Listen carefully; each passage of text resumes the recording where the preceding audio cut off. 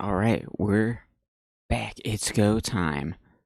We're doing Zak McKracken. And also the Alien Mindbenders. Um oh yeah. We're gonna look at the manual stuff also before we start. Let's just click around a little bit first. Where we left off, we were in his room. Yeah, you know what? Can we still bend the butter knife? I don't know if bending the butter knife is something you'd want to do or not. Let's just see if it's possible. Oh, is bending the butter knife not an option anymore?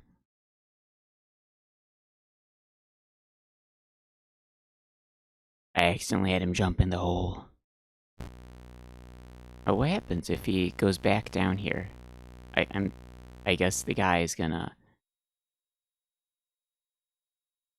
find me and then just leave me alone again.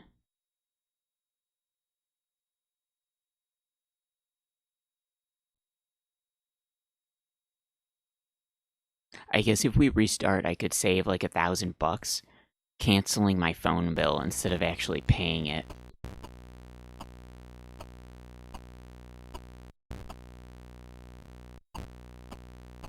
Yeah, you know, what happens if we get captured? Let me take off the hat.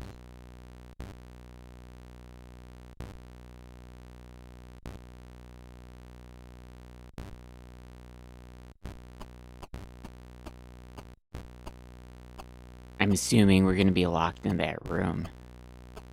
Where is he? Isn't he gonna capture me?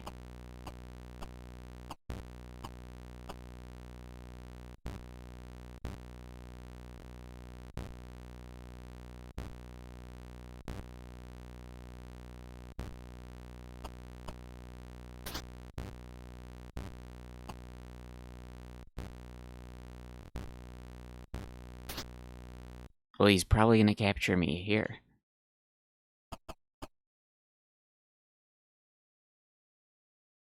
His nose is touching my nose. Not talking. I know what to do with you. At the phone company. Get in. How did he overpower me? He's just one guy.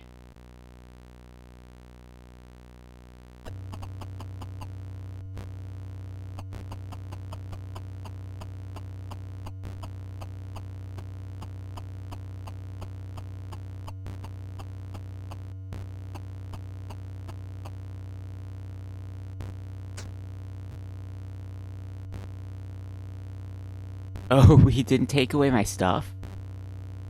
It's louder in here. Are we becoming stupid?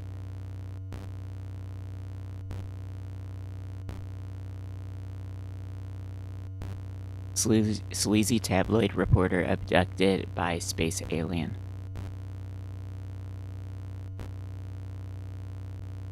Teasing slabloid. Porter taken by... you couldn't finish reading it. We're losing our commands. Tending Slowbert, Tabes, Spades.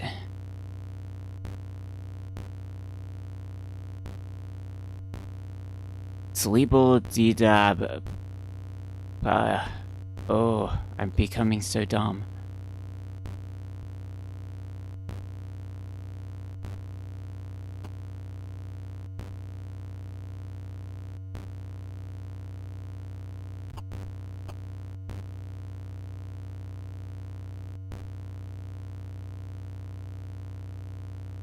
Oh no, I became too dumb to even use items.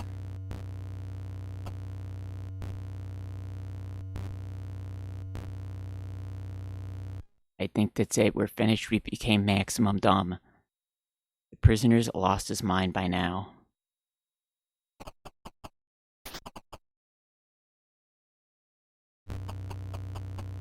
Oh, is he just gonna kick me out? Oh, he thinks he like wiped my mind.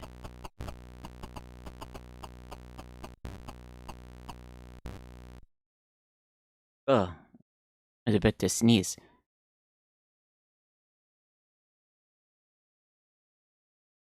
Okay. So he's supposed to have, like, wiped my mind clear, I guess.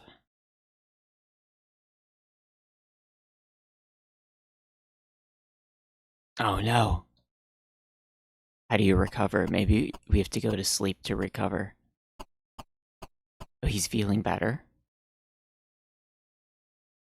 It's kind of funny. They take away your commands, and then I guess you have to recover them.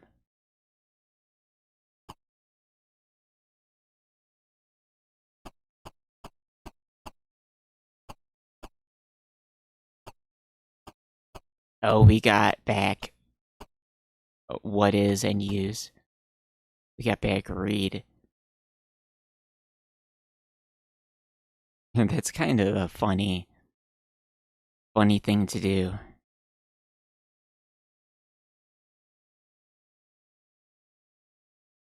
I was gonna reload, but maybe we don't even have to reload. This is just funny to see that happen.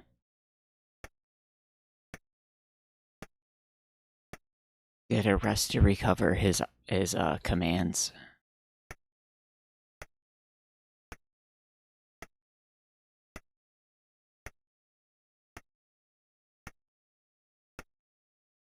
He didn't take away any of my stuff, I don't think.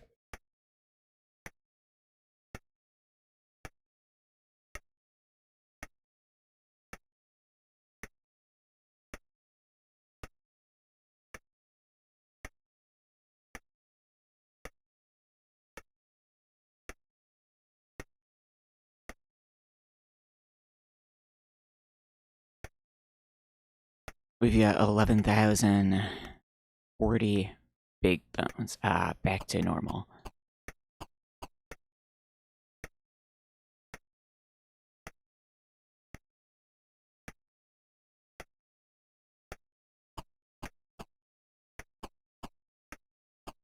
Alright, so I guess no bending the butter knife anymore. Oh, can you? Oh, we can't close it.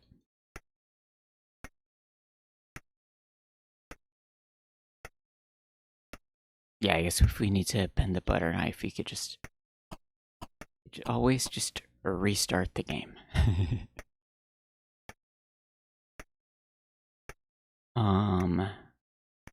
Yeah, let's check out the newspaper. Okay, let me rearrange stuff. Okay, now we can look at it. Okay, so this is the newspaper that came with the manual. Bigfoot wins the sing contest.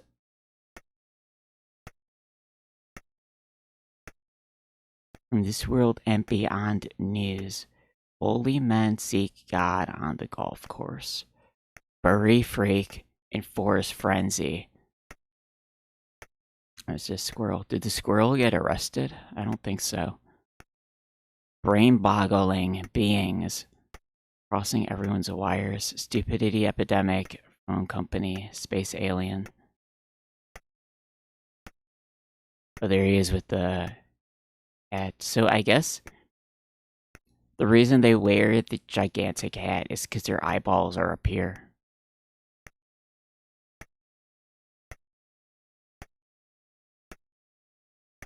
Alien amusement park on Mars. There's a little bit too much alliteration in this newspaper for me. Brain-boggling beings crossing everyone's wires.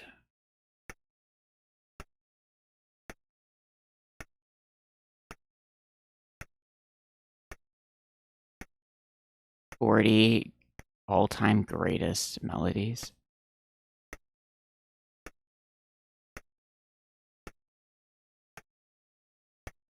Is there 40? 1, 2, 3, 4, 5, 6, 7, 8, 9, 10. There's only 18.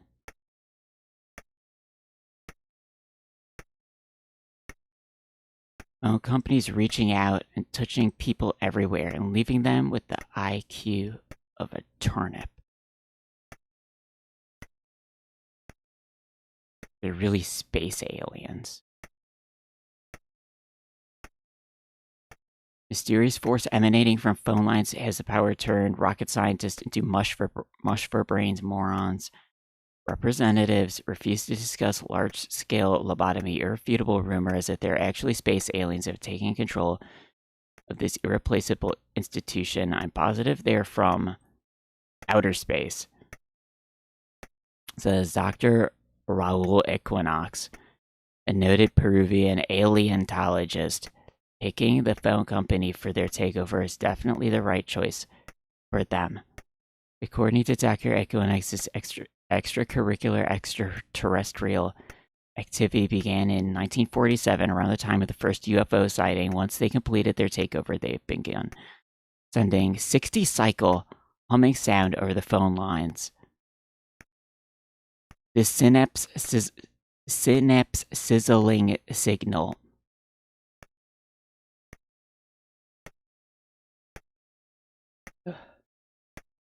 has the power to turn the population into driveling dolts.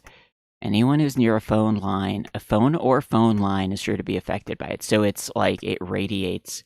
You don't have to be on the phone or use the phone to do it. You just have to be in the presence of phone lines or hardware or anything, I guess.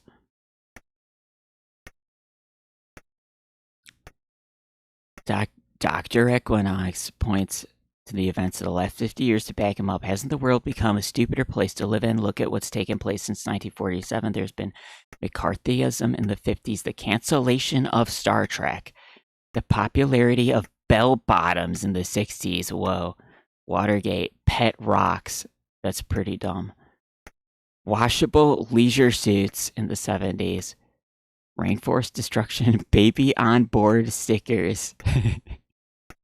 The popularity of tabloids in the 80s and timeshare condos in Antarctica, Android dating services, and nose glasses boom in the 90s.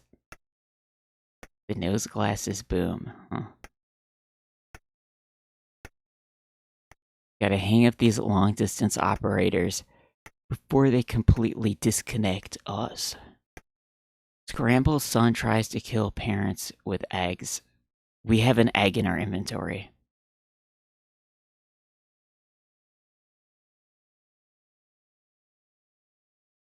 Oh, can we, like, zoom in? How does this go?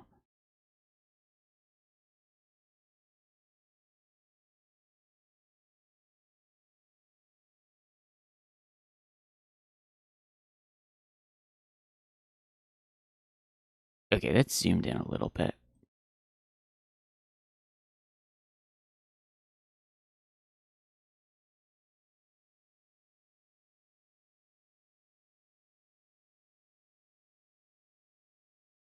Yeah, maybe we'll zoom in like another level. Oh, I could have like clicked the zoom level over here. Okay, that's way bigger. Murder his parents by laying 3 dozen eggs in their microwave oven. Kenny Klinkster hatched the plot. After an argument with his mom and dad why he couldn't have the Twinkies for breakfast, teenage Terminator waited until they were in the kitchen before putting the nearly fatal feast in the microwave and turning on. Oh, so maybe we have to put the egg in the microwave to kill somebody. That's not what happens when you put eggs in the microwave. What? I've never microwaved an egg, though, so I guess. It's no accident. Kenny knew the eggs would explode in the microwave oven. Kenny knew that eggs explode in microwave ovens. Oh, yeah, of course. It's a Sergeant Max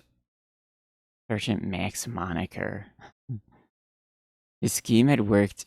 His parents would have been shells of their former selves. Luckily, the Klingsters left the kitchen to answer the doorbell only seconds before the deadly breakfast exploded. The erupting eggs made more noise than a PLO birthday party. Wow. We thought terrorists had invaded our kitchen, the shaken Miss Klinkster. As it turned out, there were no terrorists, only 14-year-old rotten egg hiding in his bedroom. Police arrested him. Egg explosion. That's what happened. 36 eggs were placed in the microwave. They hadn't left their kitchen, the yolk would have bound them. Wow.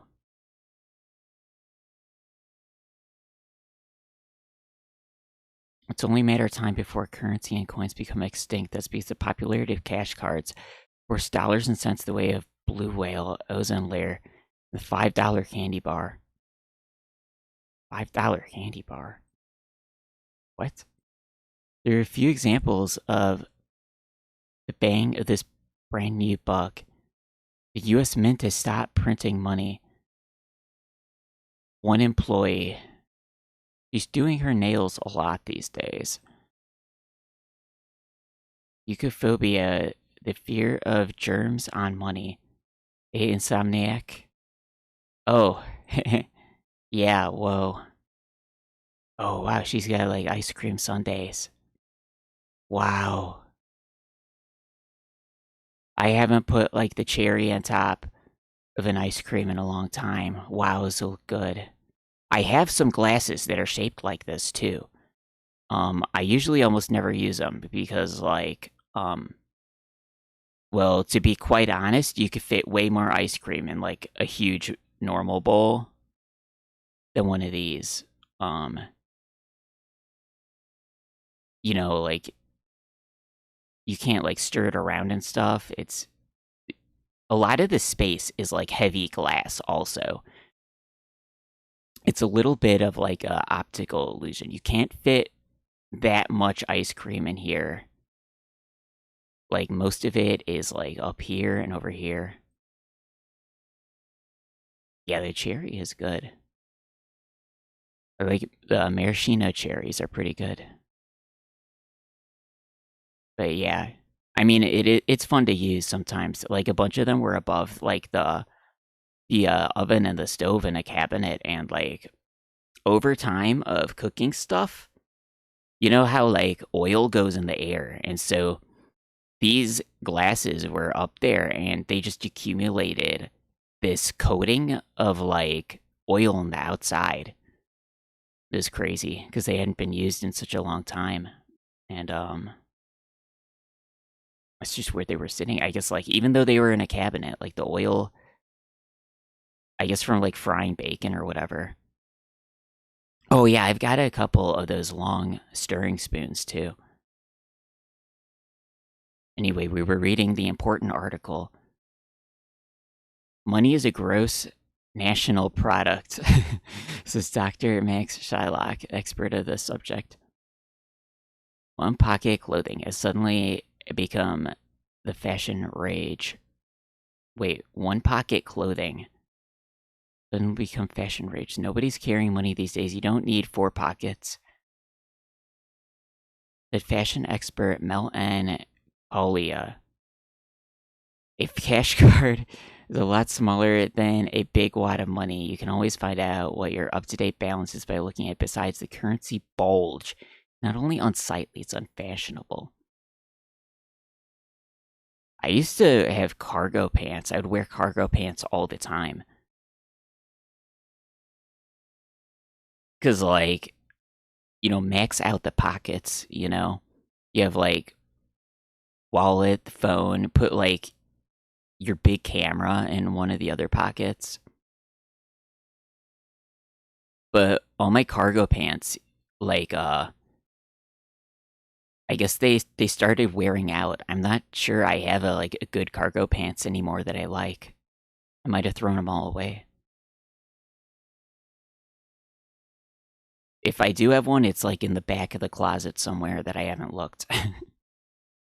Panhandlers are no longer asking for spare change, but for spare change on a cash card. That's true, the guy asked me for that.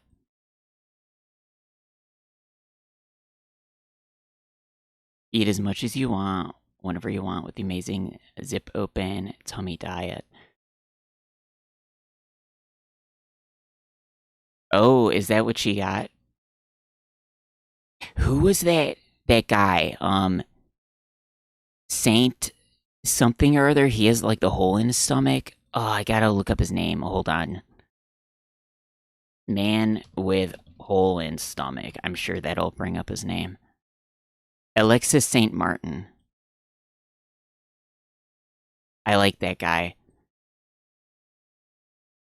The hole in the stomach guy, where they like took food and tied it to a string and then put it in his stomach to see how it digests.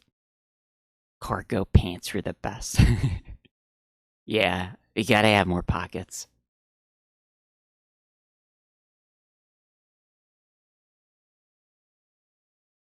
Eat those 10 hot fudge sundaes.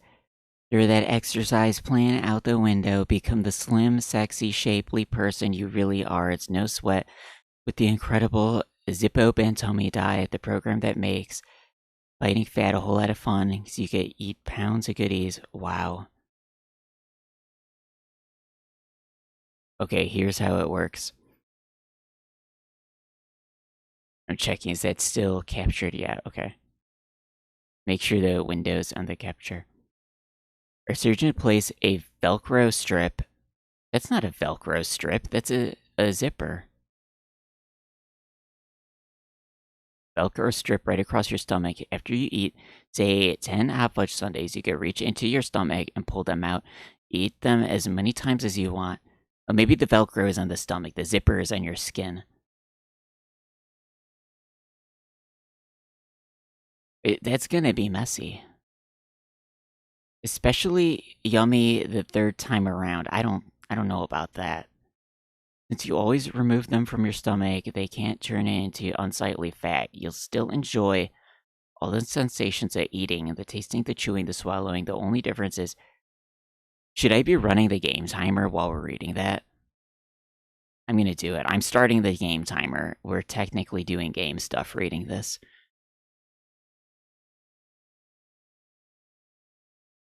Oh, I guess the game timer's not on this screen. When we switch back, we'll see it. Maybe I could just add it. Where's my... What is the game timer? What type of source is it?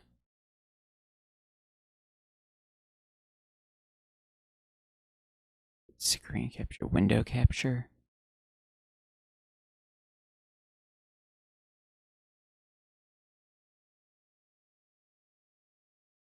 Here we go. How about that? Nice. We got the game timer. Okay, where were we? The only difference is you won't have anything in your stomach when you're done. When you don't have anything in your stomach, you'll shed the pounds like a butterfly sheds its cocoon. Why starve yourself with amazing zip open tummy diet? Can help you with this unwanted cellulite and fat bulges. Wow, send 25,000 big bucks. Zip open tummy diet. Amazing. I mean, she's doing pretty good, I guess. Maybe I do it. I mean, how could that not work? You just remove it from your stomach. It makes sense. I would do it. It makes sense. I would do it. Zip open diet. A log? Man uses coin to escape from car wreck. Am I going to be doing that in the game with a coin? Coins are supposed to be rare. Everybody uses the cash card. Wow, what is he doing? Artist conception of how Weeful Walt wet his whistle. Weeful Walt. I don't... What? After 3 days trapped in his overturned Toyota, Walt Wheelie managed to dismantle the car and free himself by using a dime as a screwdriver. I guess my life is at least worth a dime, gushed the wheezing Wheelie as he recalled the ordeal which saw him lick a rat's wet fur to survive. Wow. The rambling wrecker's plight began when his Toyota skidded off a wet road near Winnemucca, Nevada, and landed upside down in a ravine. Pinned in the wreckage, unable to move anything in his left arm, Wheelie searched his pockets and found a lucky dime. We needed dimes in Maniac Mansion 2. We had just enough dimes to beat the game. I went to work on the car right away, said the jolly junker. Luckily for me, I had a few loose screws to start with. Wheelie used the dime to unscrew the dashboard, steering wheel, passenger seat, and door panel. He quenched his thirst by licking the fur of a wet rat who was making a nest out of the upholstery. After 3 days, the monetary mechanic finally removed the passenger door, climbed out of the wreckage, and walked 3 miles to a truck stop. Thinking that his lucky dime couldn't miss, Wheelie tied it to a 10-cent slot machine. Wait, what? 2 lemons and a watermelon, sighed Wheelie. Guess that dime only had so much luck in it.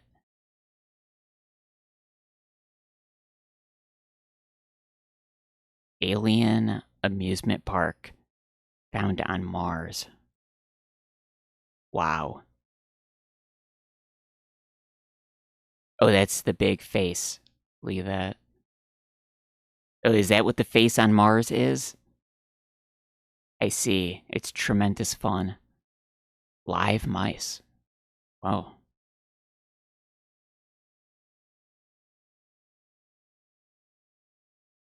Russian space probe has sent back actual retouched photographs of an ancient intergalactic Coney Island on the surface of planet Mars.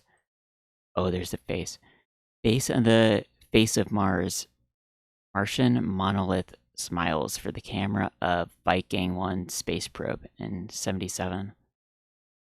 Out of this world amusement park looked like this, experts say. Yeah, probably. Oh, like they go up on top of the pyramid. I guess it's like a slide going around.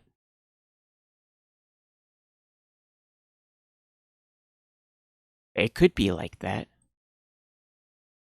New photographs are taken in the same location where 20 years earlier, American Viking 1 orbiter took photos of a giant human face. These new photos not only show the face in greater detail, they show what appears to be a group of pyramids, a railroad connecting them to the face. This could only be an amusement park, said West German scientist Dr. Rudolf Retrograde. The face is probably the entrance to some sort of fun house. Nice, a fun house. Hey, your mom. We're reading the newspaper. This proves that even space aliens like to have a good, clean fun. It's probably the second most popular attraction in the solar system. Right after the saunas on Venus. The red probe to the red planet also revealed gondolas in the Martian canals, a fact that could lead to the discovery of a quaint village for retired aliens. Mars could prove to be the original leisure world, noted Dr. Retrograde. How did the aliens amuse themselves with pyramids? They probably used them as launching platforms to go hang gliding in those 100-mile-an-hour Martian winds, said Dr. Retrograde. They also could have used them for games of leapfrog with Mars's light gravitational pull. Well, maybe not leapfrog, but leap something. Unfortunately for science, the security-conscious commies refused to release any of the photos. Without them, we won't be able to prove conclusively that the aliens sold cotton candy and balloons, said the anguished astronomer. Wow.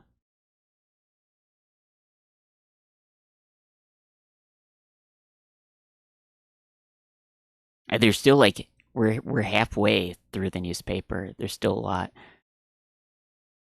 I can help you win the lottery. Maybe we should can we zoom in another level? Whoa. Did I zoom in too much? It can't handle zooming in that much. Oh no, did I mess it up? We're gonna zoom back out.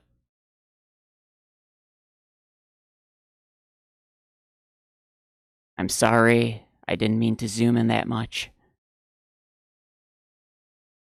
Here we go, let's have it how it was before. Maybe that was good enough. Oh shoot, I zoomed in like 1000% accidentally. Let's try again. I'm sorry. Zooming problems over here.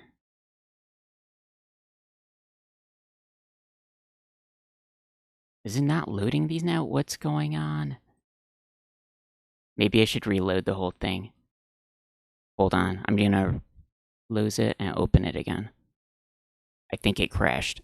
I accidentally zoomed in like 1000%. Maybe that did it.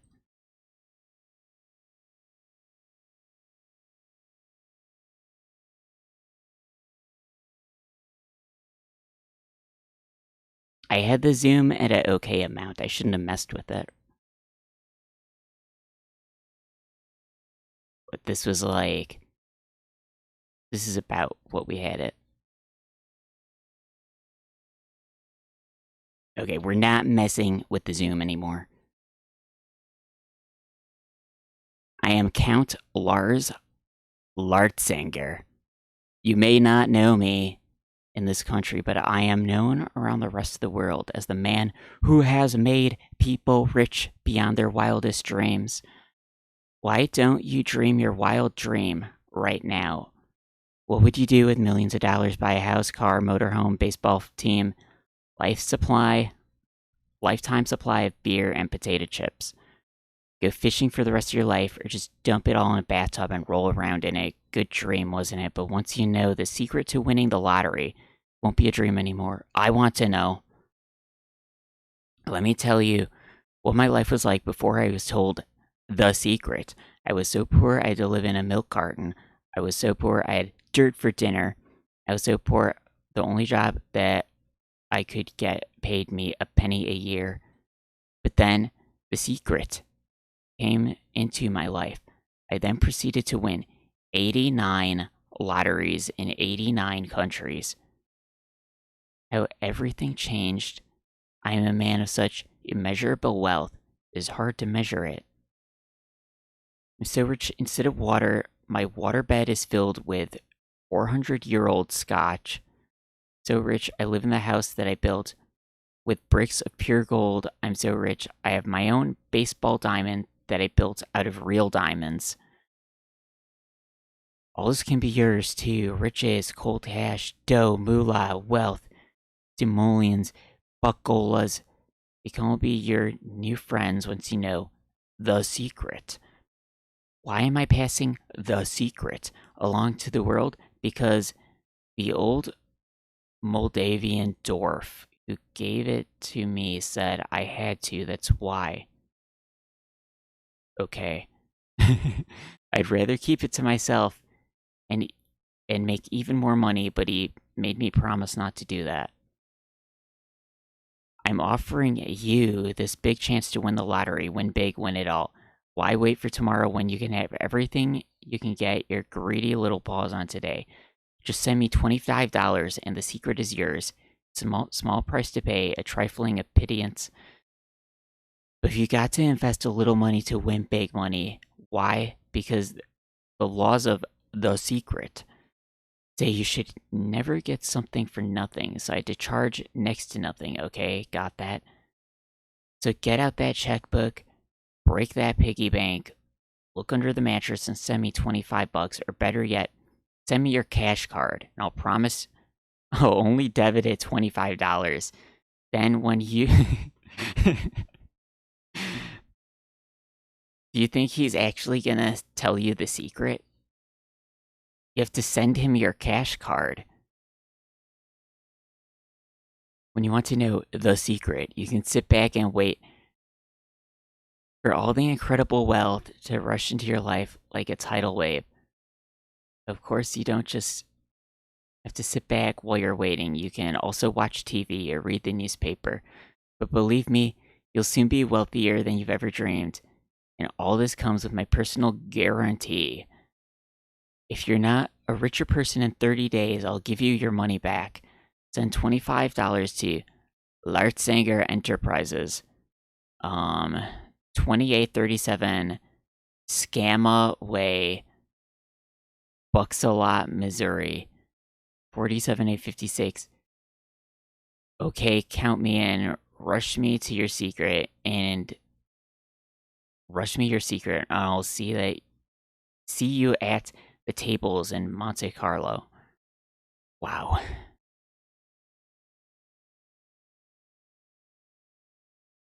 My cash card is enclosed. Please debit me. Blank for office use only. Minus $24.95 postage and handling. Wow, crazy. Lightning bolt fixes man's glasses. Really? Well, blasted Brit is where lightning repaired his glasses, right here. Lucky Lenny Lardash was struck by a lightning bolt. Not only survived, he found that his broken glasses were good as new. I couldn't believe my eyes, laughed Lenny, of Melba upon Toast, England.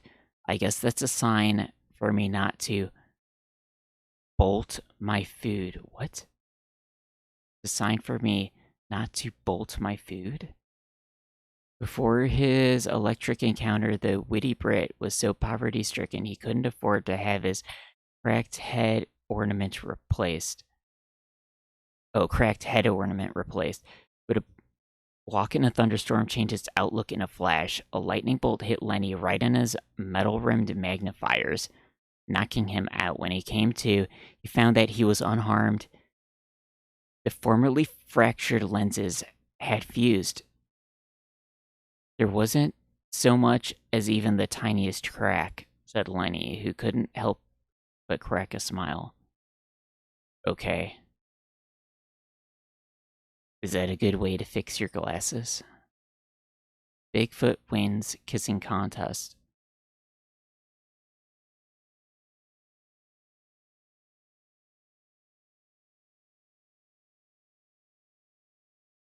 Dozens of contestants had their hopes of fame and fortune dashed as Bigfoot outlasted them, set a new world record for non-stop kissing.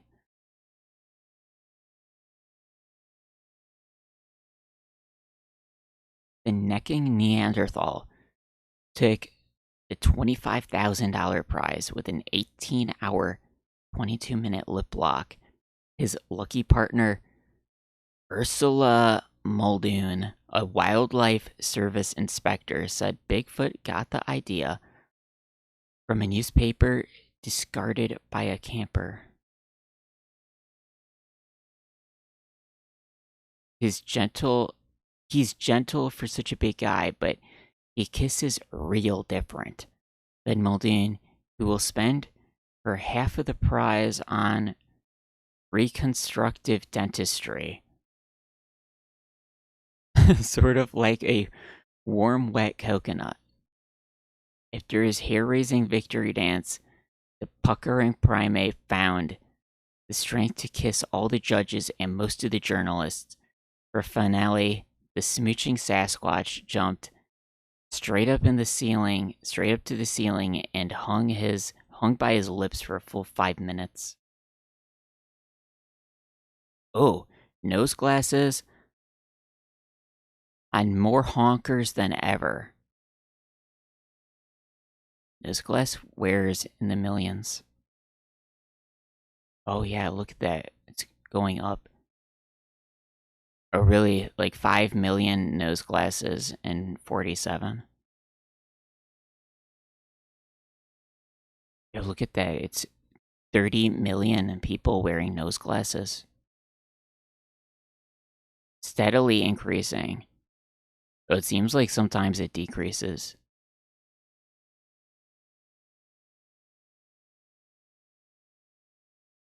Tic-tac-toe turns a terrifying treasure try. Two archaeologists in Egypt accidentally opened a secret passageway by playing tic-tac-toe on a wall. Creepy crypt creature tossed two archaeologists out of the tomb like they were a couple of wet noodles. Is that the creepy creature?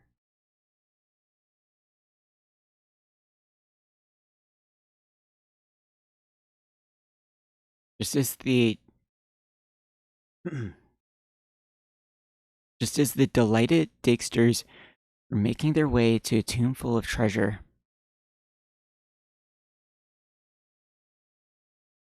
Hold on, I'm rearranging the window. Yeah, you know what? I'm gonna pull this to the left and move the alert thing over there. Okay, there we go. A horrifying creature hurled them out. A Chinese news agency reported that two Egyptologists had been digging at a remote site near Humbibi, Egypt. We'd had a hard day at the digs, said the leader, Dr. Leopold Whiskebroom. We were taking a break and playing tic-tac-toe on a wall with a piece of chalk. Suddenly the wall opened, revealing this giant tunnel. The Egyptians worshipped the cat, and our cat's game triggered some sort of mechanism. Is tic-tac-toe called the cat's game? I didn't know that. Good thing it didn't call for kitty litter. What? The surprised shovelers grabbed a torch and made their way through the ominous opening. Just as they reached what appeared to be a treasure-filled room, they heard a blood-curdling scream. It sounded like some sort of creature in the room was either cursing us or cursing at us, said Whiskebroom. Suddenly, without warning, the creature grabbed the would-be wealth wallowers and threw them out of the chamber. The astonished archaeologists landed unharmed a few yards outside the opening, but when they went back to the perilous passageway, they found the opening had closed. We tried playing more games of tic-tac-toe, but it was no use, said the woeful Whiskebroom. The creature inside had apparently changed the triggering mechanism. Now we're trying a different approach. We're playing Hangman instead. Amazing. Money, power, luck. They can all be yours with the amazing Power Crystal. Whoa. Do you guys like power crystals?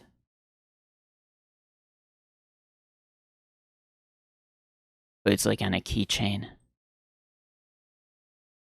Many years ago, ancient astronauts left a handful of special power crystals on the planet Earth before journeying back to their home in the Pleiades.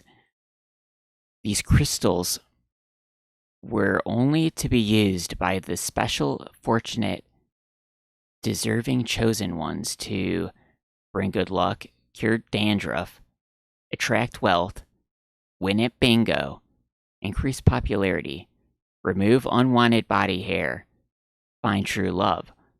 Are you one of the special, fortunate, deserving chosen ones? You should have a power crystal. If you are, it will become instantly apparent to you as you read this. If you know it, sense it, or feel it, send $59 to Elmo's House of Power Crystals, 929 Cheapo Way, Rockhound, Nevada. Want a power crystal?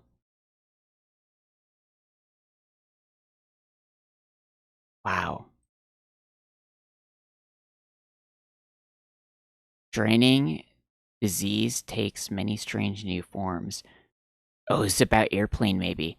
Jet lag is even more of a drag.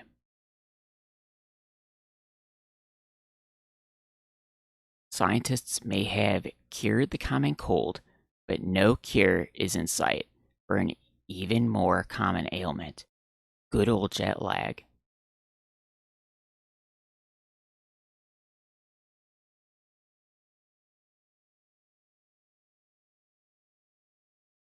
As stress researchers study this mileage melody, even more brain and body boggling symptoms have appeared. Here's a partial rundown of the new symptoms that jumbo jet jumpers should be aware of. Everyone on planes will tend to look alike to jet-lagged jellyheads. Jet-lagged jellyheads. It appears that the same people are flying with them everywhere. Yeah, that's true. Why is that? But that's really not the case. The stress researcher Dr. Hans Koronut, this symptom may be related to the fact that all airlines have merged into Air Airlines. As a result, all the airplanes and airports look alike, and hence the passengers start looking alike too. Victims will tend to leave items behind on planes. Cleanup crews are having a field day, said an anonymous airline employee. They're finding so many wallets, purses, sunglasses, lighters. We need one of those. And tickets.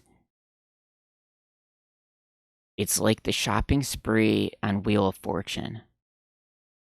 Victims tend to leave items behind on planes. Are they in their luggage? Where's the item? Stewardesses will appear to be foul-tempered. They suffer from jet lag just as much as the passengers. This ex-stewardess Delta Eastern. Some passengers seem to think it's funny to make a big mess for the poor stewardess to clean up. No wonder so many coffee refills accidentally end up in the passengers' laps. Coffee refills.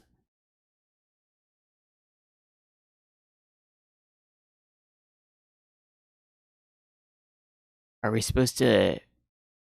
We're supposed to bump into her while she's, like, distributing coffee? I think she was giving snacks to people once, but I don't think she's been giving snacks to the passengers the other times I've been on the plane. I turned a microbus into a space shuttle. Mechanic to the stars confesses. A Volkswagen mechanic claims that he built an interplanetary spaceship with the help of 2 Yale co-eds. These 2 gals putt-putted into my shop with this Volkswagen van, said Otto Lugrench, who was lubing a car at the time. I asked them if they wanted their valves adjusted, but they said no, they wanted me to convert their van into a spaceship. I laughed so hard, I squirted myself in the face with my grease gun. The giggling grease monkey's laughter quickly faded when one of the cosmic co-eds pulled out a set of instructions. She said that the plans were given to them by aliens in a dream. Oh, we saw this on the TV in the game.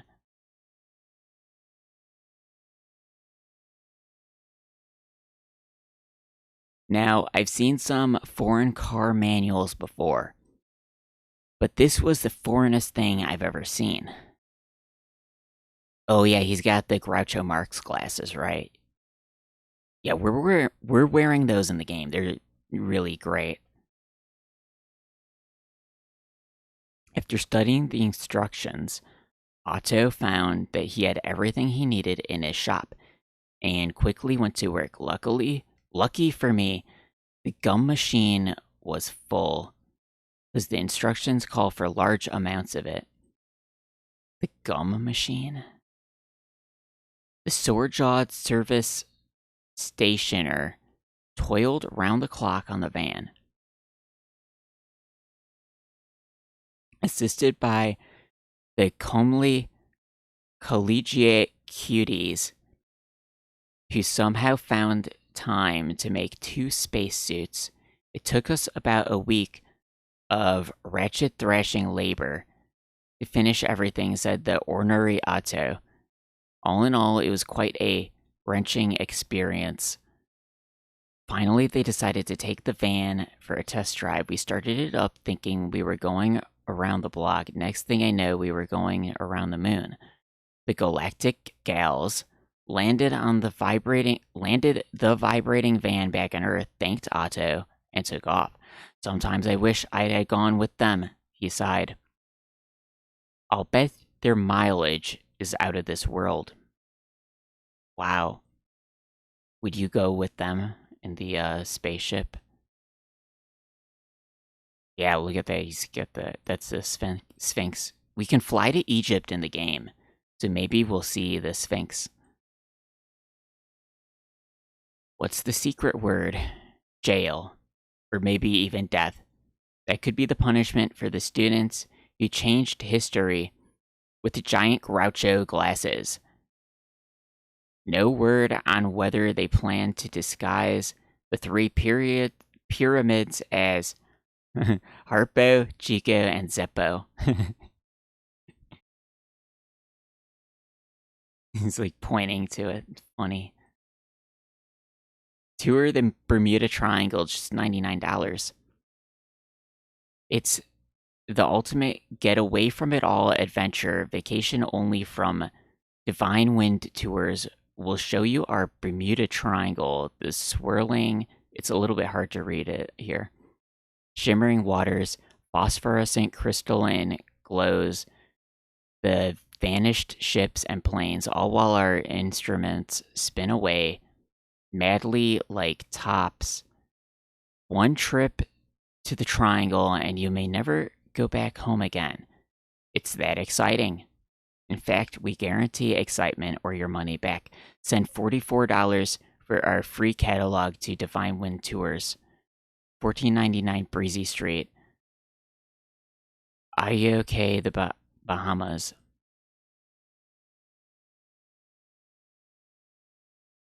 We mailed in to get a fan club membership in the game, but I don't know how we're gonna mail in to get this other stuff. Turn your garbage disposal into food processor. Oh. Nice. That's a good idea. The Blendorama. One button does it all. One speed for chopping, blending, pureeing, and liquefying. Grinds even the hardest food in seconds. Easy one-hand operation. Rinses clean instantly. Attaches to your garbage disposal and vacuum cleaner in minutes. That could be good. Now you can create those fancy dishes like you see on TV with the amazing Blendorama, the food processor that's already in your kitchen. Just hook up Blendorama under your sink. Then you can use the powerful grinding action of your garbage disposal to process food, turn tomatoes into salsa, turn pot roast into steak tartare, turn boring meals into gastronomic adventures. With Blendorama, the food processor you already know how to use. Send $19.95 to Brainy Drains Incorporated. 2574 Sludgeway Avenue, Nowitz Atoll, Micronesia. It's only $19.95. I would get one. Let's see. But did they bet their lives? Egyptian pranksters turned Sphinx into Groucho. A couple of crazy college kids pulled the prank of the century by placing a huge pair of nose glasses right on the mug of the Sphinx. Tourists and villagers alike were dumbfounded as the original Geezer of Giza was transformed overnight into the spit-in image of the joke-cracking Mark's brother. Yeah, I guess so. It's pretty funny. Now the not-so-merry pranksters face a lengthy jail term or even a death sentence. Wow. Because the Egyptian government frowns on vandalism to national treasures like the Sphinx. We refaced the Sphinx. We didn't deface it, said one of the Sphinxsters. Mahmoud Mukimuk, who was caught as he fled the scene of the crime. Both of us had summer jobs as telephone linemen. Oh no! They got infected by the dumb waves from the telephone. We got this bright idea that would be good for cultural relations to put nose glasses on the Sphinx. Then we were going to invite the Egyptians and put a turban on the Statue of Liberty. Guess it turned out to be a pretty dumb idea after all.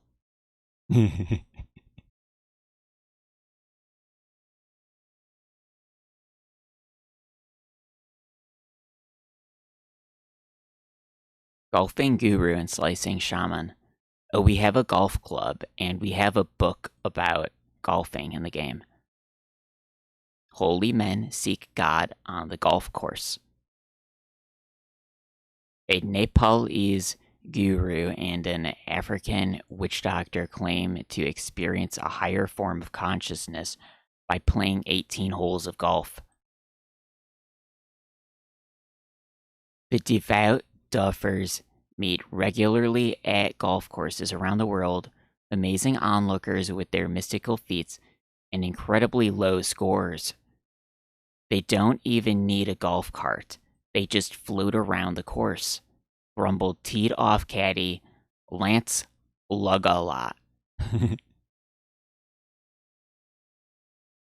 I gotta hand it to those holy rollers. They always shoot in the high teens and low 20s. I've even seen them get 2 holes in 1 on the same ball. What? The pious putters claim that golfing is actually a high form of meditation. They use a psychokinetic ability to direct the flight of the golf ball. Oh, that's a good idea. The secret is in my book, How to Raise Your Consciousness and Lower Your Golf Score, commented golf-toting chanter Swami Holanwanda. The shaman, Nomo Slisenmon, says that their radical golf techniques are actually nothing new. These techniques and many others were taught to my tribe by the ancient ones over 50 millennia ago, said the wood-wielding witch doctor. What's next for these cagey sages? Like all beings, the two of us are seeking perfection, said the swinging Swami. The day we each shoot a score of 1, we believe we will come face to face with the divine duffer himself. Wow. How about that? Furry freak and forest frenzy. 2-headed squirrel attacks 2 campers at once. Oh, here's the squirrel. 21 by 34 centimeter. 2 heads better than 1? Not quite, says frightened folks who fought off this furry freak. A couple camping at Mount Rainier got a double dose of excitement when they were menaced by a vicious 2-headed squirrel. The twin noggin nutcracker ripped Hector and Sheila Needlebaum's tent wide open and cornered the terrified tentsters while it tried to decide who to attack. It couldn't make up its minds, said Sheila. One head would lunge for me, while at the same time, the other would lunge for Hector. I thought it was going to split itself in half. The rowdy rodent finally decided to leap at both Hector and Sheila at the same time. When it landed between the unhappy campers, they dashed out the tent door and jumped into their car. Just when they thought they were safe. Multi-headed mammal. Log rating. Oh, we're reading the newspaper. Let me get the old shout out.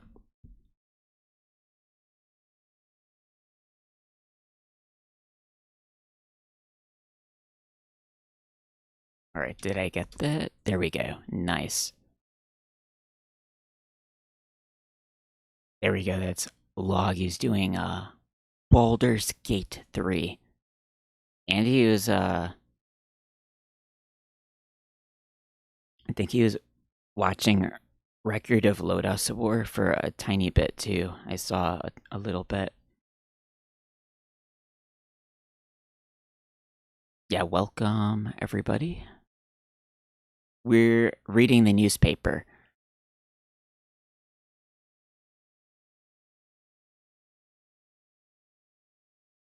Let's see, where were we?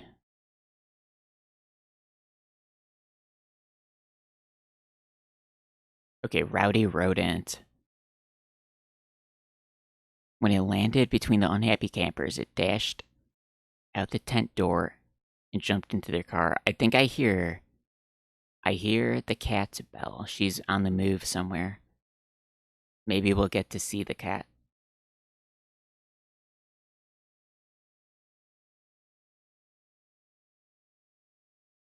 Just when they thought they were safe, the multi-headed mammal ripped through their convertible top.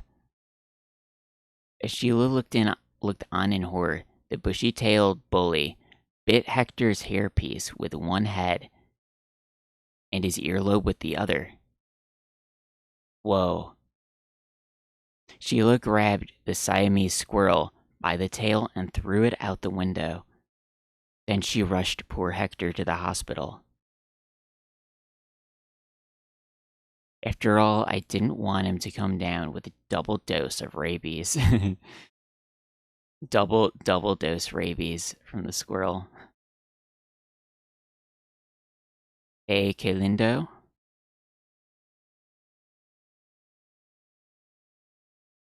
Wait, so they went in their car. He ripped through. Oh, it's a convertible. He ripped through the top. Crazy. Parachutists, are you tired of the same old lines? Tired of being on the ropes? Tired of feeling like a fish in a net? Tired of shooting yourself? If you answered yes to any of these questions, then you'd need the incredible Jumpty Dumpty parachute system. Oh, because he's an egg. He's Humpty Dumpty. It's the parachute that actually disintegrates just before you touch good old Mother Earth.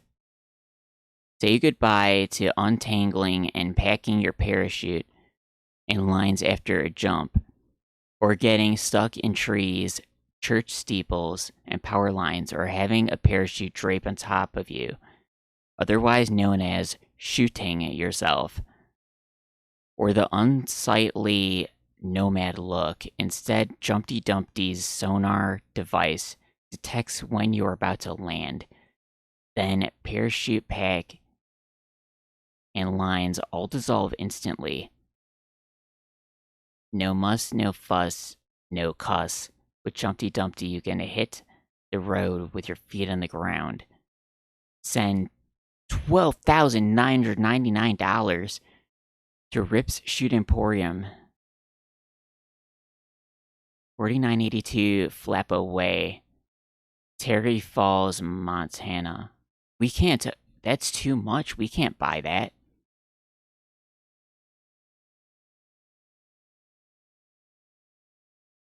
Oh, whoops, went too far down. Oh, we didn't read this one.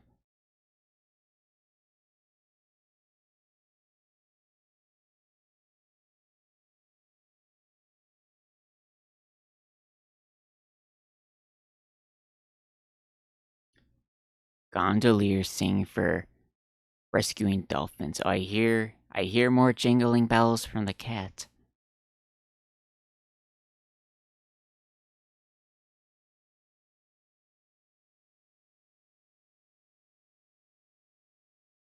Rhapsody of the Deep?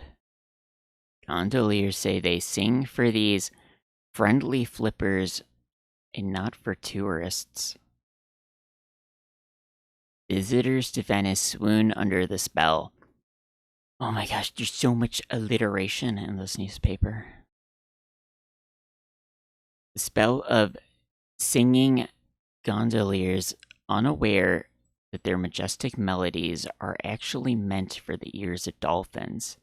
That's because many of the baritone boatmen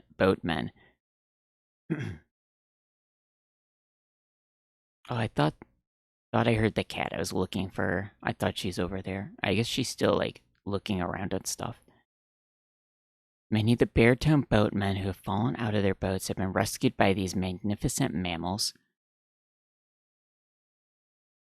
Tourists think we're singing for them because they've got money, said gondolier Alberto Albacoro.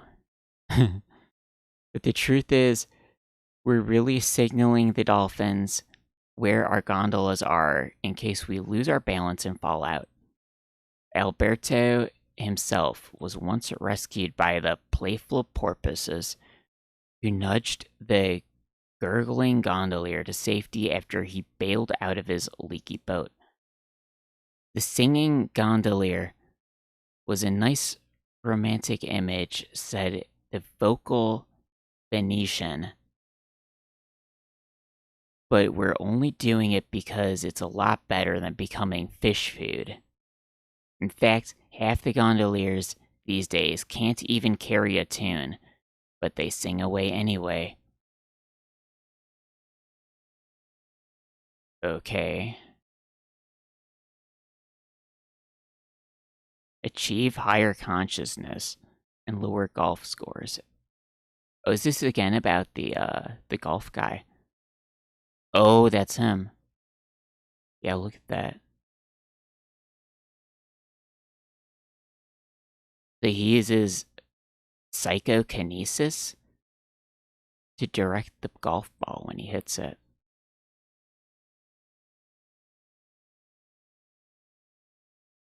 I guess they have 2 articles about the golf stuff. Look, the whole page here is the golf. It must be important in the game. Have you ever wished you could get more out of life? Have you ever wished you could shoot a 28? I'm here to tell you, you can have it within yourself to do both. My name is Swami Holanwanda, and what my book can show you is the innate power within sentient beings like yourself to control your own destiny.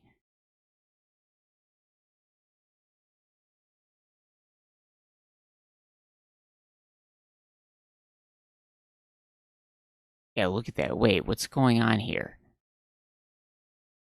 It's the par, and that's Swami. Wait, he just scratched out the number and he wrote total 8 and a smiley face? Wait a minute, what's going on here?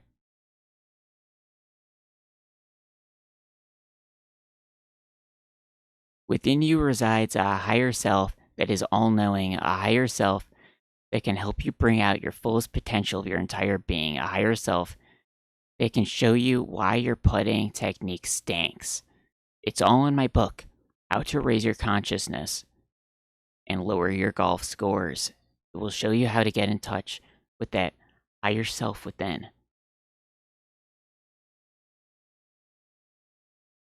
And if you're lucky, that self will turn out to be an Arnold Palmer, a Jack Nicklaus, or a Tom Watson. Just look at some of the secrets my book reveals. How to choose a path to inner peace. how to choose a path to the 19th hole, how to keep your mind from wandering, how to keep your shot from wandering, how to avoid attachment to material things, how to avoid sand traps, how to find true happiness, how to find the sweet spot, how to find the answers to all your questions, how to find a caddy with a good aura, how to find what your true destiny is, how to know what your best stance is, how to get rid of bad karma, how to get rid of that slice in your drive, what to do if your life encounters an obstacle, what to do if your golf ball encounters a water hazard, a simple technique for reaching a relaxed state, a simple technique for reaching the green. Here's what readers have to say. Your book is amazing. After reading just the first 4 chapters, I was able to walk on the water hazards.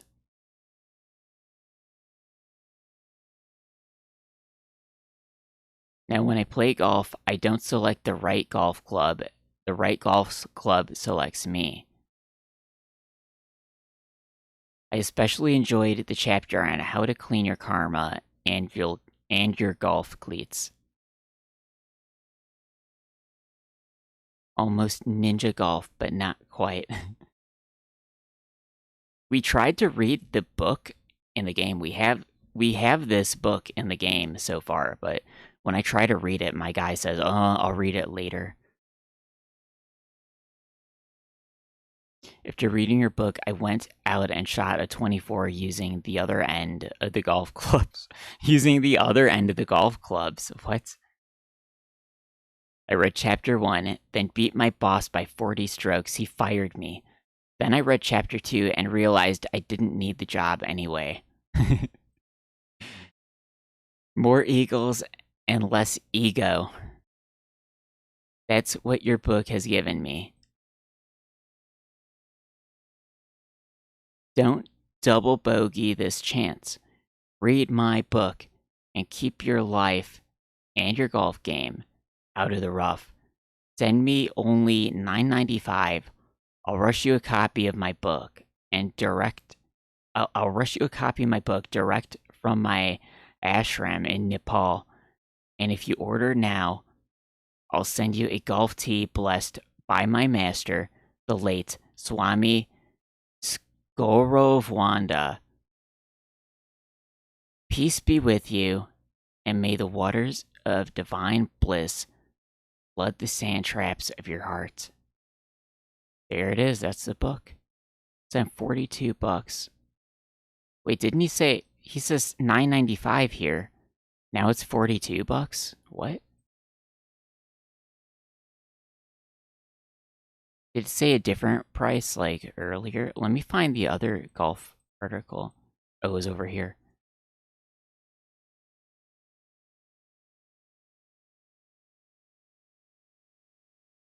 But it doesn't say a price down there.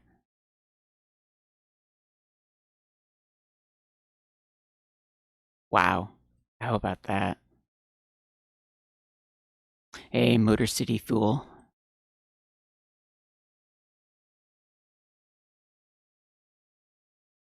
Yeah, let's take another look at the ice cream. Wow.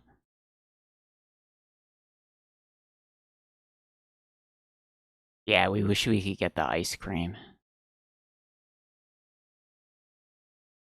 Alright, so I guess the egg, we're gonna microwave it at some point.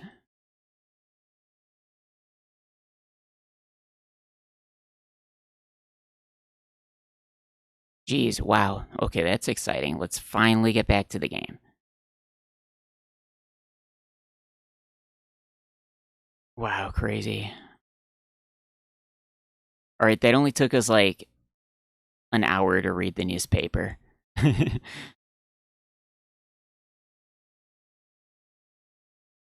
And half of my coffee's gone already. Alright, so we're back in our room. We read the newspaper. That's apparently the newspaper that Zak McKracken writes for. Wow, I want to get some of that stuff. We need to get the food blender for our sink.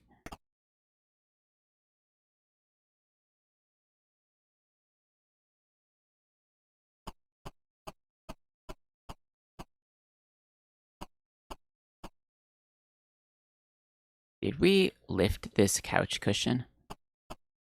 Oh yeah, the remote was under that one.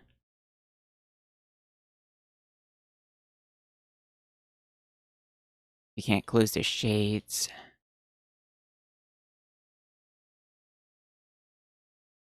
Was there clues in the newspaper that came with the original game? Yeah, I think those are like sort of clues for the game. Or they're like articles, sort of relating to the game and like items, I guess. Like we have some of the stuff that it mentioned. We have the book. Like you can look at your sink. Like I guess maybe it's gonna be possible to install the blender. Like there's an egg. It mentioned some eggs in the newspaper.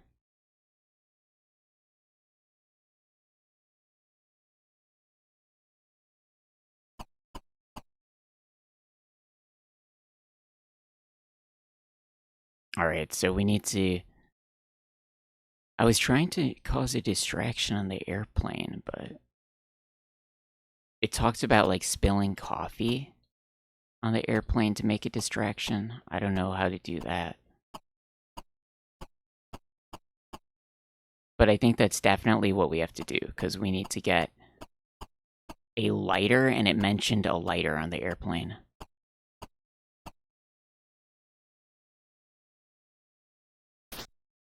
Oh wait, we don't need to go in there.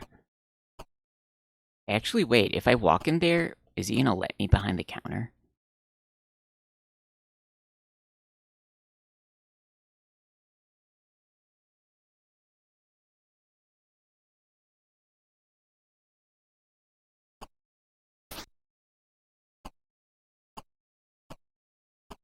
Oh, we can walk in there.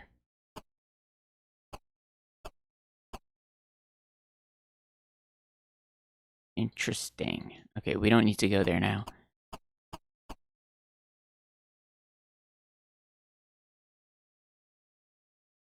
there anything else? No more pamphlet things to pick up.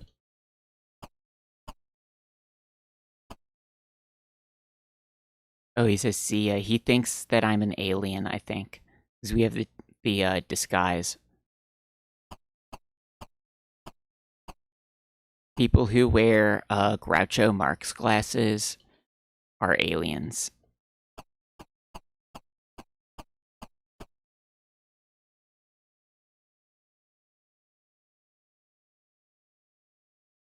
Oh, we don't have the disc loading sound on. Did I turn that on?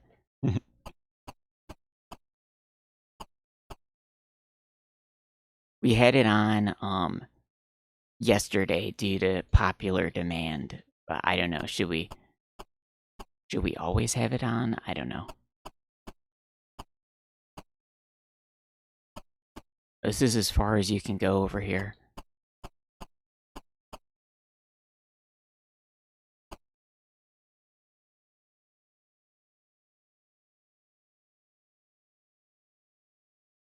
Nothing to read.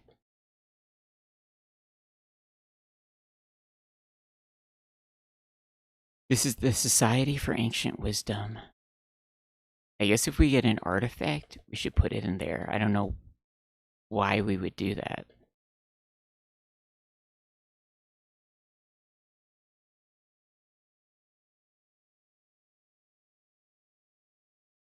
I think we have like all the items we can get right now.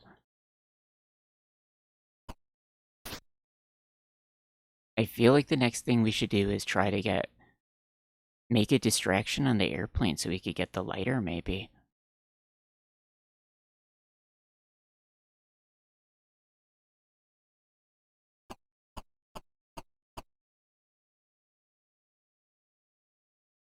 Yeah, we bought like everything you can get here.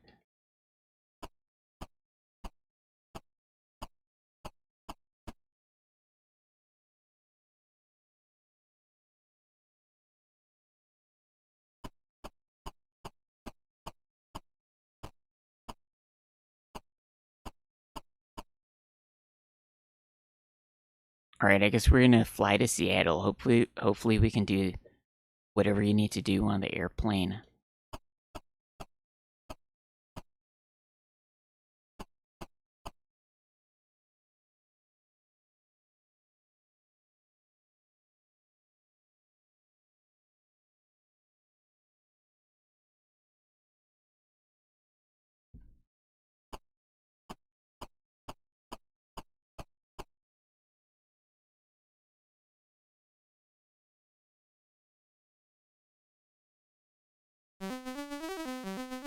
This guy needs $8 to use the bus.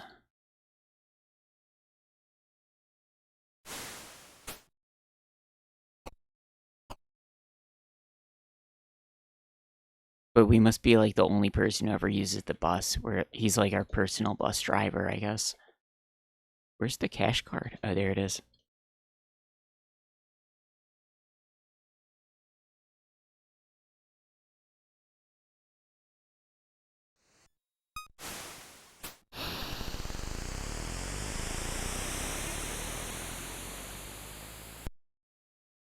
So I guess this game takes place in like 1990. Was it 7 or 98?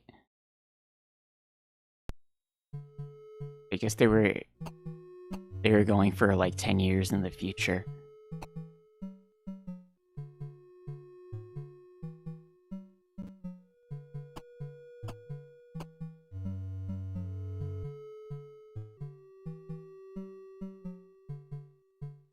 The two-headed squirrel.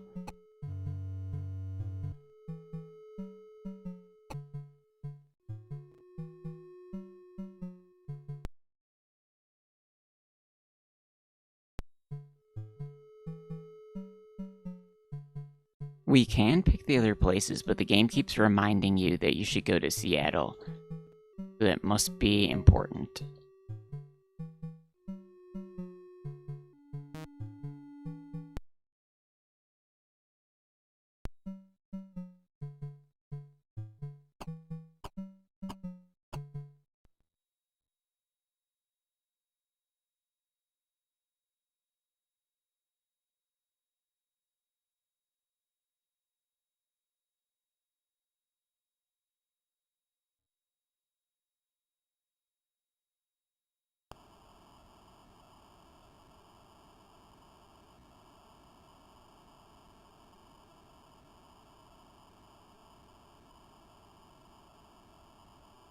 Alright, how do we make a mess?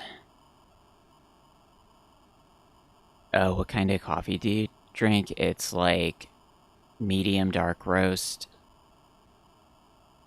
I just drink it black.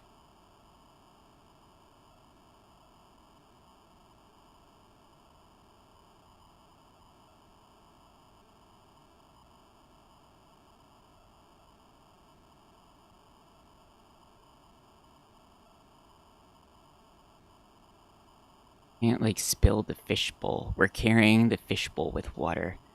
Hey, Golorp.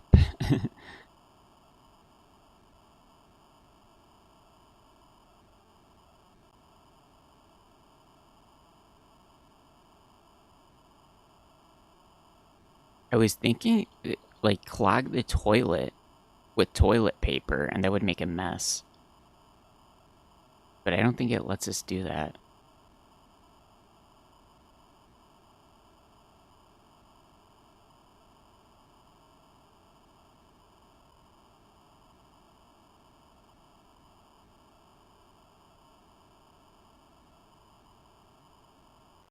Maybe we could spill whiskey on somebody?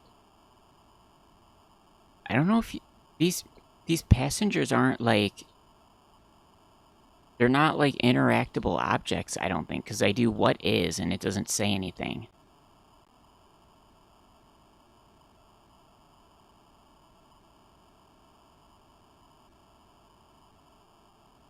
You can't even click give to give them something.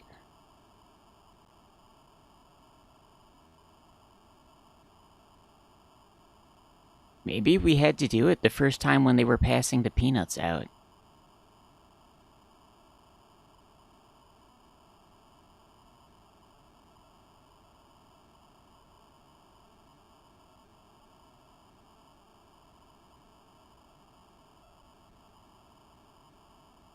Oh, you know what? For some reason, this seat is called cushion, whereas my seat is seat.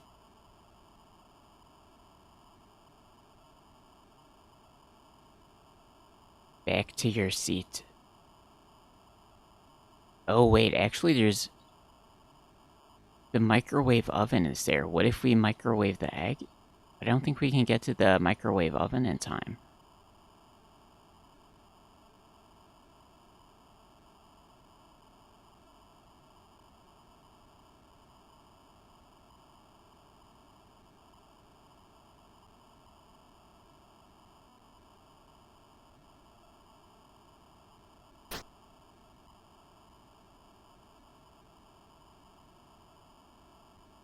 I don't know, my best idea for distraction is, like, turn on the sink and then press the call button.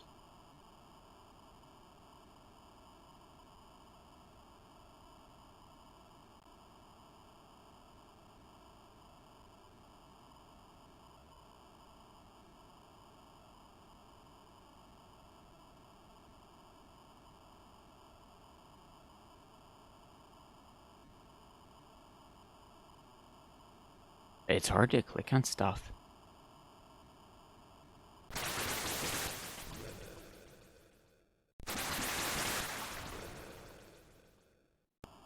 How many times can we flush it?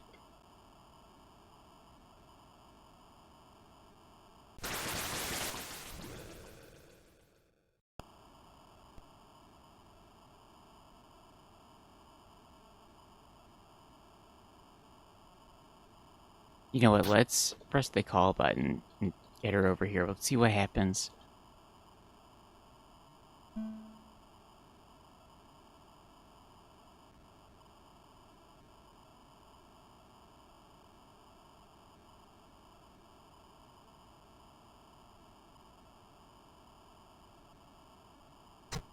She just closes the door and leaves.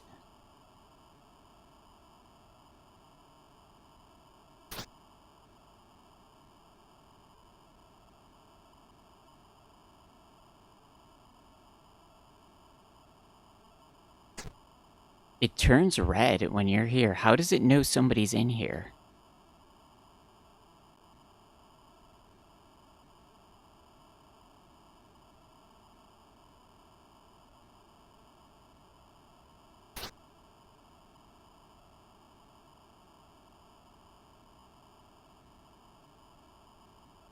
I know if we turn the sink on, then she has to come and turn off the sink.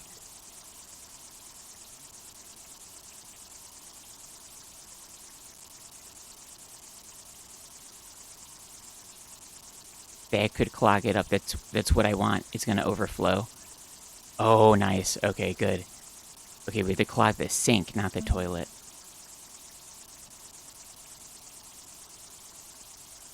Uh-oh. Okay, there we go. Nice.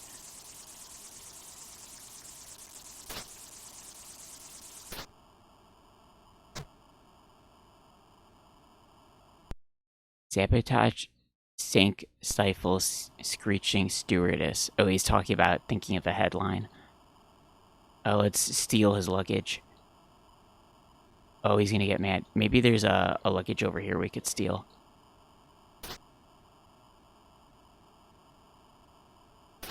Aha. Oh, come on. We can't steal the luggage?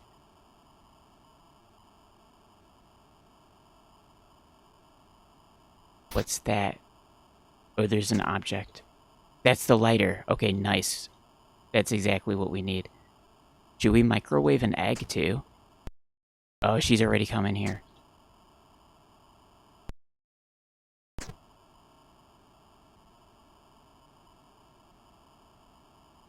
Oh, she's yelling at me.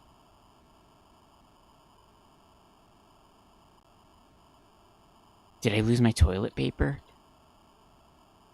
I don't know why we would, I don't know if it's a good idea to microwave the egg, though. Because it's gonna explode. Unless we wanted to, like... Maybe we would want to crash the plane. For some reason. Because we have the wetsuit. Oh, you could get another toilet paper. Nice. Okay, so we can repeat, distracting the stewardess.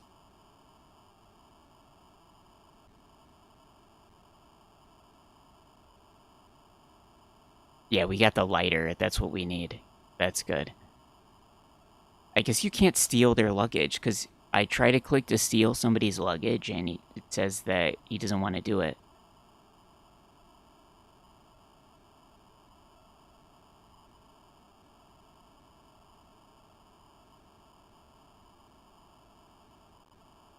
I guess we just kill time on the rest of the plane ride.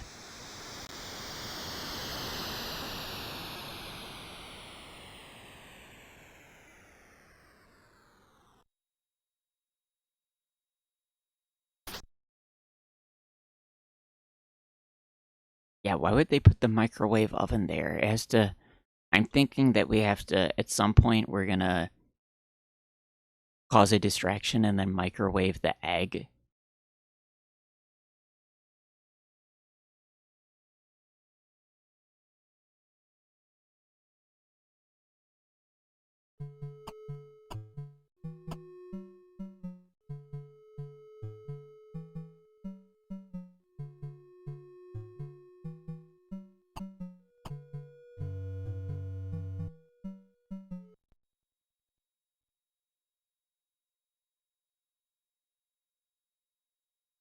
Alright, so we're in Seattle now. I think the log and the bird's nest are still in the hole.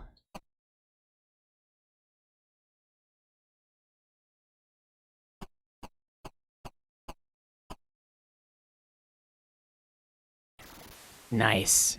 Oh, so that's what this cave looks like.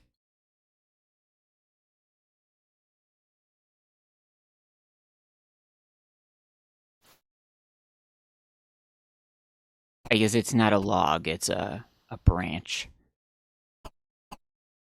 It's a log for log who rated. Uh-oh, is it like being done burning?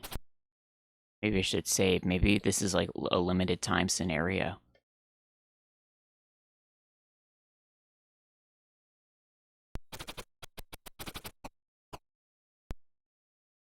It looks like an unfinished drawing made of yellow dots. I think it's like an ankh.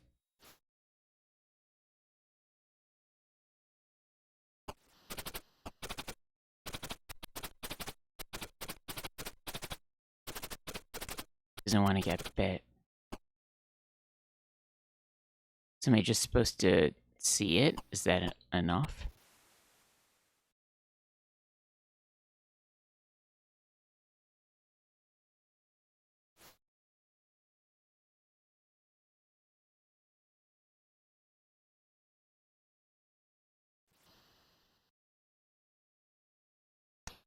Unfinished drawing made of yellow dots.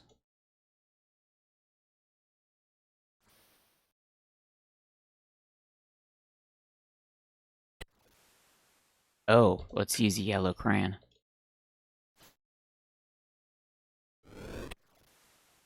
Oh, it opened.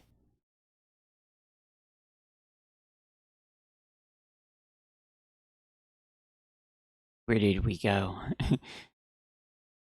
Oh, it's a secret alien room.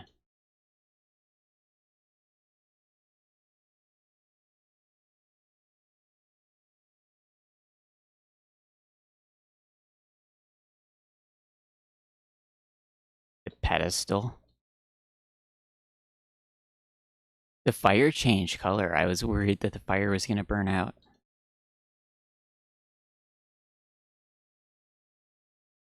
Blue crystal. Pedestal sensor.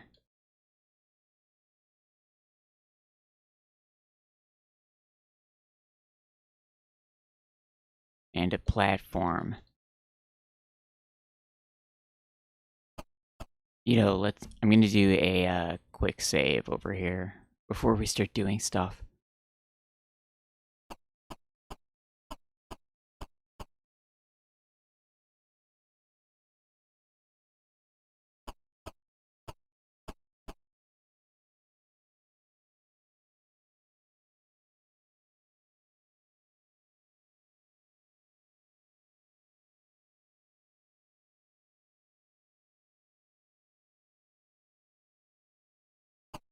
Okay, platform doesn't do anything. Oh wait, maybe we could read the platform.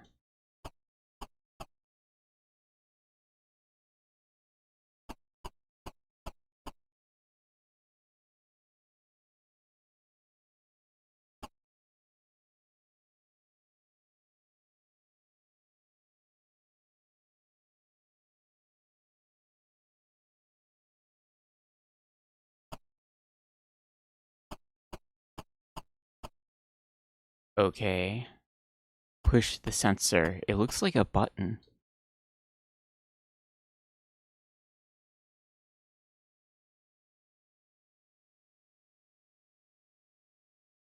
It's locked to the pedestal.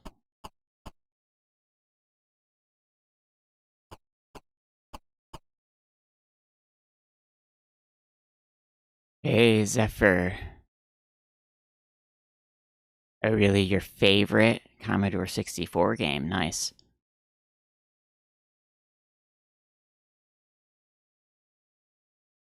Yeah, I just started using the Commodore 64 emulator like the other week to play a couple of these LucasArts games.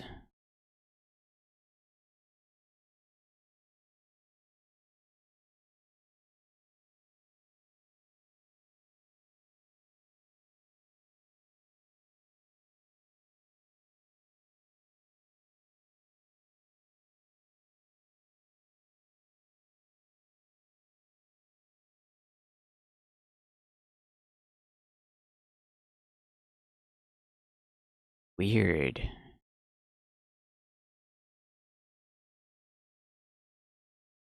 Oh, maybe the monkey wrench to wrench it out.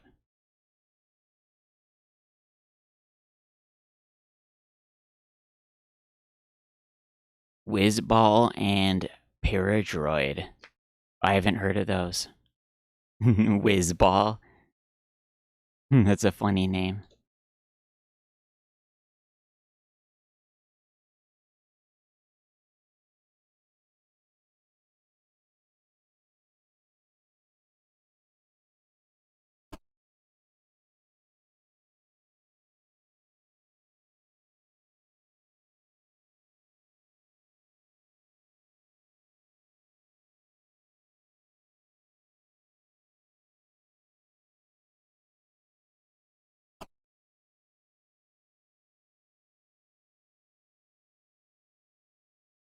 Weird. I don't really understand what's going on here.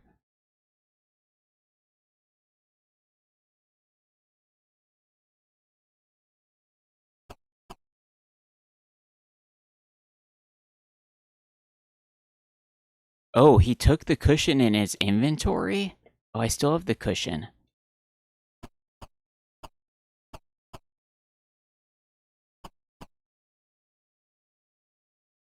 Oh, hey, Josh. Paradroid is fascinating. It's worth checking out. Critically acclaimed Commodore 64 games and cult favorites. The cultists like those. They're their favorites, huh? Very strange control scheme.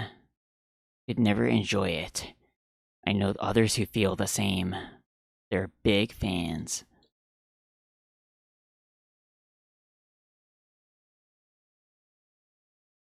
I'll have to look those up later.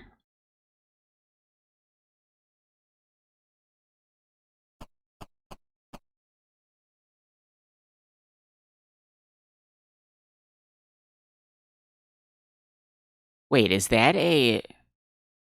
That's a power crystal from the newspaper.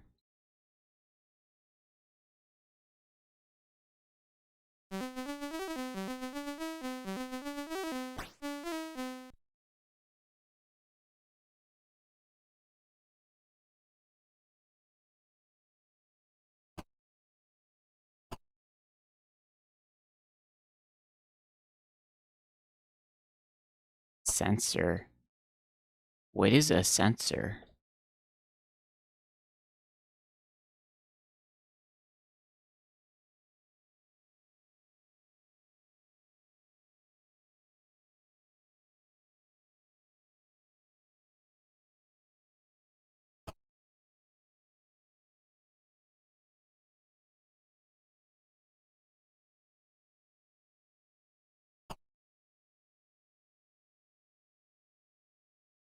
No, push the sensor.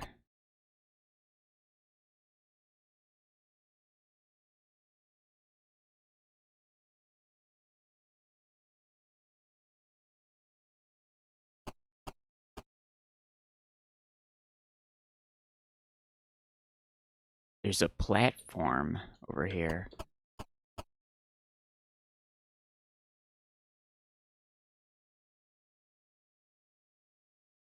Whiz ball, you control a bouncing spinning ball. And the bouncing is very weird. Your joystick is mostly tweaking the spinning.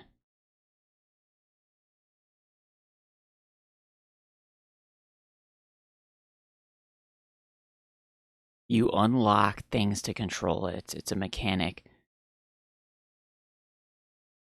Normally, you only have the excruciating controls for about a minute. Paradroid, you take over robots in speed action logic puzzle battle.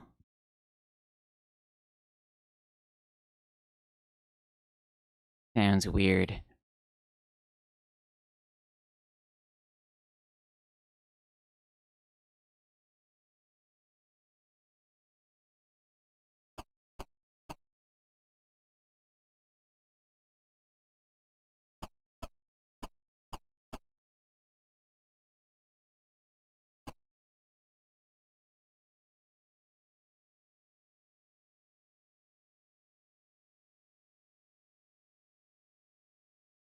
The pedestal is holding it in. How am I supposed to, like, unlock the pedestal?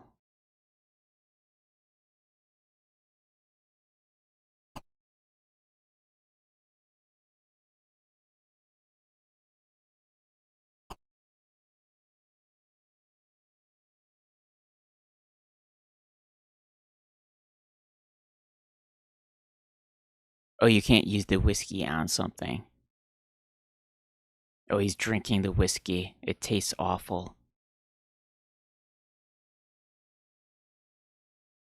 Not sure if Paradroid is a good game to play for completion. It's good for 15 or 30 minutes. Monty on the Run. A platformer. Adventure Josh does not like it.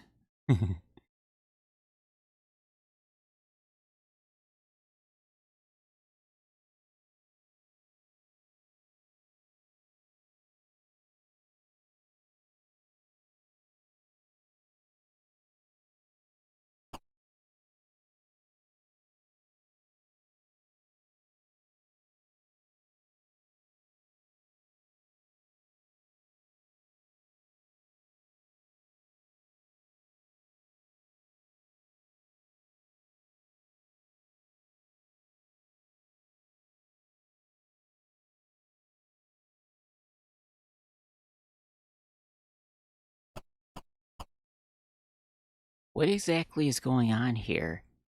Is like the sensor keeping it locked there? It looks like the pedestal is holding the crystal in. So what's the point of the sensor?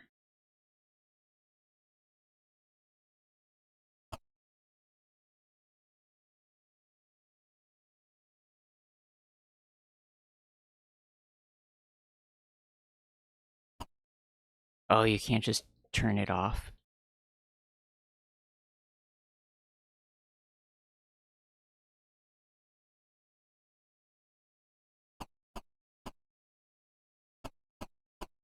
Can we walk out of here? Maybe the squirrel's gonna help.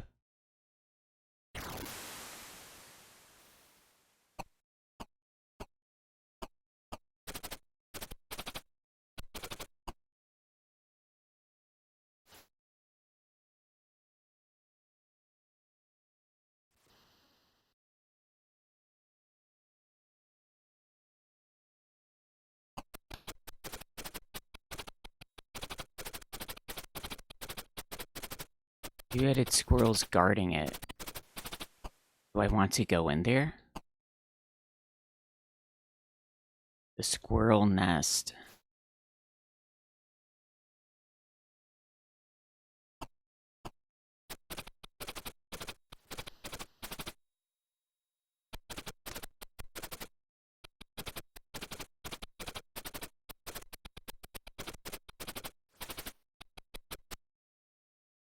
What is he doing? No! He killed him! Uh-oh.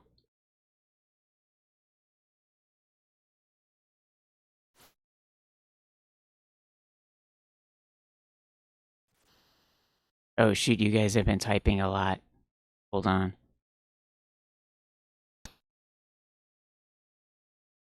Oh, Monty on the Run. Bussy Games. One pixel out of place, Kaboom. Jumpman or Wizard? Oh, Magical Wizard Games. The Last Ninja franchise is worth checking out too. Oh, isn't there like 3 different Last Ninja games? I think I've seen screenshots of The Last Ninja. Those look interesting.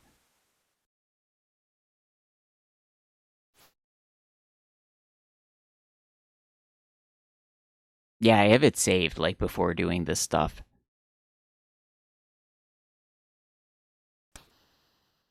I mean, I guess I could just, save and load the normal way. I'm just using the save states because it's faster for the stream.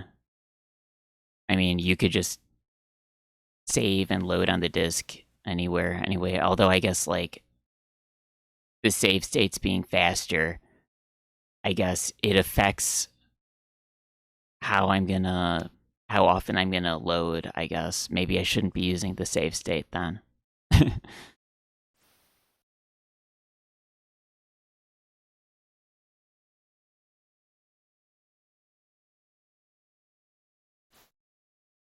Turricane, Commando, Monty, Whizball. Oh yeah, Below the Root. I think you were talking about that the other day or something. Maybe more like several days or a week ago, maybe. Last Ninja 1, 2, and 3, and 1 is the most worthwhile.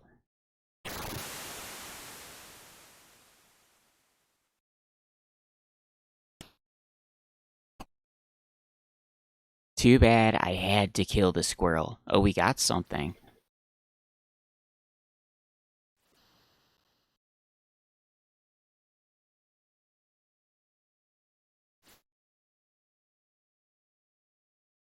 What exactly is a squirrel nest?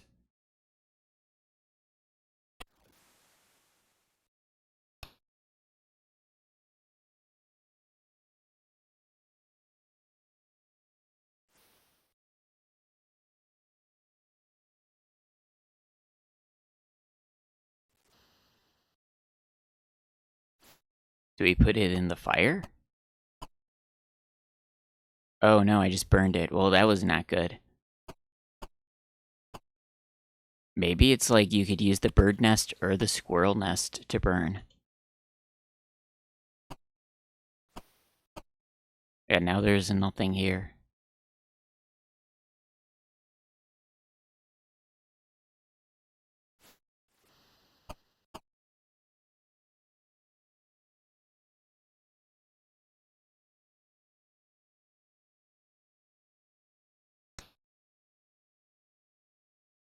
And it has a lot of lore.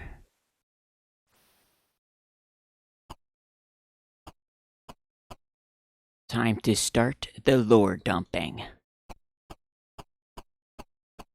Let's see, maybe I needed the squirrel nest here. Hold on, let's see. I'm gonna reread. Where did it say about the power crystals?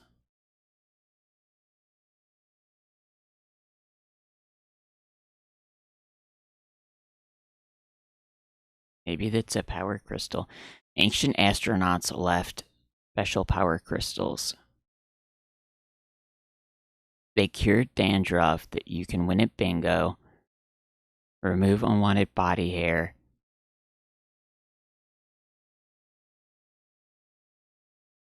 Oh, he just wants 59 bucks for it.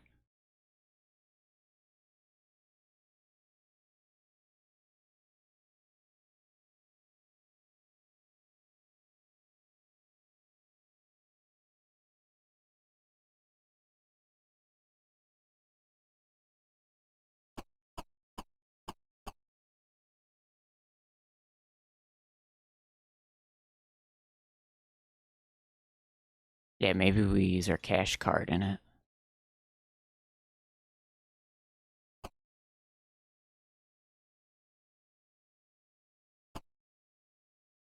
Cash card doesn't work.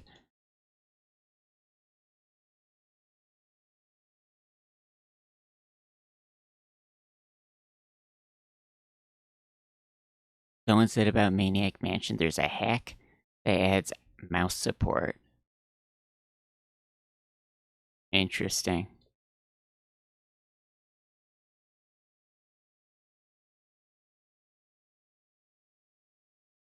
I think I'll be using the mouse if I do the DOS version of it to do some of the other characters.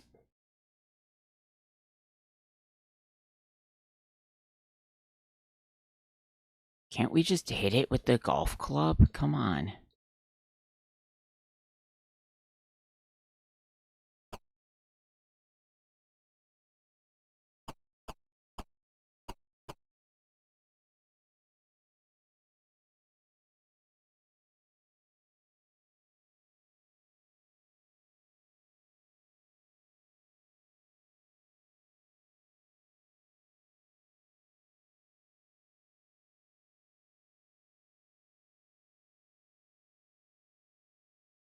Is he gonna read the book?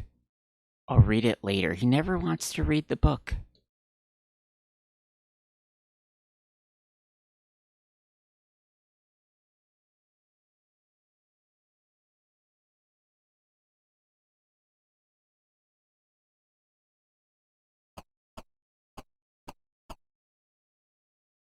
There's such a deep pool of Commodore 64 games. Some of them are not that compelling now, but some are compelling because they're odd. Pit Stop 2. Not a great racing game, but it feels strange. Pit Stop 2.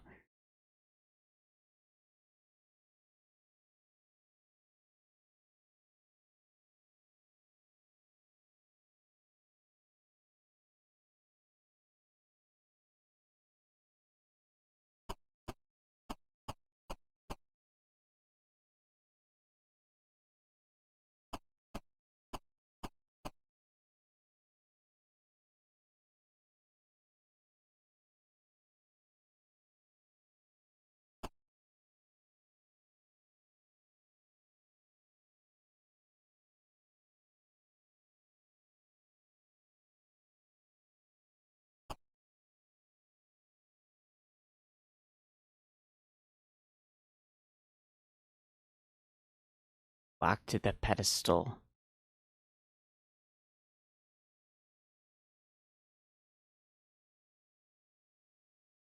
I don't think we'd use the egg, because the egg's probably for using in the microwave later. The gimmick in Pit Stop 1 and 2, you have to actually control the pit crew. That sounds funny.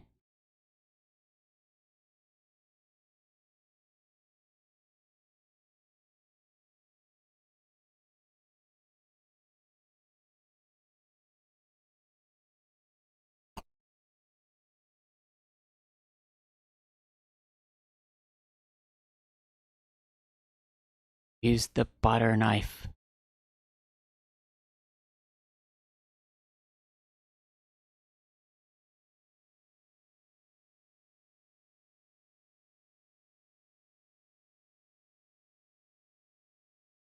I don't think there's anywhere else to click. It's just the platform and then the pedestal stuff.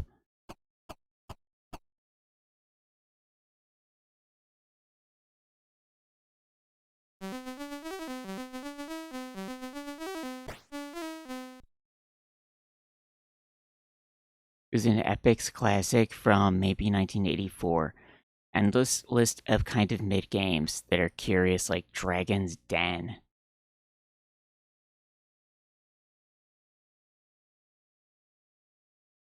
Dragon's Den sounds like it could be good. Hold on, let's go back so we don't have the squirrel killed at least. Because if we do kill the squirrel, we should at least not burn the nest.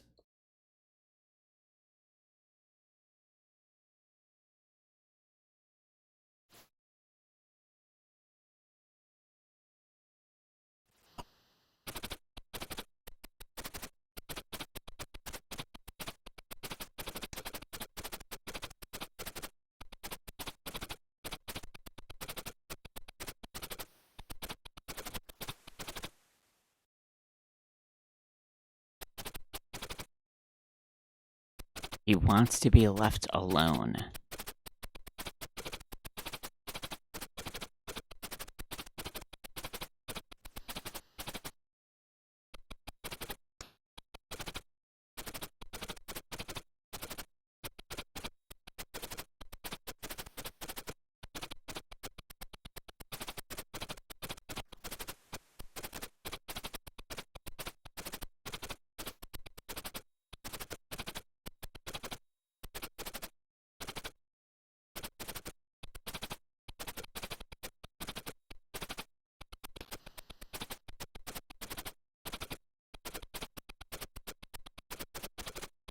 I don't really know what to... the golf club kills him. Like, what would this squirrel want? Use whiskey. But you can't use whiskey on something.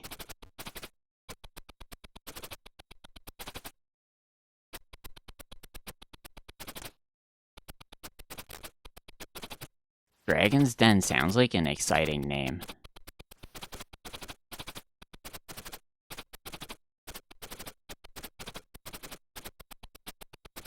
A cruddy budget game that had robots flying around on fans.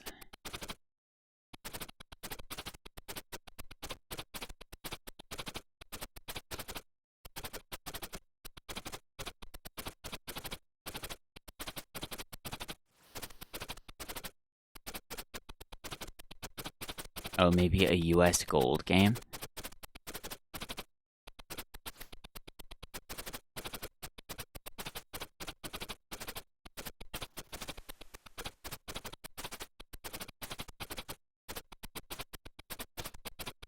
Wasn't US Gold the people who published, like, the ultimate play the game stuff in America?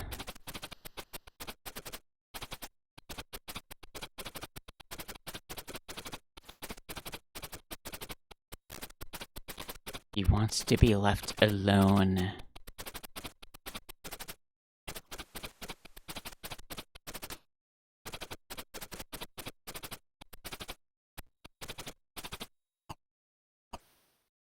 What is Pizza Fire? No way, I'd burn myself. I guess the fire lasts forever.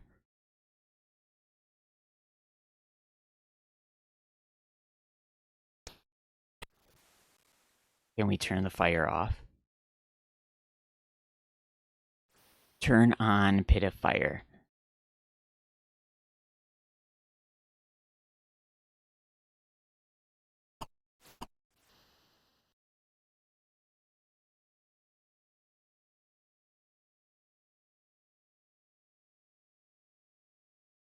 US Gold was a UK publisher. We got the game, it would have been another publisher. Oh, maybe I'm misremembering who published the stuff then.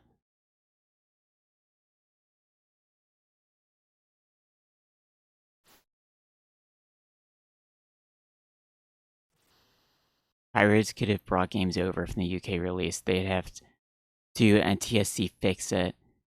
Usually they'd pirate the US version. Oh, yeah. The 50, 60 hertz thing.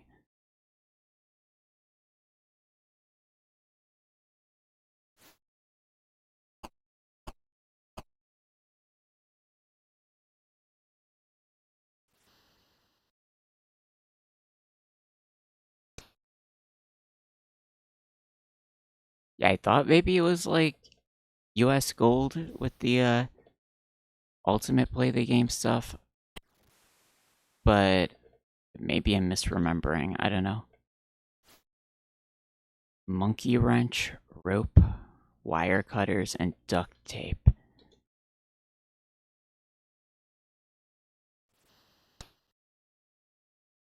Oh, you know what? I want to look at the newsstand because he said a different headline when we were in the plane. Maybe the newspaper changes.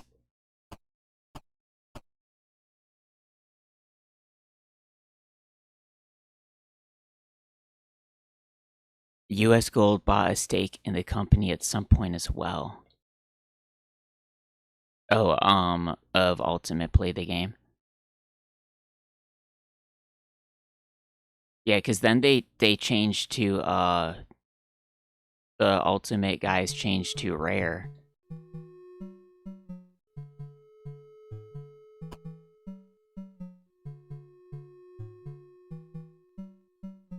But it's still about the two-headed squirrel.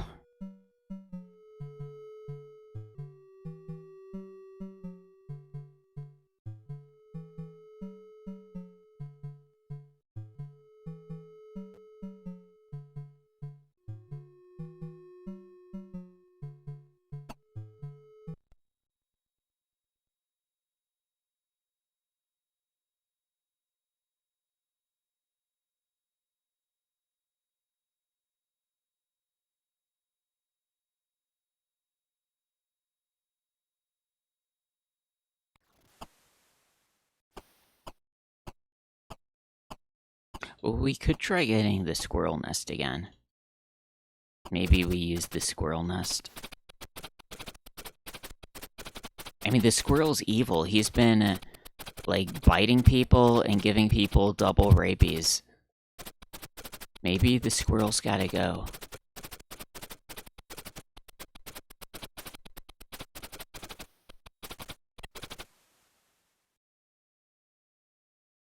Oh, you could monkey wrench him also. Wow.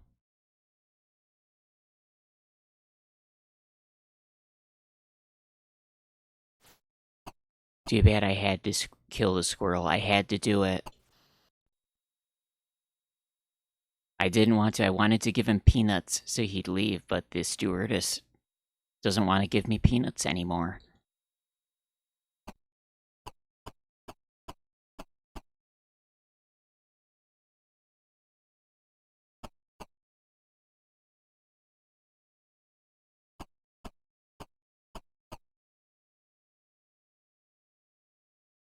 Not too thrilled with US Gold after playing Dragons of Flame.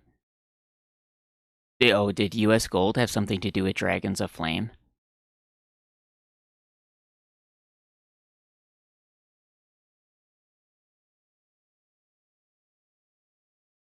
Wait, I thought Dragons of Flame, isn't that like SSI with the rest of the D&D games?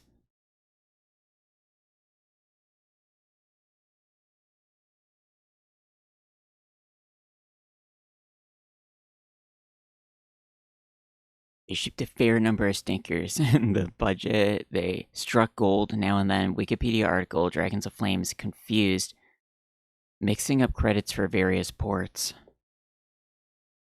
Oh, different people did the different ports of it.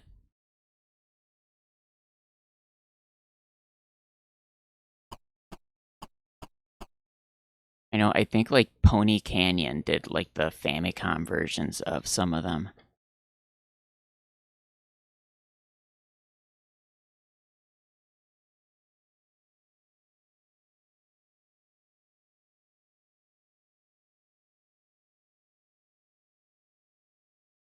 US Gold maybe published it. You don't know what they did, but the game is horrible. Whatever they did was a bad result. Walk to butter knife. Why does it always says like walk to the item in your inventory? I guess I could run through and make sure I've used every item on every object on screen.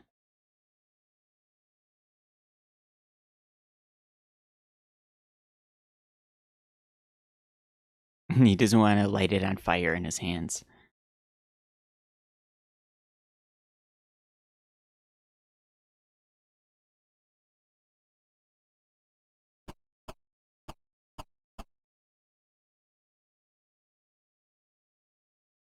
US Gold publisher. This person that did the music is a Japanese name because it's the Famicom version. Oh, I see, like getting the credits confused between like games with a lot of different ports and versions. Very little info that isn't the NES Famicom version. Dragons of Flame, that is that only Famicom version? I don't think that was released on NES here, was it? Because they had Heroes of the Lance was they released here on NES and Pool of Radiance, but I think like some of them were only in Japanese.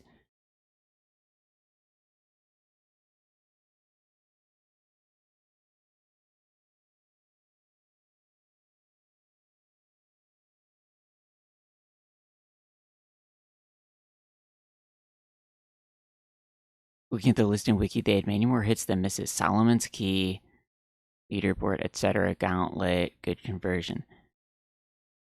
Dragons of Flame was SSI in-house for the most part. California games. Would not play SSI games on the NES. I had a Pool of Radiance on the NES. I liked that. Although I know it's like a lesser version. But I thought the music was funny, even though it's like pretty repetitive. I can still remember all the music. I don't know what I'm doing now. Pick it up. I don't understand what the sensor is for. The kazoo doesn't do anything.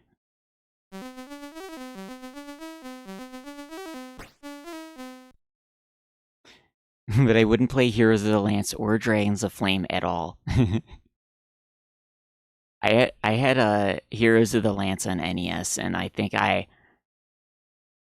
had a really tough time with it. I only got like a couple screens into the game. Like I remember you'd run into like a one of the Draconians or something, and like I'd be trying to hit him, but it's like my guys are attacking and like nothing is happening, and then everybody gets killed.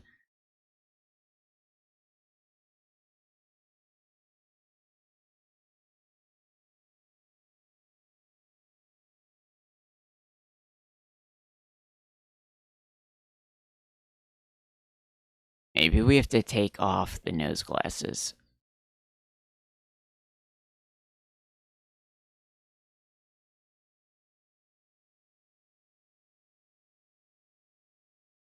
Wait, use blue crystal on?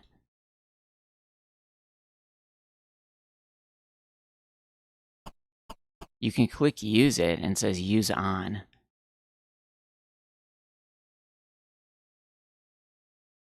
Can I use it on myself?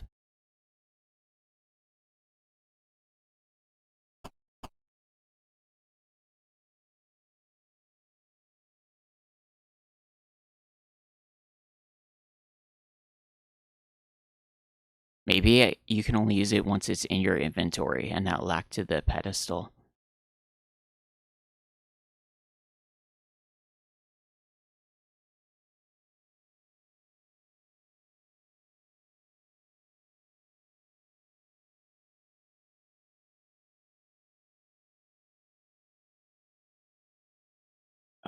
DOS ports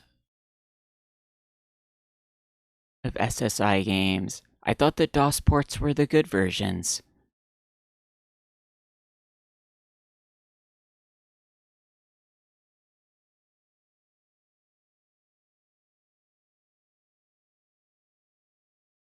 C64 Amiga. I thought the DOS versions were the good versions. And on the back of the box for like the gold box games, they always have screenshots of the other versions. And I thought the other version screenshots all looked weird. Dragons of Flame. Oh, Famicom only. Amiga, Amstrad,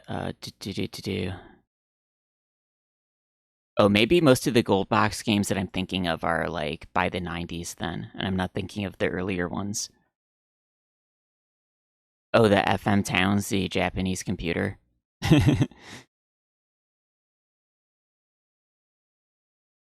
FM Towns is a cool computer system in terms of what the hardware can do when it's released.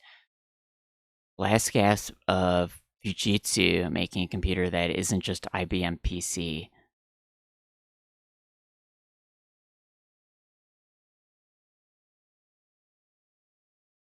DOS ports the 80s are not the good versions.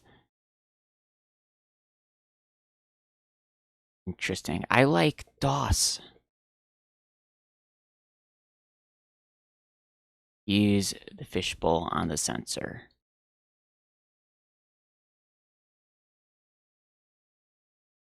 We'd have to do something to the sensor, right? Because, like, the sensor is what's holding everything in place.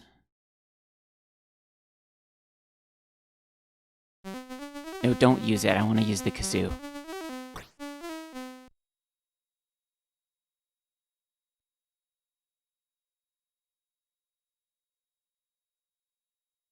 Why does he have to stand in front of the sensor? It's like I can't see where I'm trying to click when he does that.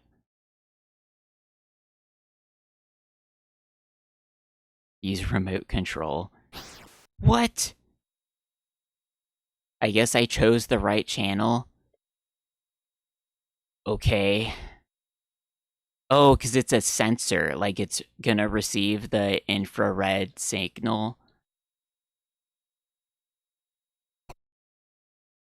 Okay, let's pretend that it all made sense and I figured it out because I was smart. Let's get our power crystal. Oh, the power's out because we took it. Oh, it's an artifact, is it? Let's send some like psychokinetic waves to our crystal and reflect some good vibes to ourself. Use it on ourself.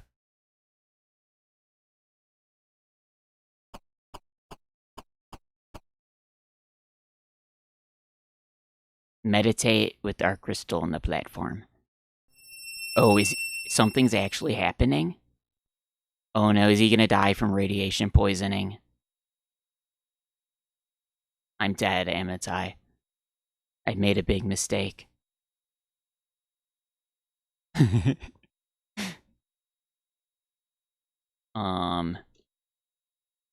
Is that it? I'm dead? Oh no. That's funny. Oh, wait. Oh, he was just out for a while. At that instant in the secret room. Maybe that was a good idea.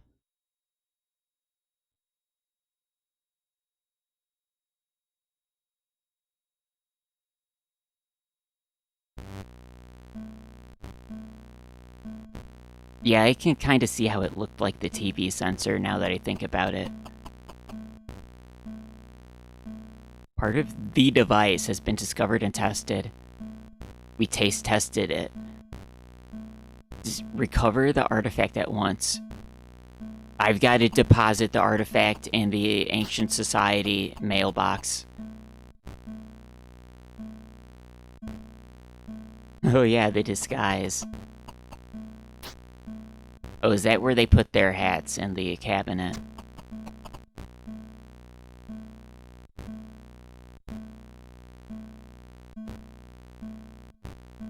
Ugly, just like a human. Good.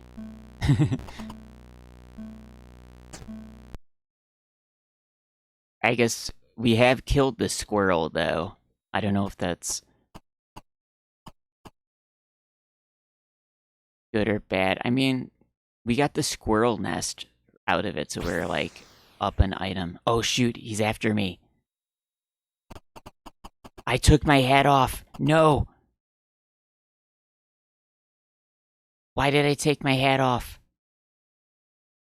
Where'd you get the artifact? He's gonna take my stuff. But maybe he's gonna instantly bring me back to San Francisco, though. Yeah, maybe that's a good thing. Now we don't have to use the airplane. I think we just got a free ride back to San Francisco.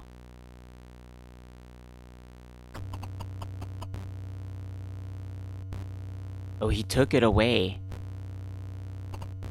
Well, if he took it and it's like... super disappeared for good. Maybe I'm gonna reload. Unless he puts it in the cabinet. So I guess we're gonna get dumb, and then he's gonna kick me out, and then we'll recover. Alright, I guess we're gonna wait for a little bit. We're gonna get dumb. Oh, I'm behind on the messages.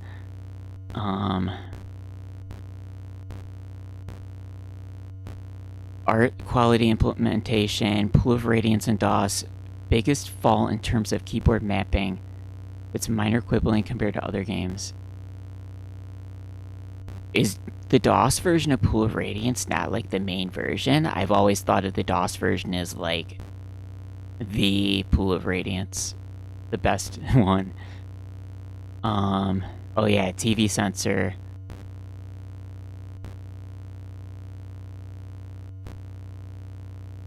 Legacy of the Ancients.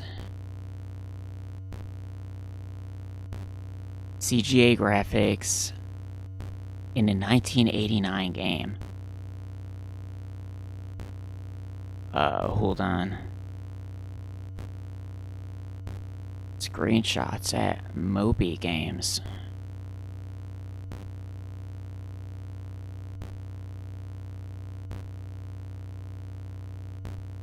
Oh, this looks like this could be fun. I'm not really too familiar with, like, there's stuff outside the D&D things, I think.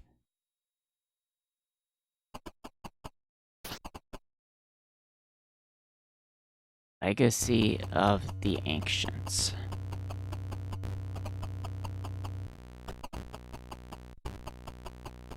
Alright, now he's booting me out.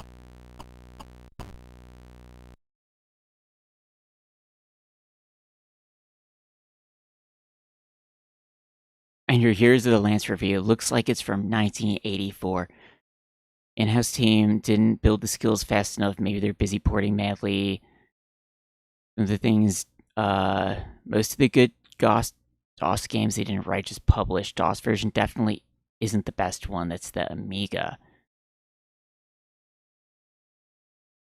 Are all the sequels also on Amiga? Like, can you easily move your save characters all the way over to like all the sequels on the Amiga ones?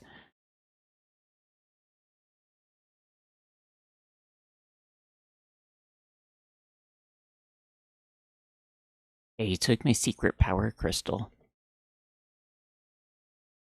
Oh, we can't even put the hat on yet. We have to wait and recover. Release it on 10 systems.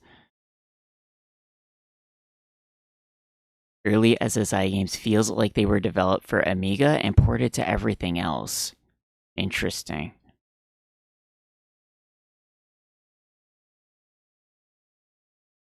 Early 80s stuff all written on Apple. Oh, yeah.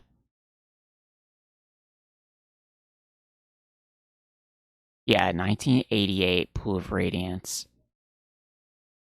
I guess it still is in the 80s.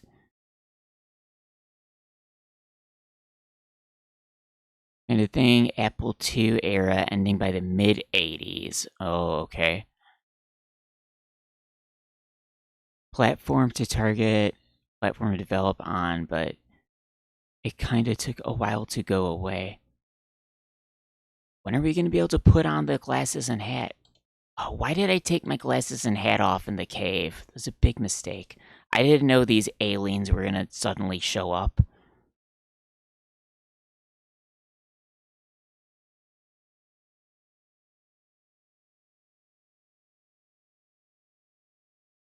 Come on. When are we going to get put it on? We can take it off. We can't put it on yet. There we go. Put on the hat. And the Groucho Marx glasses. There we go. We're in disguise.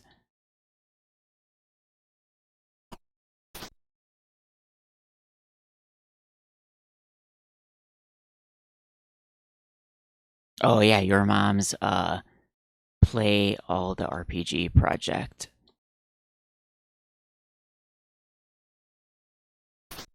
He doesn't know it's me. We're in disguise.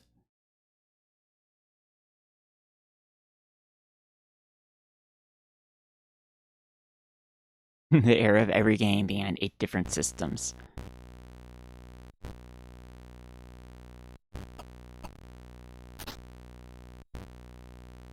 Oh, nice.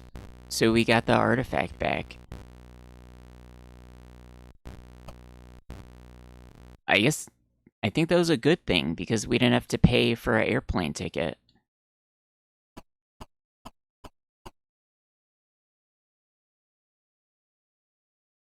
The specky screenshots burning your eyes. Developers already had Apple II's vastly superior to develop on.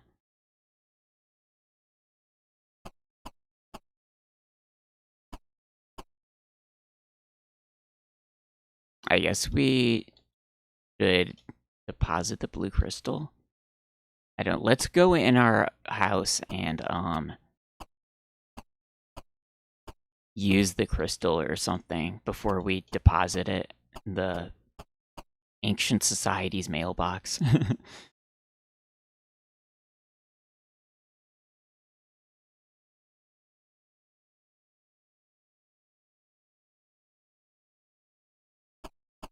Oh, the UK did not get apples. Is that so? I guess I never really thought about it. Use the blue crystal. Oh, I don't know what I would use it on. Oh, right. When we used it there, we used it on the pedestal. Oh, I see. Yeah, look, that's the sensor. What is he doing? Oh, no. Well, he's knocked out.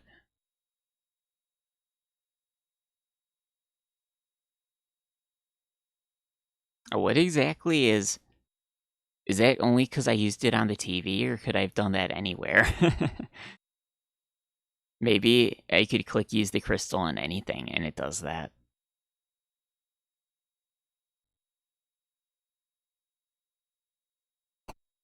So the pedestal, maybe that had nothing to do with the crystal. That was just a teleport for the alien.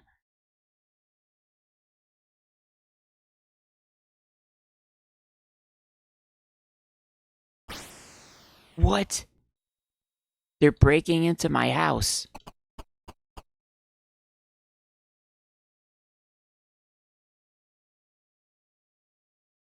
Oh, he's gonna put the artifact in a safe place. Well, that's good. So you get it confiscated. Okay, so we're definitely gonna deposit it in the artifact society then.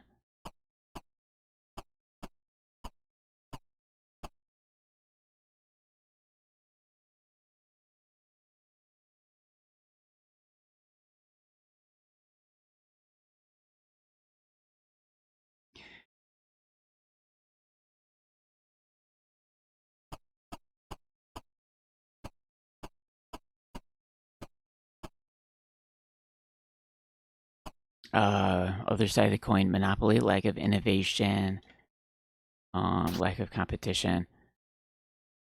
Foreign markets, Europeans love Amiga, Commodore 64, sometimes Amstrad.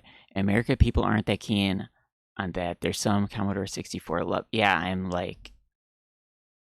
a lot unfamiliar with that other stuff. I mostly only know DOS computer. What are we doing? Yeah, we need to bust in there and get the artifact back.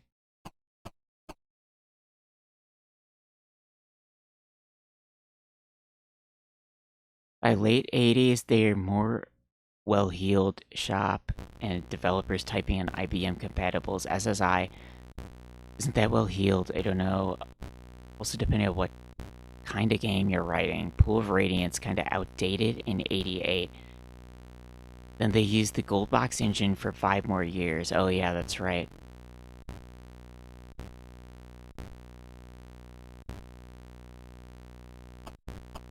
technology and the time grew so fast. SSI already behind the curve. And people love the gold box engine. I like the gold box engine. Yeah, and then they made unlimited adventures, so you could keep making your own gold box stuff forever.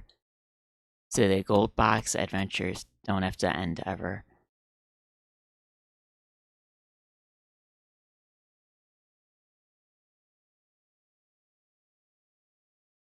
Shadow of the Beast, having a remote control target board and remote debugger is huge. You're making something like gold box, self-hosting is probably fine. One of the reasons playing D&D games, you genuinely have the experience. What you're finding is it's impossible to think those games are that good with the hindsight of where games are afterwards.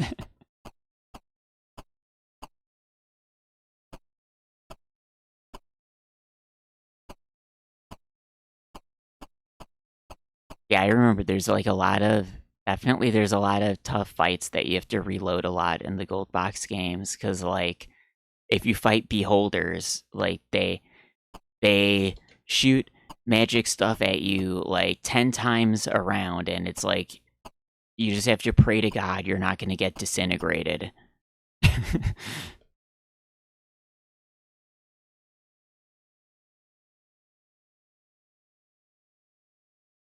The engine isn't why.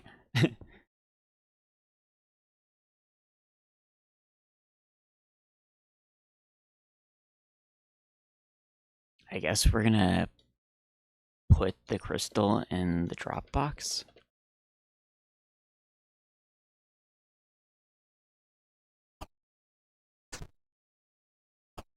Okay, I don't know why we're doing that,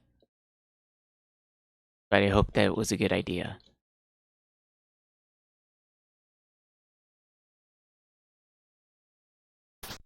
Oh, there's someone there. Hey you, where did you get the artifact? Never mind that, you're the woman who was in my dream. She's our dream girl. What a line. Wait a second, I had a dream too. I was in a strange room with a strange man. Hold on. Oh, we took off the Groucho Marx glasses.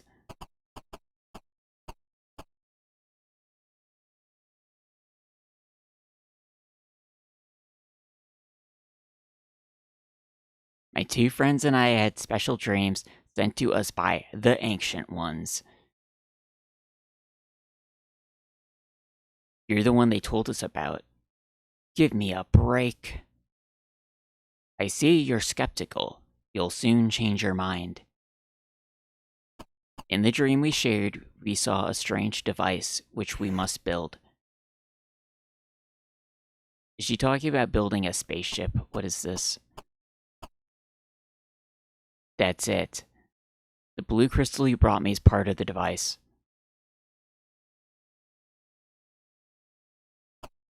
There's another part of it. Here, when whole yellow crystal shard, will let you join my friends on Mars? What? Of course, you'll need a spacesuit. A spacesuit? Here's your artifact back. From now on, we will all share knowledge through our dreams. Be careful, if one of us dies, it will be impossible to complete our mission.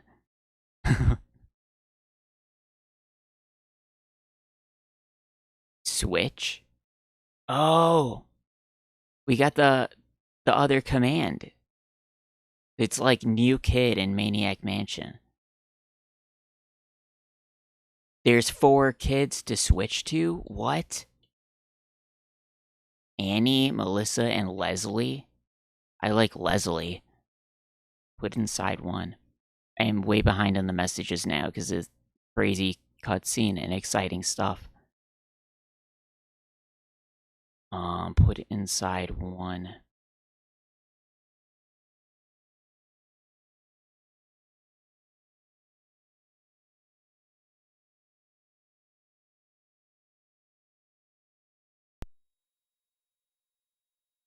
Did I put in the right disc?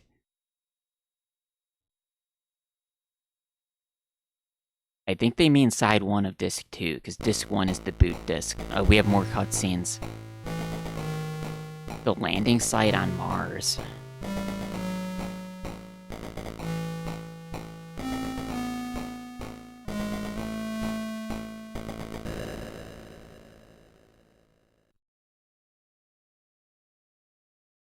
Wow. So Leslie is on Mars?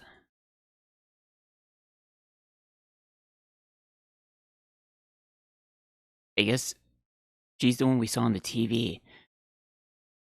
Tired of waiting for instructions. Yeah, this place is boring. Not a great beach, no water, and no guys. We should have gone to Fort Lauderdale for spring break like everyone else. Would have taken us 2 days instead of 2 months. And I wouldn't have gotten sick every time I looked out the window. I'm super behind on the messages now.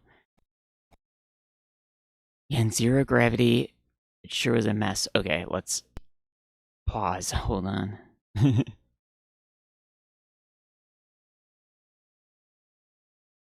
Where was I?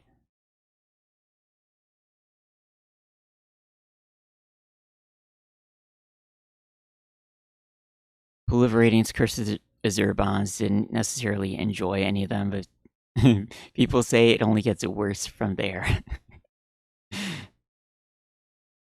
Pool is the best. People love Azurbans the most. Is too scripted to be that interesting. I think overall I liked the first one the best.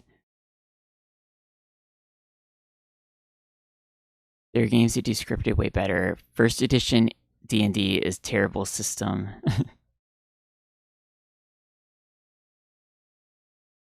Not SSI's fault, it's TSR's. They faithfully adapted it.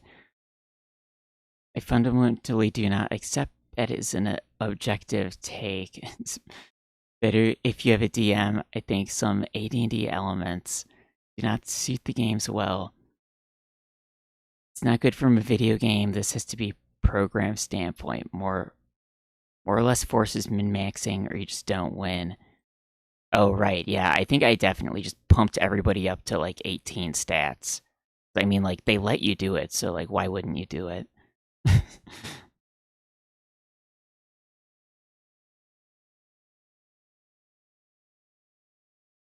Systems enforce that. Pool doesn't either. With a DM, anything is possible. Coding, not the case.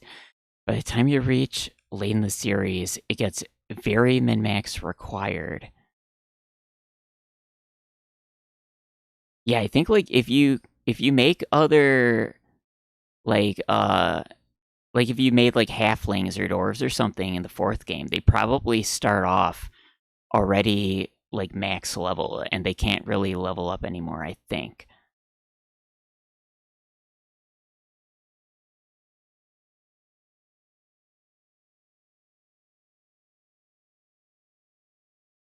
Curse felt like you had to, in fact, and I, in fact, did, despite fundamentally disliking doing that, even then it's very hard. Curse cranks it up along those lines to a degree. There are alternate solutions to most of the hard fights. One of the things I think it gets... Oh, wait. I scrolled down. One of the things I think it gets wrong, focusing too much on big fights and starting to backseat the freedom. Certainly felt like there is one solution. I don't remember what I thought about the games regarding that when I played it.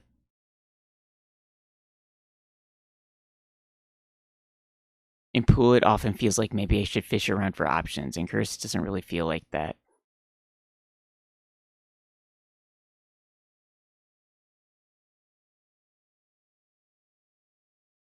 Future games will also do it.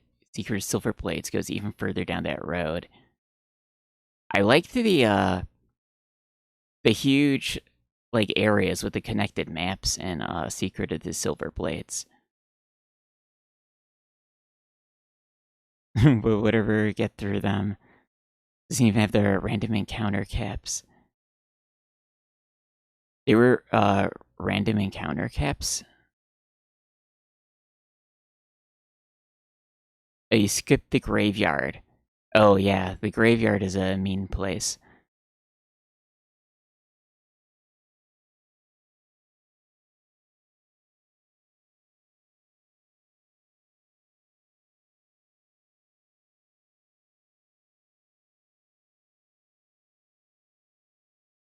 Yeah, I think the graveyard, like, all the undead are pretty bad. I think you definitely shouldn't go there until like you're way higher level.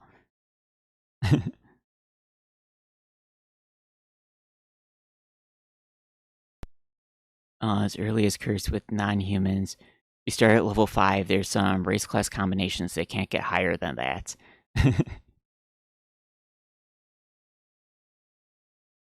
Yeah, yeah, the level caps. You pretty much have to be able to be higher level than that because didn't gain levels essentially ran into fight you're convinced was impossible with a level 5 party, at least very frustrating.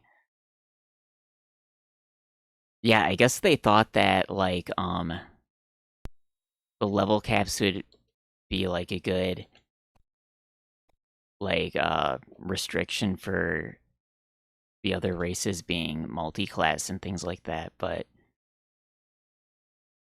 like for video games where you're gonna level up like way higher, like it pretty much just means you're not gonna use anybody with level caps and stuff. What are we doing here? I guess we're on Mars? Where's the amusement park that the newspaper told us about?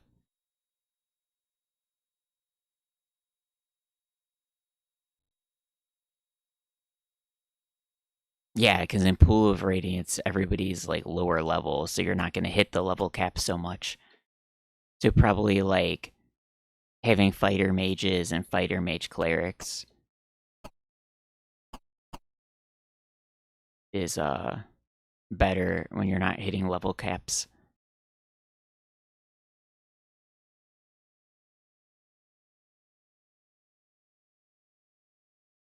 Are they cap in Pool of Radiance?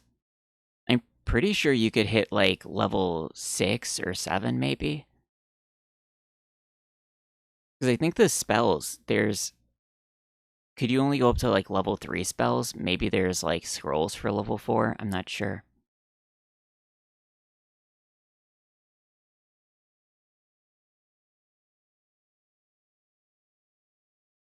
Probably like they would stop like mages and clerics maybe at level 6.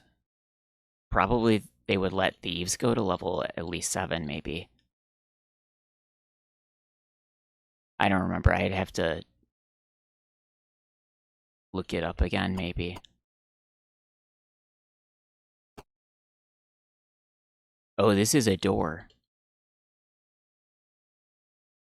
There's too much crazy stuff. I'm overwhelmed. These are buttons.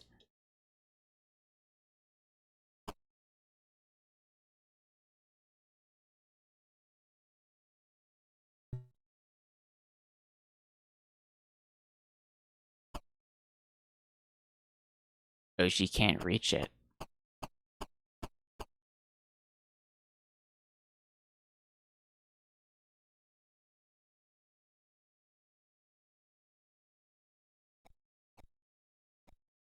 What is this? Big yellow line? Oh, her helmet is her inventory item. I suppose if I click take off helmet, she's gonna die.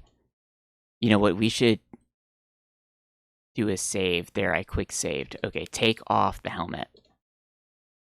There's no air. Oh, she doesn't want to take the helmet off.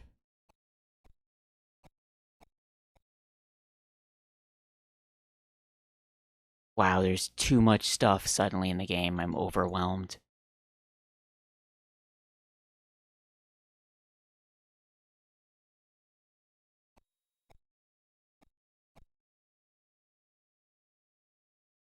It's in several alien languages. Here's English. Welcome, space travelers. Please leave the friendly hostel as you found it. No gum chewing.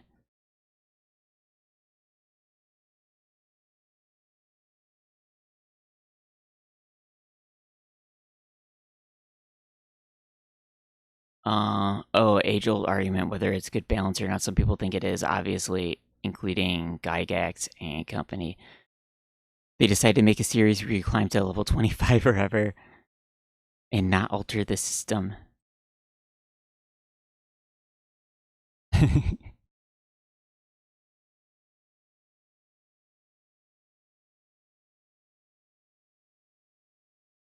First edition emphasis on like hirelings and whatnot, from you could tell. Even tabletop campaigns sort of strayed away from that type of gameplay. Oh yeah, the hirelings.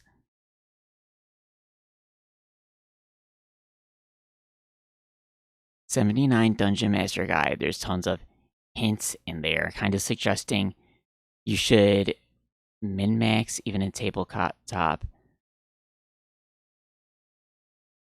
One of the reasons why you don't think it's a good system. Text doesn't communicate itself well at all. There's pages on hirelings and henchmen, but no clue what they're for.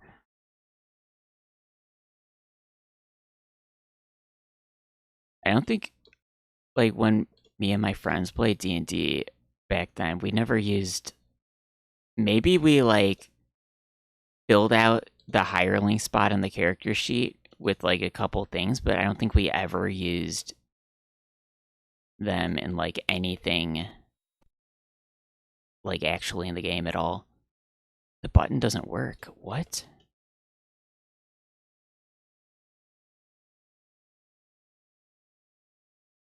The door is open. Oh, okay.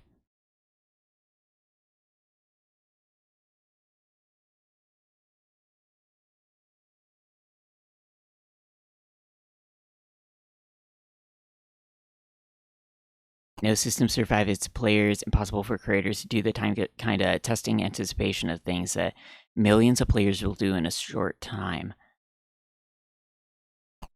Basic is the better game. Oh, basic D&D.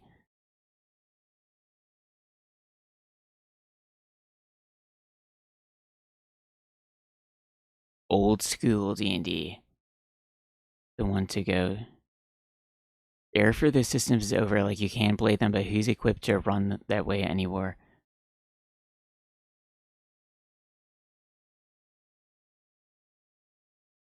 They often homebrew stuff into it.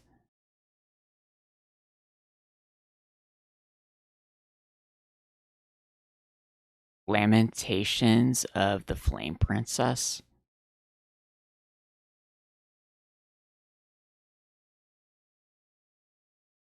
Oh no, it's Twitch eating messages.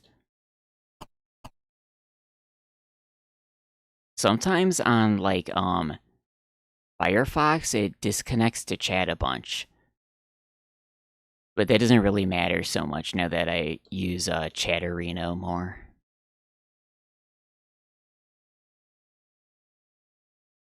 The Mars door. Wow, there's too many places and too much stuff now in the game.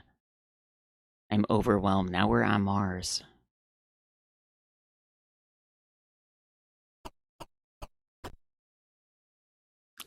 The button is broken.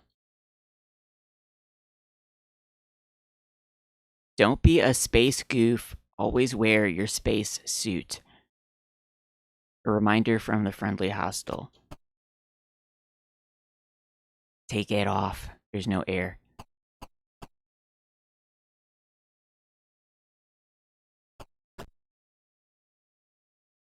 Oh, it's broken.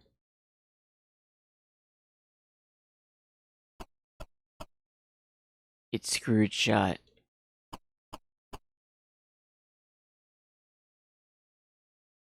So she needs tools.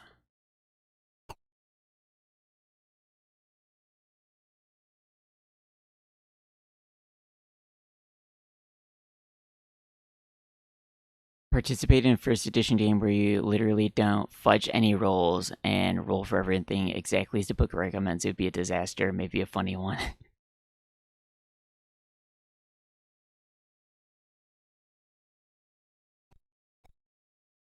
First edition can survive that fine. It comes down to adventure construction and player behavior.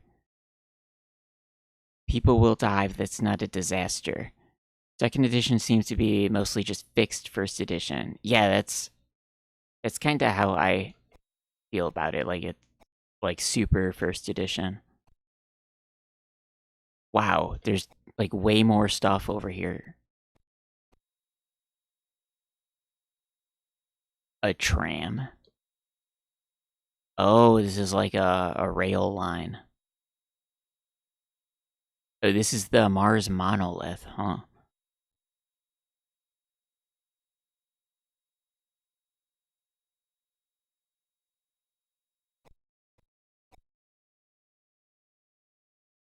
Base area rapid transit. 1 token each way. Wait, they're charging me? What? I don't think she has a cash card.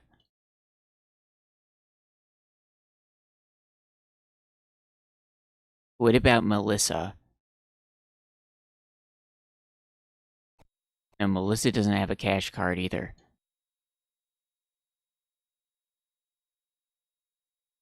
The shuttle bug.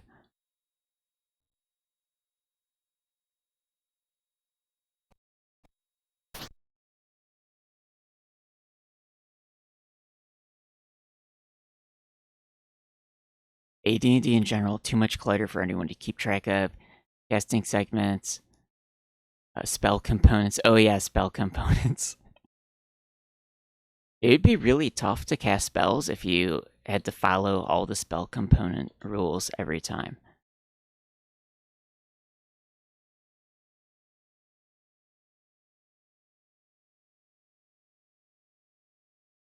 Treasure is handled pretty bad.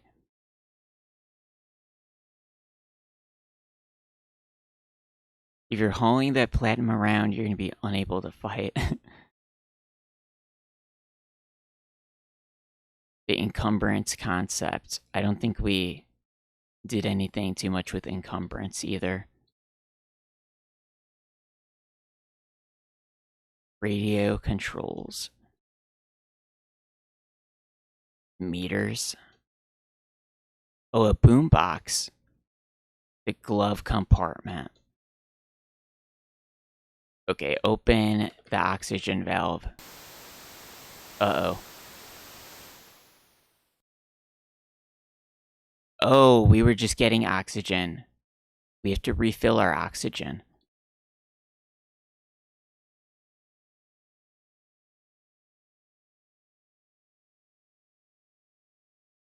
There's no tape for the boombox.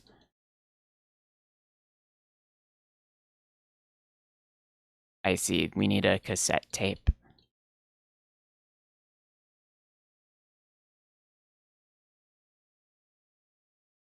They all read 0.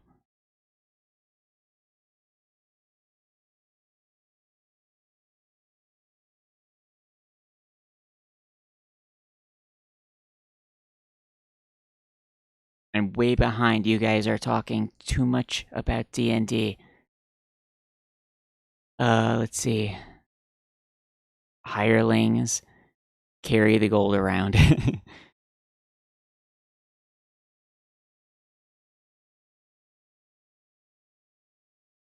You read the books and like level 8 or such character, local hero.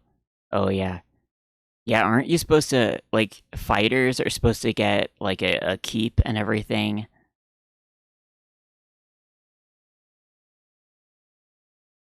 And I guess thieves are supposed to be like thieves guild leaders and all that.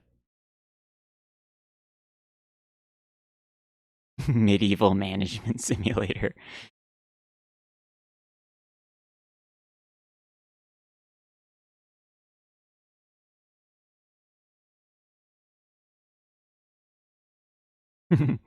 The answer is no. That's not what people want to roleplay.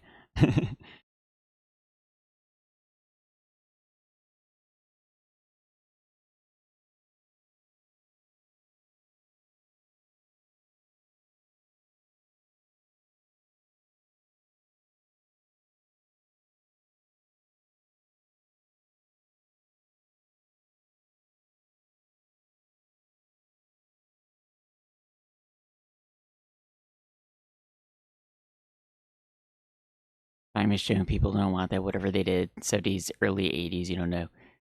Detail can be compelling. DMs and fix this based on player preferences. Over time, we saw the direction the community of people who play D&D wanted. It's clear people wanted was smaller individual adventures, not economic simulators. Yeah, I'm sure some people do want that. A ran basic campaign. People got very into building networks of information, finding out what items do, preparing for trips.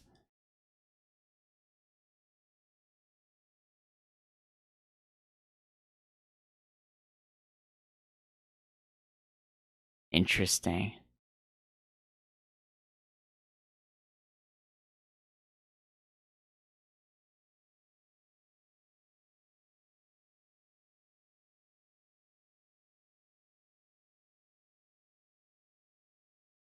I'm not leaving without Leslie. Oh, Leslie has to come in here too. Can we just fly the ship into space? Oh, they've got dice up here. Digital audio tape. Use radio. Oh, what was that? It's like we took it in our inventory, but now it's gone?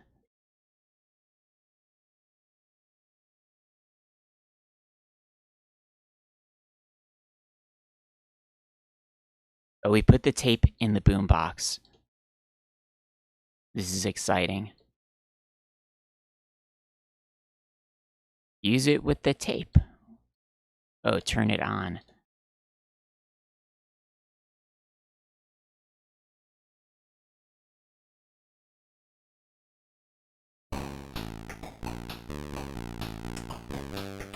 Wow. Dark keen tones. Razor. Oh, wait. Razor from Maniac Mansion? I have no idea what she was saying. Let's turn it on again.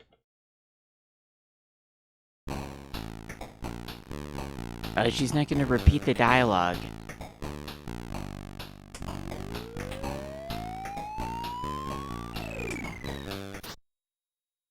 Hey, why did that turn off the music? I just opened the glove compartment.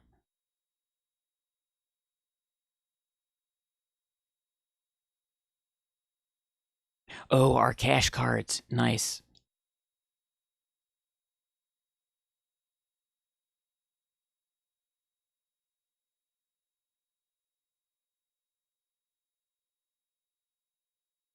Fuse.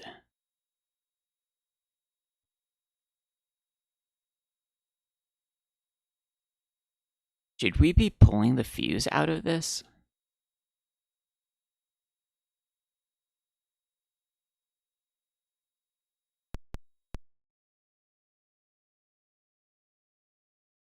Do I have to put inside too because I read the cash card?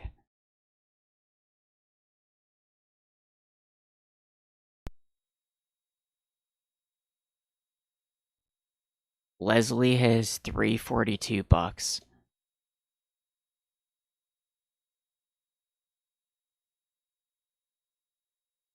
Melissa has $1,000. I guess we should give Leslie her cash card.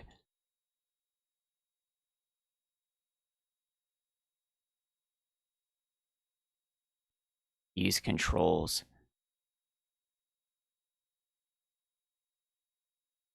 I'm way behind on the D&D talk again. I think, let's see.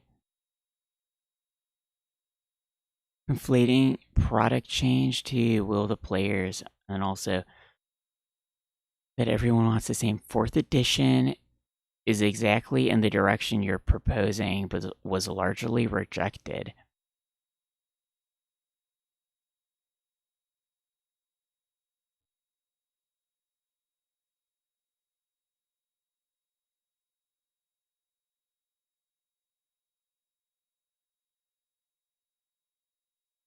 Product change happens because greatest number of people engaging with it.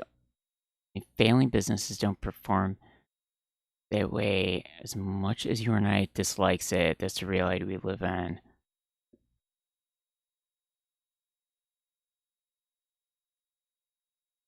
I'll have to think about this stuff. This is interesting. Oh, Lingo Alert's destroying the points. Don't destroy the points. You'll give everybody else the idea that it's okay to destroy points too, and then it's gonna be crazy nonsense. Everybody destroying points all the time. We gotta switch. We have to switch disks a lot on Mars.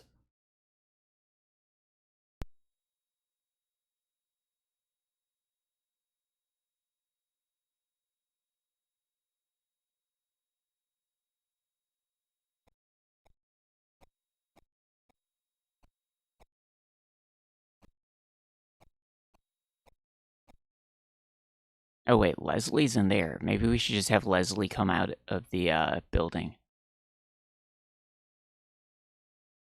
Oh wait, no, Leslie's over here.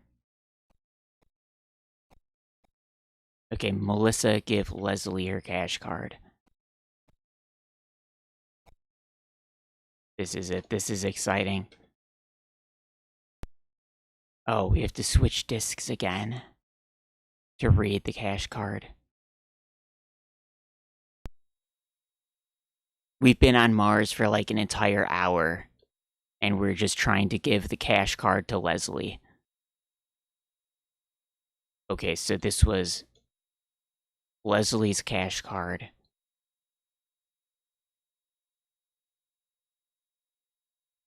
We did it. We gave the cash card to Leslie.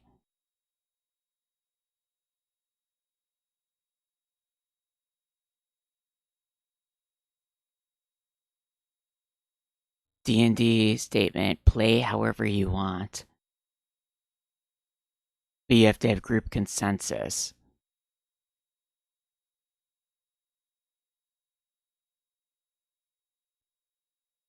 How hard finding the consensus is. Experienced tabletop players will often be willing, but less experienced tabletop players will refuse to participate in building consensus.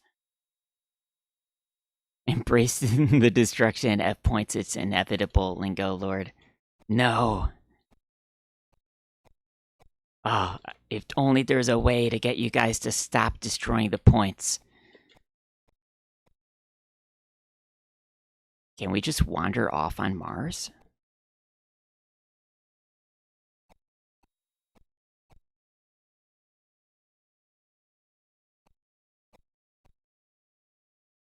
It's $100 to use the thing.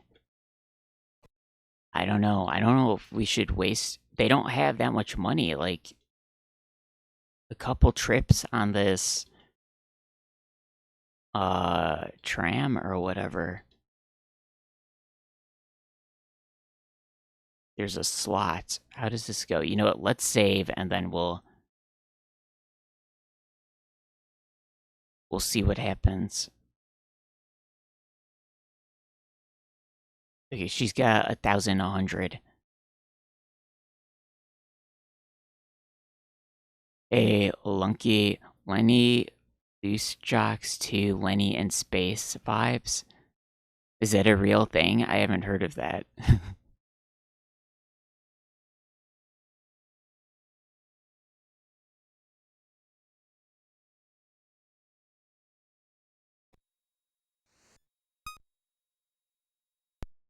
I think we're buying a ticket for the tram.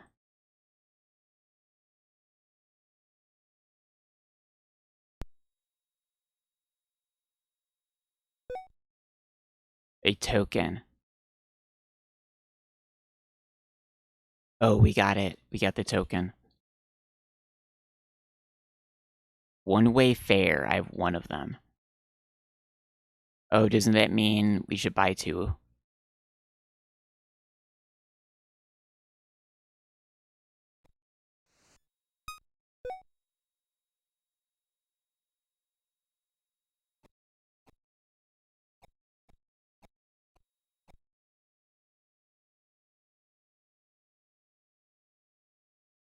Player kept trying to turn whatever system into Pathfinder 1, so I said no every time until he left.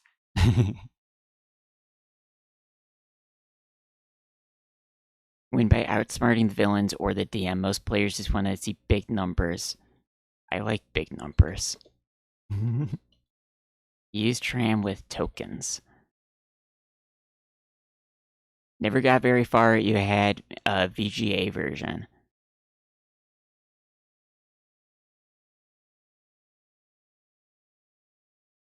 I think they have the VGA version on GOG. It spits your token out again. What? Why can't I use it?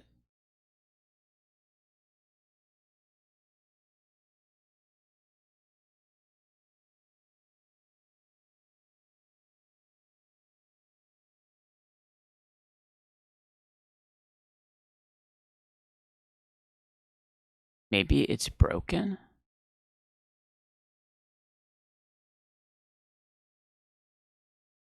There's no switch. Maybe it's not getting power. Oh.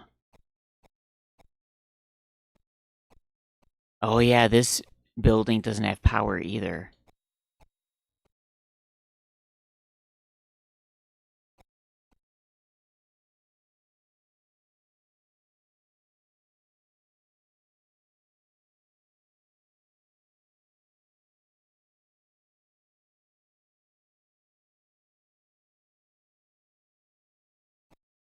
I guess the sand is over some object.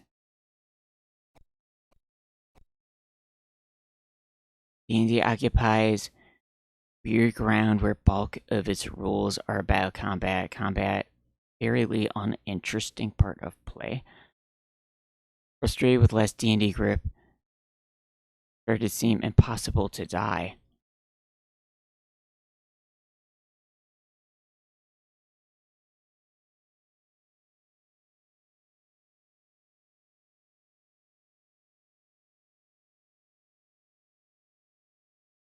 Oh, because people grew up with the video games, and oh, I see.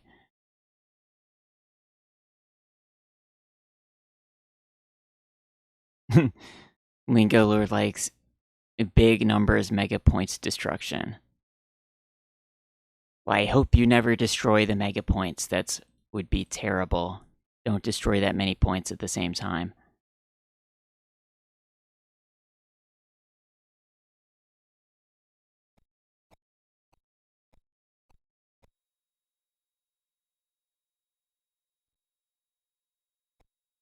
Can I open the other doors on the shuttle? Oh, wait, what is this? Bumper sticker.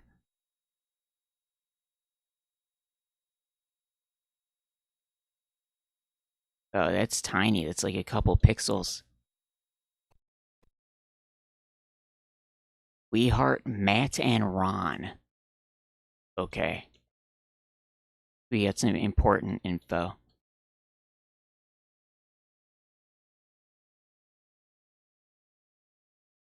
Maybe we should put both of them in the shuttle and see if we could fly. Insomniac, yeah, we're on Mars now. And we're, Leslie and Melissa.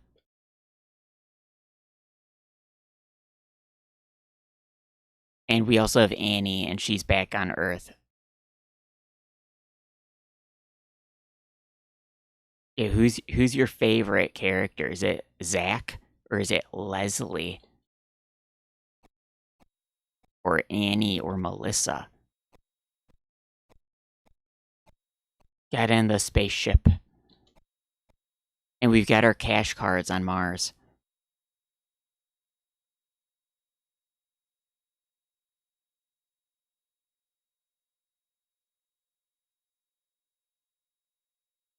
Oh yeah, in third edition, every encounter correctly tuned to provide the right level of challenge. Yeah, I thought that was kind of dumb, the challenge level stuff.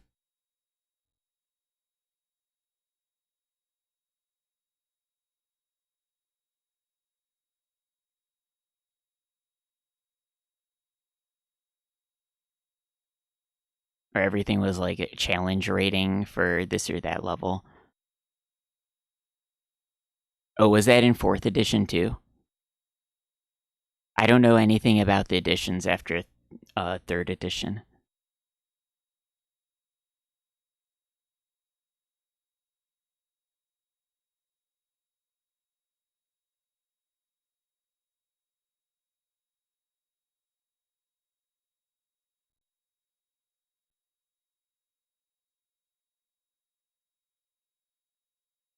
Once people grew up in gaming culture, they became experts in game balance. Yeah, Leslie and Melissa. I think they're both in the space shuttle now.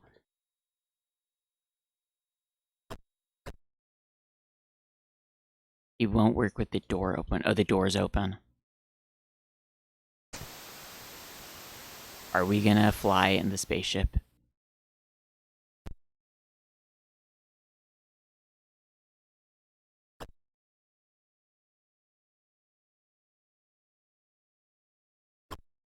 I think the spaceship's not working.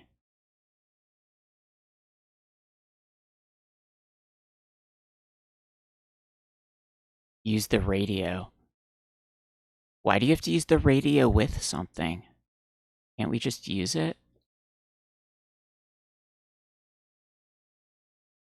Here, Melissa, you do it. Oh, is it because I took the fuse out? Hold on.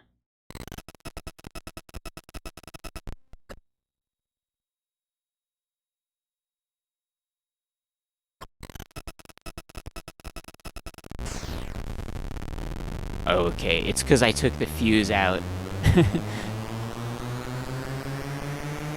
Watch out, Earth, here I come. Are we really flying to Earth? Blast off.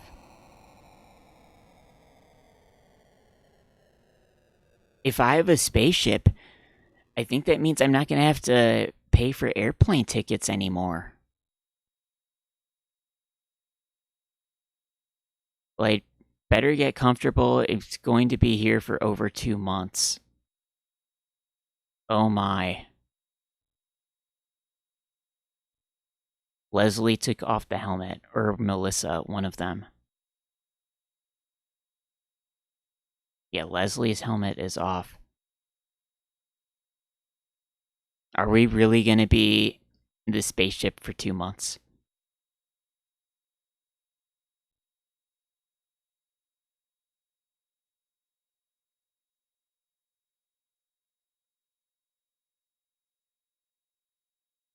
People who have Pathfinder 1 love it, system mastery, stacked up these feats and options. Oh yeah, min-maxing. It's competed in fighting games, 12 years, played horrible character, best game. Eventually existed to beat you. Objectively terrible character, so I didn't have to hear the whole game is poorly balanced argument anymore. Pathfinder group love planning character perks more than anything.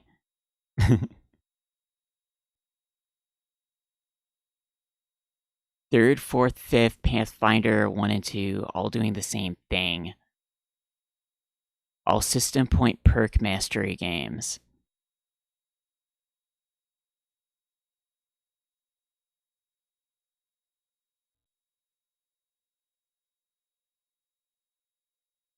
Rules light and rules heavy context of those games, which are all essentially the same. I think we're waiting like 2 months. We have to wait 2 months in real time for the spaceship to arrive. Maybe it's a trick and you're not actually supposed to fly the spaceship. Because it's like, isn't these two characters are supposed to be on Mars, right? Maybe we're not supposed to launch the spaceship.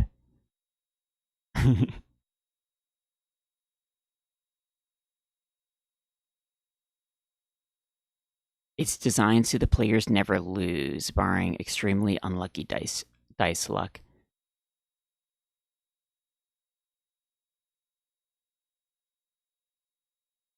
If the DM didn't want the players to lose, like in any other one, they could just like pretend dice rolls or this or that happen a different way if they wanted, I guess.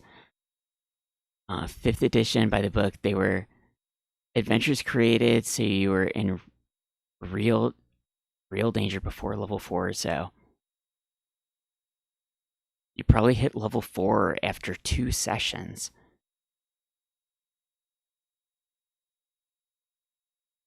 Wizard who wasn't particularly good, cheated in school, etc. Mostly specialized in illusion, mesmerizing.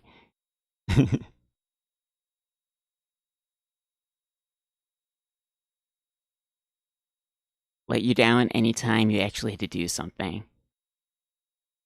Yeah, we're going back to Earth, maybe.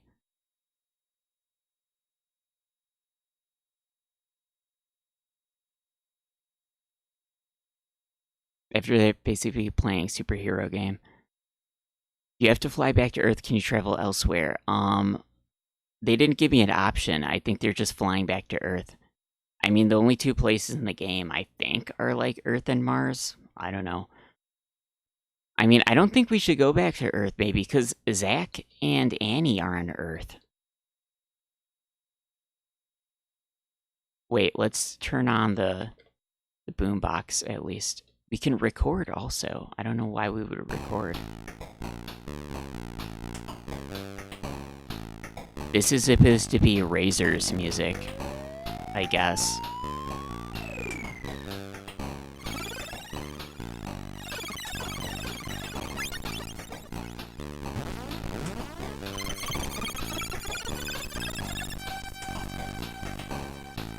Superhero fiction.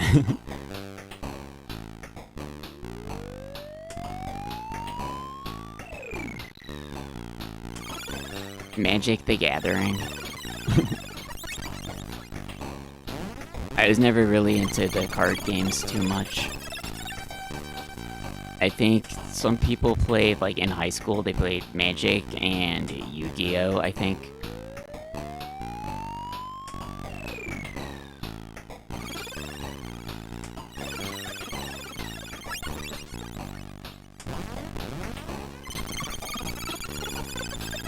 Shock, D&D only players out of their assumptions DCC funnel for them.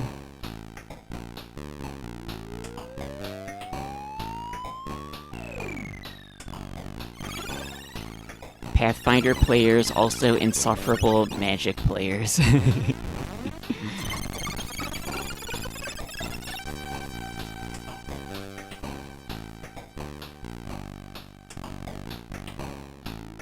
More about theorycraft than playing the game. Let's see.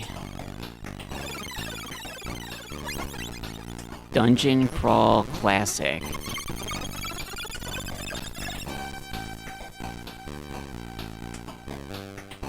Have you guys ever heard of Bones of Power? It's this weird book I found in like a store once. Hold on, let me get it. The name of it is really funny.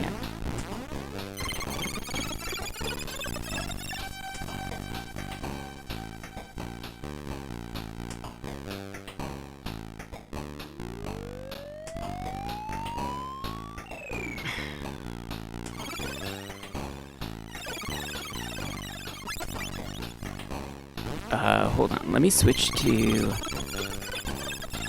this. Here, have you guys ever seen Bones of Power?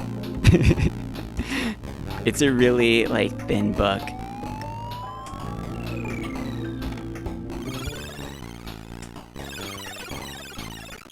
I've, like, barely read anything in it. I just think the name of it is really funny. It's apparently about rolling, like, special dice with bones on them. I don't know.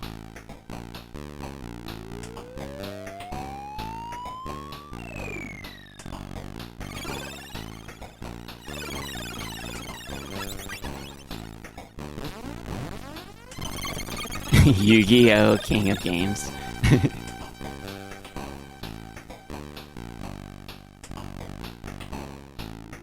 Yeah, in high school they liked Yu-Gi-Oh! A lot.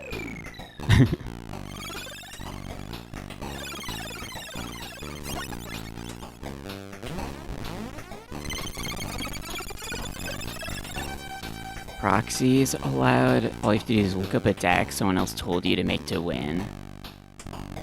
Let's see. Low-powered, high deadliness D&D. Yeah, the Bones of Power book. I just think the name is really funny. That's why I bought it when I saw it, like, a long time ago. I don't think our ship is ever gonna arrive anywhere. No way that would kill me. Can we open the door? They don't want to open the door.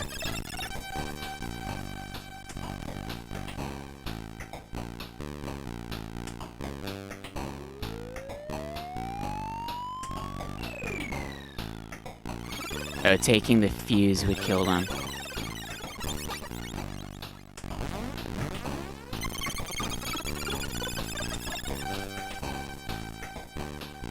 Everything appears normal.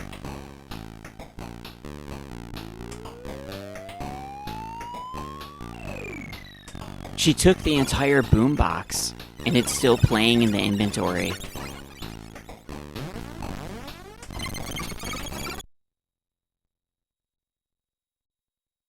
Oh, we got the digital audio tape.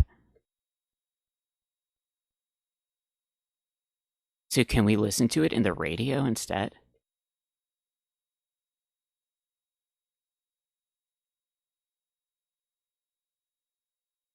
Oh, what's happening? Is it gonna play it?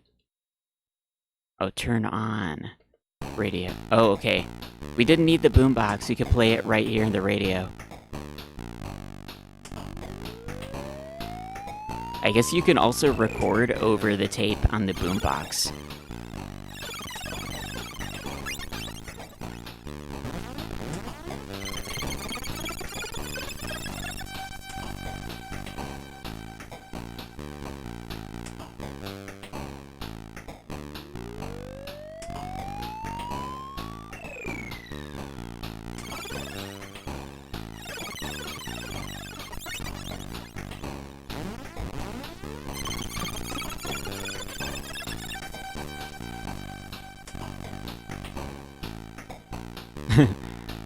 Play a computer RPG when I grind to be extremely overpowered. When I play tabletop, I want to get killed.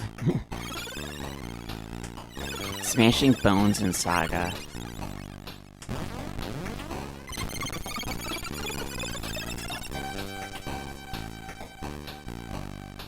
Role-playing being in a slowly panicking party of unlucky guys. Bones of Power. I don't know anything about it, even though I have the book. It's not that big. It's like...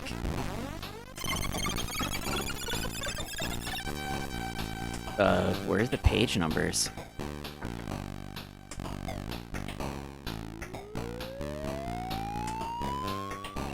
Oh wait, these are like ads in the back of it. Okay, it's like 30 pages, 30... maybe 32 pages. How do your dice stack up?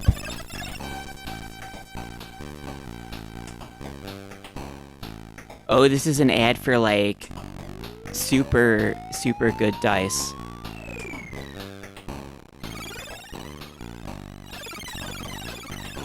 Look at that, they have a bunch of dice here.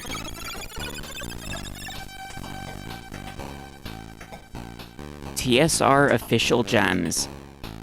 Least variation, greatest variation, average variation, and illustrated discrepancy and weight variation between the dice. Basic dice, razor edge dice. Do you guys min-max your dice in your D&D games? It's really important. You gotta get, exactly scientifically perfect dice and min-max if you're gonna get like good or bad rolls and that stuff. Well, reading the Bones of Power book would have you believe that that's important.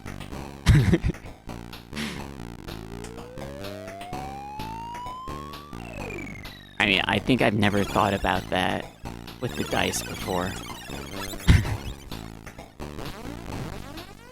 Yeah, wait, what exactly are they talking about? It's like discrepancies with the weights of the dice? There's a lot of paragraphs about this dice stuff.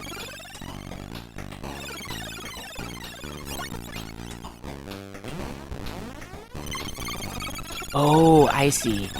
These charts here, they have all the dice lined up, and they're trying to show you how it's supposedly they're the same dice, but they have like different sizes even though they're supposed to be the same. Like the dice aren't made exactly perfect. Game science dice.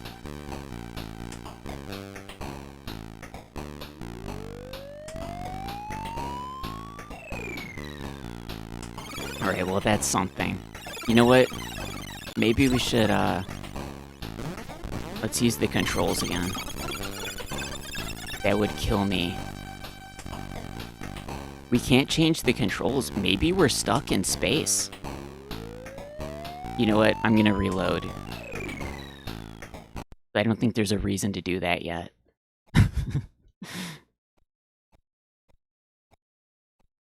Maybe it's like a trick to get you to, like, you go into space and there's no reason to do that. Because why would we need them to go to Earth? Like, Zak McKracken and Annie are on Earth.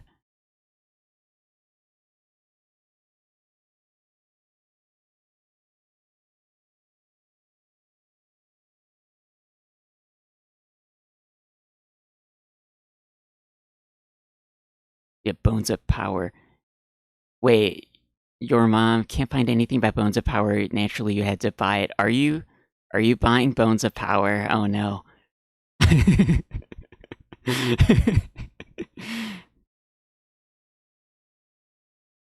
Campaign, trek across desert, breadcrumbs,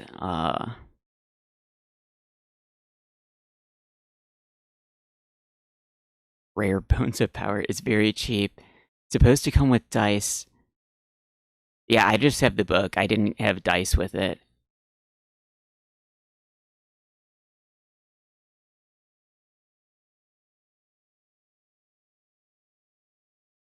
Set of extremely cursed chess X they had to stop using is giving you statistically improbable 2s on the d20s.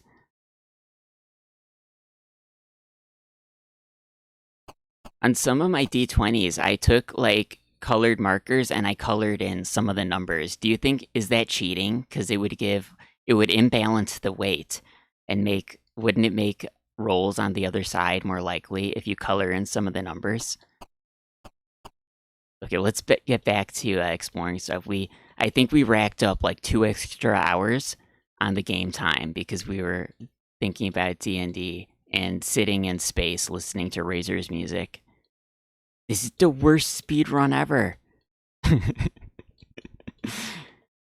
Okay, and this is the part of Zak McKracken where you sit in the spaceship for several hours.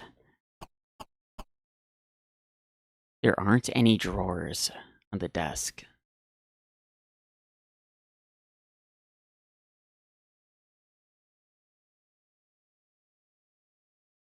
The person and company that made Bones of Power were actually a dice manufacturer and invented unusual dice sizes like D5 and D16. Nice.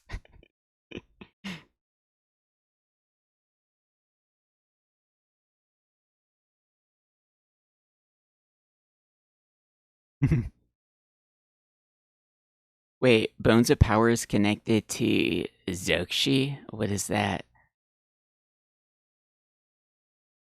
Is that like the name of the guy who made it? I really have read barely anything in Bones of Power, even though I have the book. Like, I really just thought the name was funny, that's all I know.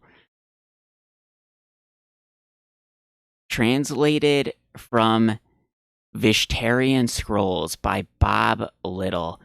Edited by Niels Erikson. Disappearing Ink Dice, produced exclusively by Game Science.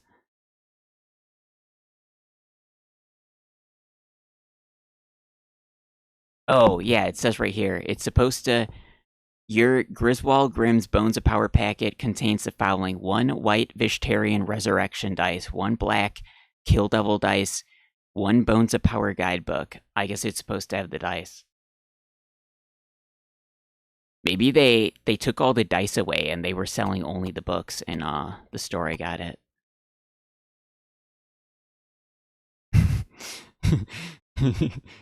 Your mom literally just bought the Bones of Power. That's funny. You're gonna be the Bones of Power master.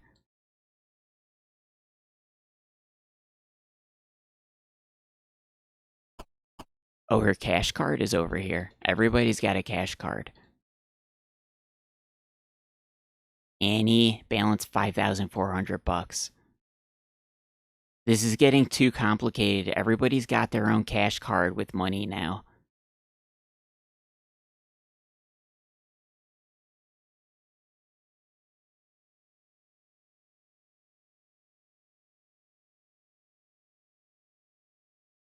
We can't look at the picture? What is books? Read books. Read books. I've already read them all. Wow.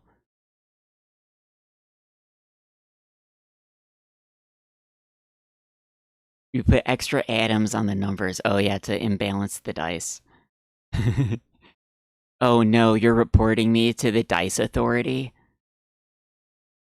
I don't think they're as bad as the Speedrun Authority, but don't report me.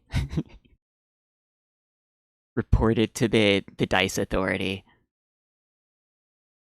Yeah, maybe like extremely min-maxing groups, they would get mad if you're cheating on the dice like that.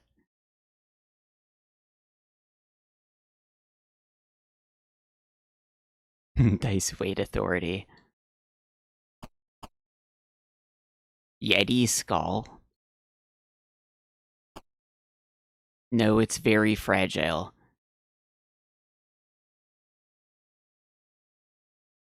Liu Zokshi is game science.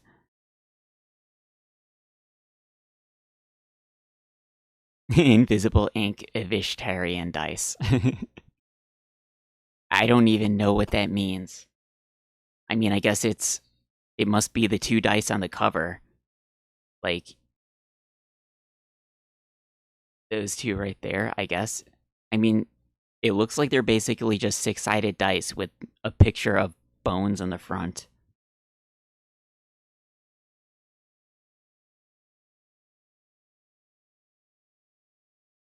Oh, that's the 100-sided die on the back. I think we had one of those in the D&D group. I mean, you always just normally roll the 2 D10s to do D100.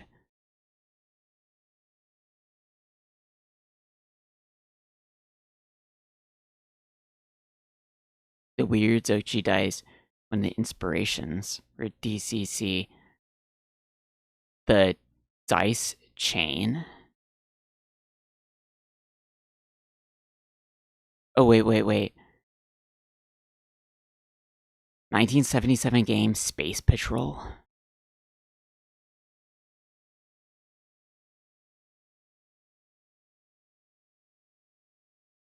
You roll bigger dice instead of +1 or +2. Really? So you just get like more like variation, I guess, because it like if you had like 1d8 and you want to do like 1d8 plus 1, like for example, you'd roll like a 1d10 instead, or something like that. Or I guess one of the weird numbers that they... D7. What do those dice even look like? Oh, D30. I have a D30.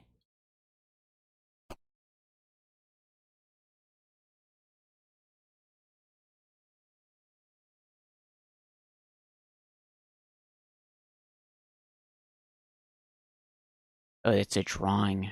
Read the drawing. It's the device from my dream.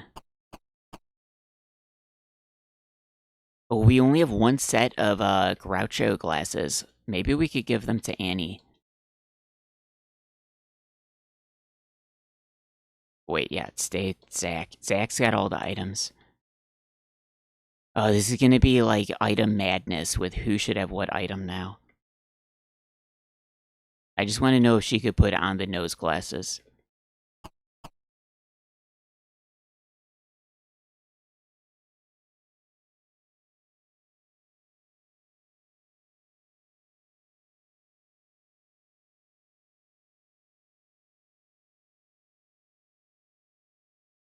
Nice. Now she's got the Groucho nose and big mustache. That's hilarious.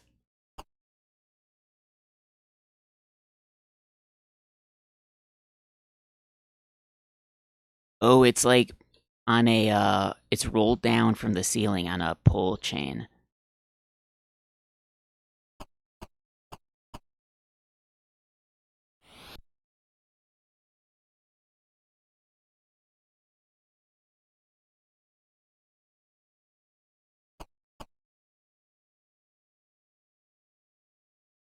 Oh, it still says drawing here.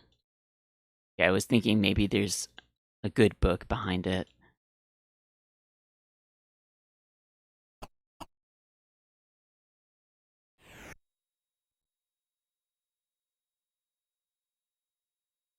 Yeah, the D100.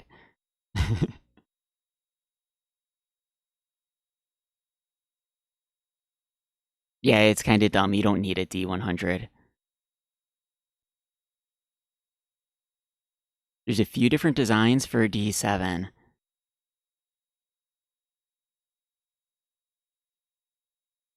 D20s that have 0 through 9 2 times.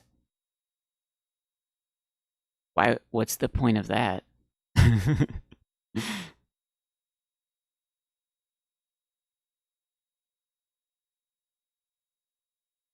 Oh, is that all the dice on the Amazon link? Complete polyhedral D3 to D100. D total 11 dice in one. What is 11 dice in one? Is that like how you could roll like a D6 and just pretend it's like two-sided, like 1 to 3 is 1 and 4 to 6 is 2? Like that way, like dice, multiple dice in one? D total is a 30-sider with a lot of things in the faces, or a D24.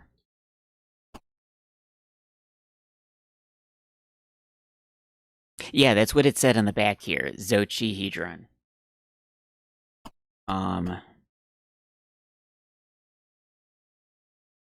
Like right down here, it says Zochihedron. I don't know if that shows up, but that's what it says.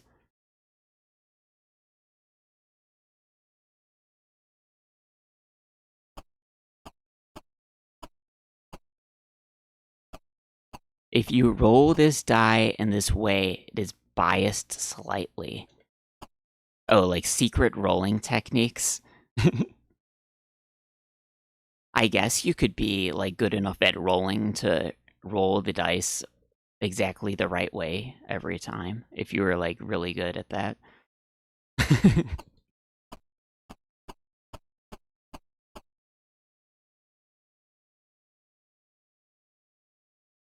The D20 that's 0 to 9 twice is less biased. Oh, is that the reason why?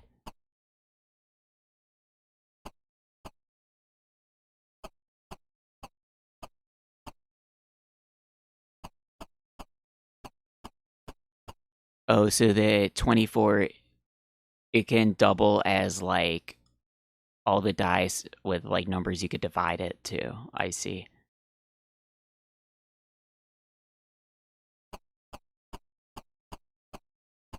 Roll again.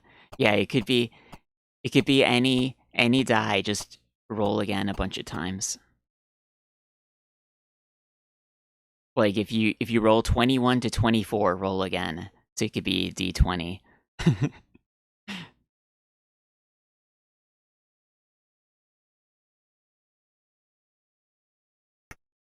Yeah, wait, wouldn't you just like get use the 100-sided die and like it could be a D2 if you get a 3 through 100, roll again. Well, no, wait, no, that would be stupid because you just make like even numbers be 2 and odd numbers be 1 or something like that.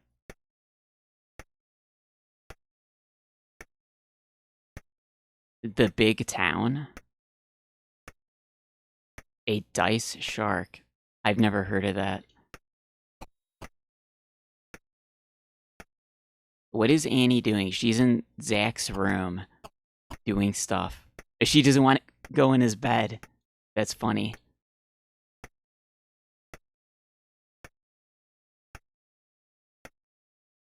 Can she do different things than Zach?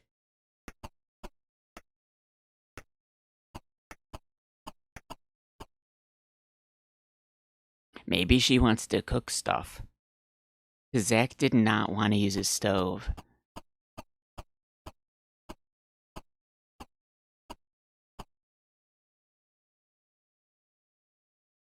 Use stove with hat. No, she doesn't want to use the stove either.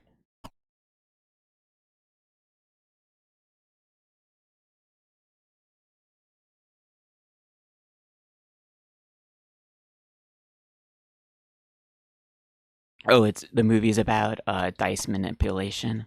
I guess that makes sense. He likes dice. I didn't know anything about this dice guy. Even though it was all like his stuff is on the Bones of Power book.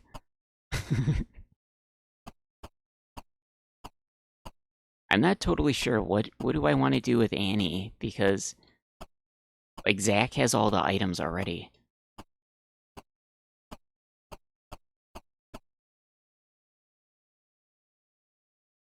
Maybe we should just fly to the other locations on the airplane. I think that's what we should do next.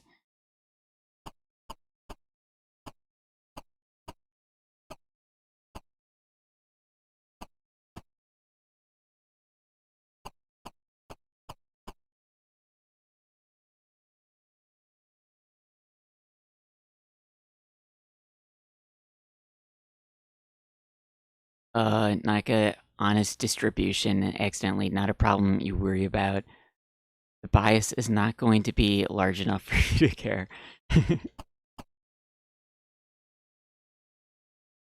Computerized random number generator on like iPad for rolls, and there's another dude freaked out about that, like it wasn't fair.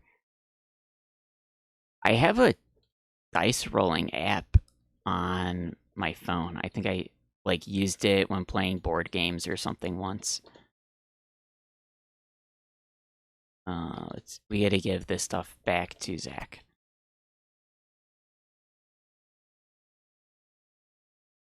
Don't leave without your Groucho Marx glasses.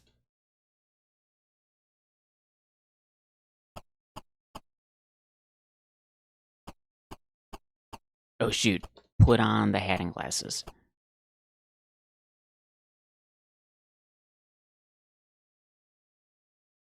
I wonder if the characters can use the cash cards from someone else.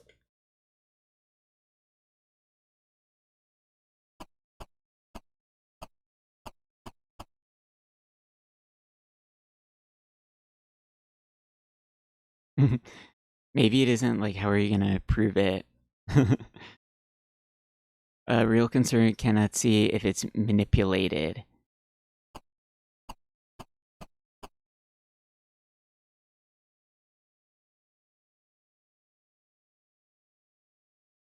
Not participating in the ritual, or like dice rolling ritual.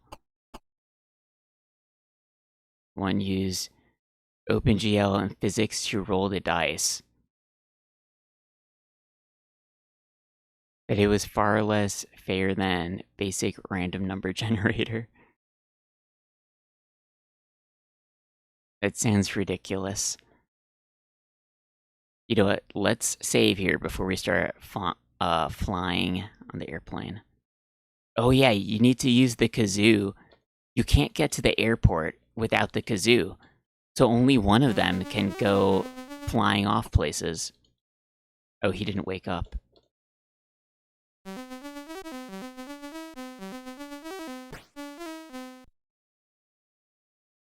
I guess we could have Zak here and then have Annie go to the airport if he plays the kazoo and then they both get in the bus.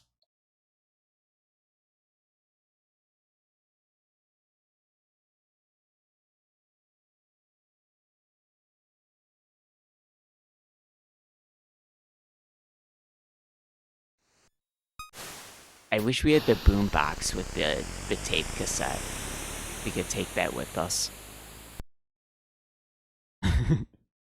And play the Razor's tape cassette anywhere we go. Maybe this is supposed to take place in the same world as Maniac Mansion if they had Razor's tape cassette.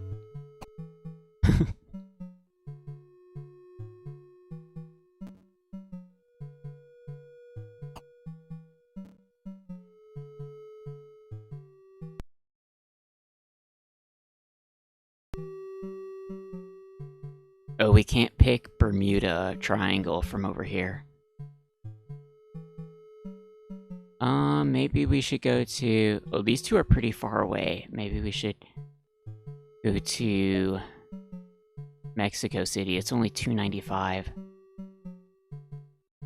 Because Miami was closed. I think there's no reason to go there.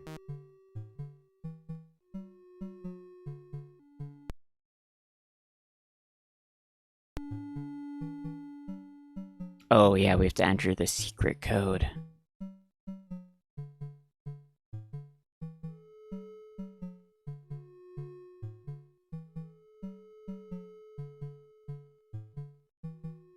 Alright, we had section 1C21.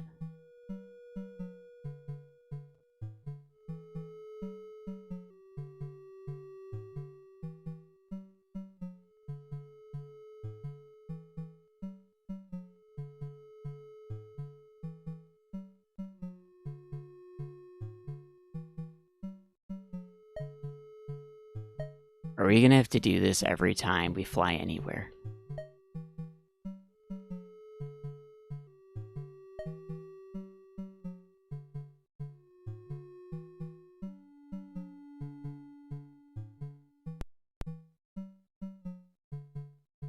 Why did they turn your entries into the pound signs on top? Like they're trying to obscure the numbers you're entering?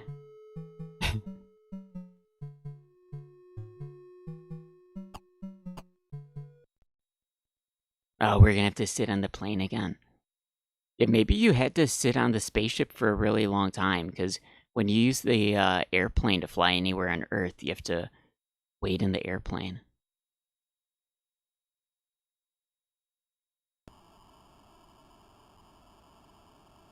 They talked about the parachute, and I think, like, something else. I think the idea might be you use the egg in the microwave in the airplane, and it's probably gonna, like, blow the door off, so you parachute outside of the airplane. But I don't think there's a reason for us to do that right now. We also don't have the parachute.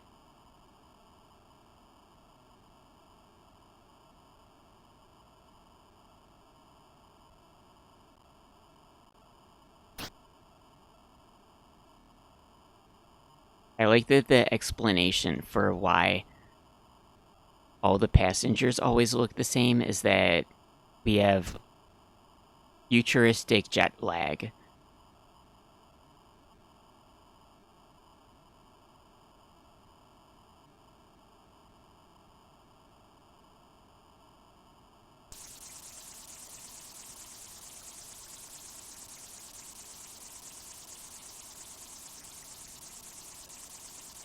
Use sync with... Oh yeah, I guess use it with the toilet paper to clog it. Oh wait, the crystal shard.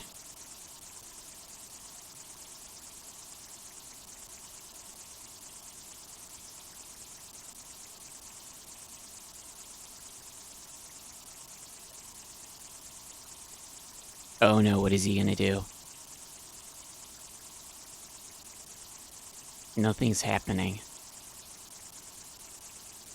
If I use the blue crystal here, maybe the aliens are gonna teleport onto the airplane and confiscate it.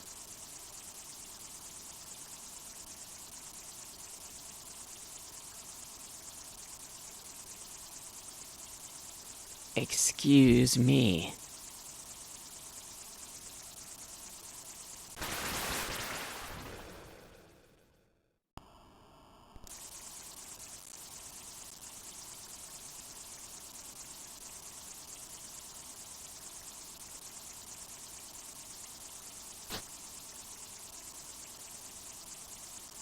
I think we did almost nothing in the game today so far.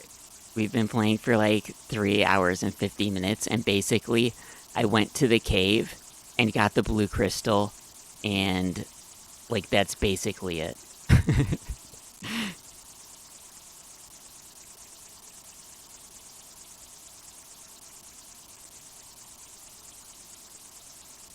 But we can't pick up the cushion again? Oh yeah, look at that. You can't take the... Well, we have one cushion. I guess you can't keep taking cushions.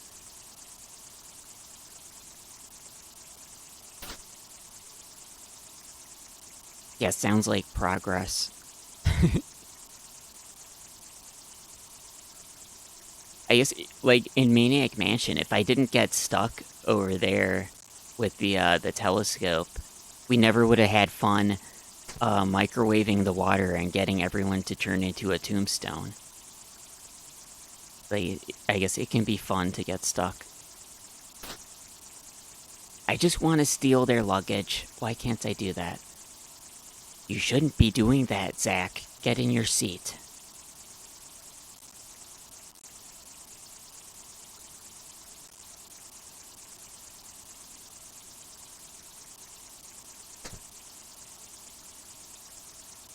Oh, she went over there to close it. What if I open the one all the way over here and she's gonna bring me to my seat, and then she's gonna have to go here to close the compartment?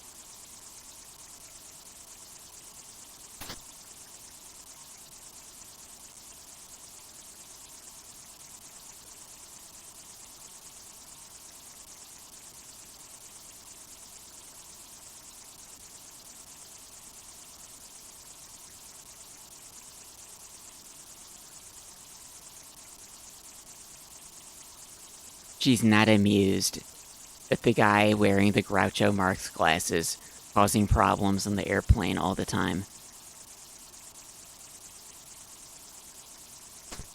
Oh, can we close this door?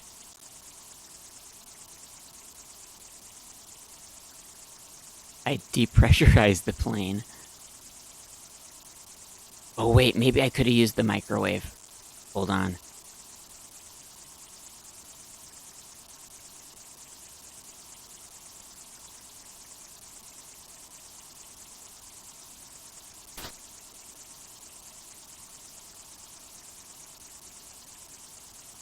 These airplane segments are just for causing lots of problems for this stewardess, I guess.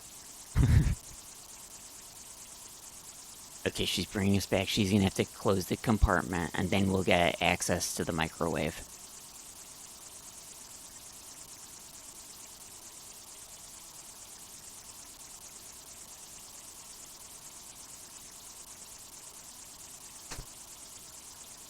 Open it. She caught me from all the way over there. Oh, that's no fun. She's on top of this. No problem stuff. We can't make any trouble. I don't want to do the toilet paper in the sink thing again. We already did that once. Although I guess maybe that's what you have to do to be able to steal any items or stuff. You have to clog the sink.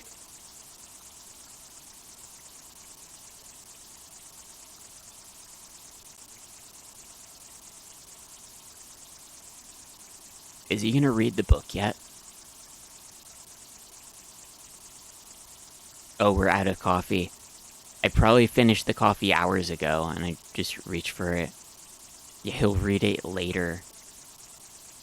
He needs to read it so he could get enlightened and be a better golfer.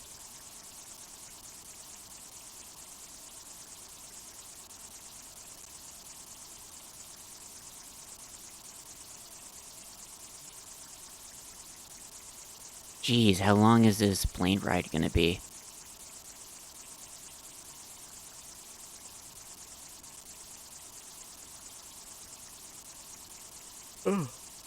There should be like a pass the time item.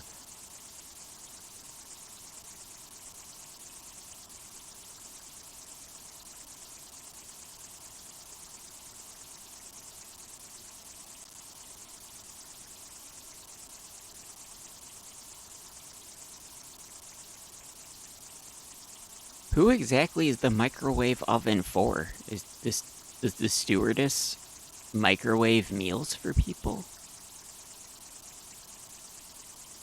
Ugh, I need a drink. The whiskey tastes awful. Well, the more you drink the whiskey, the better it tastes.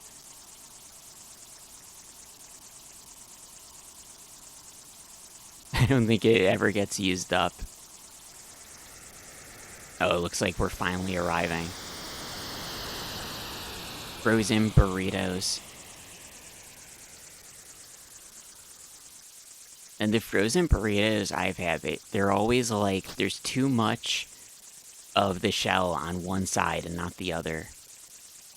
It's been a joy having you aboard. She's really mad.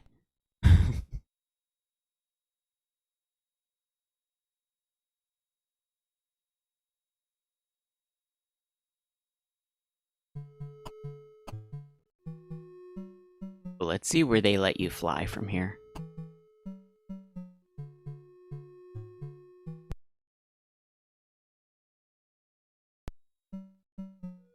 San Francisco, Miami, London, and Lima, Peru. Okay, those are basically I think those are the same places we could have flown from here. So I guess if you go to Miami, then you have access to Egypt and Bermuda Triangle.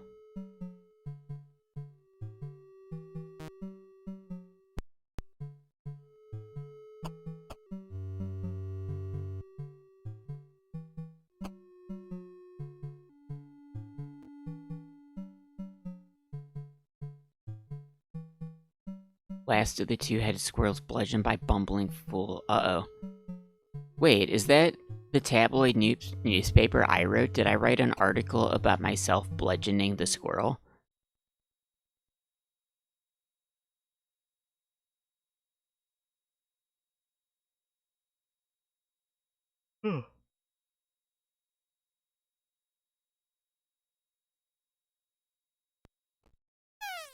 Wow, is this Mexico City? This is what happens when you step right off the airplane out of the airport, apparently.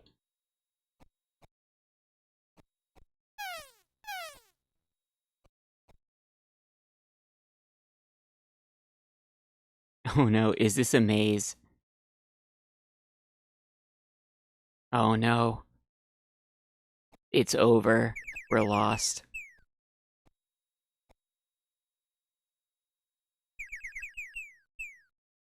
Well, I turned around and went backwards. Shouldn't we be back at the airport?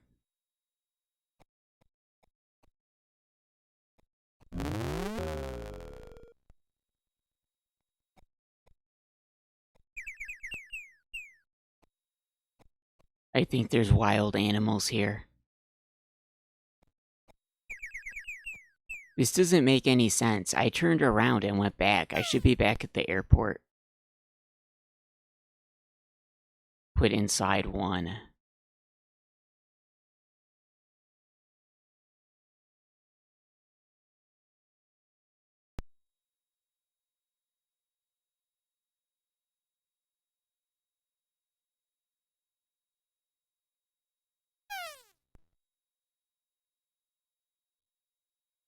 Oh, we're the little guy over here. Okay, so you have to go through the jungle to get to the airport, apparently. The temple.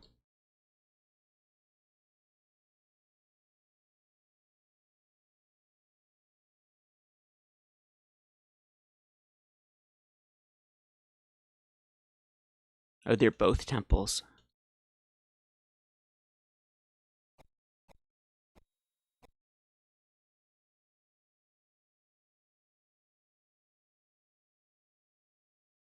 This game is going all over the place.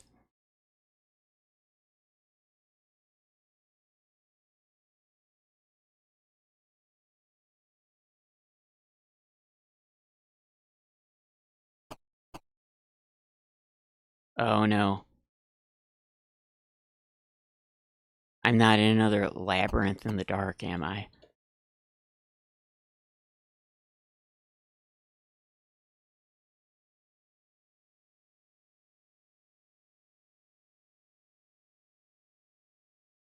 Oh, wait. Torch? Oh no. Okay, I got the torch. There we go. Use torch with the lighter. There we go, we did it.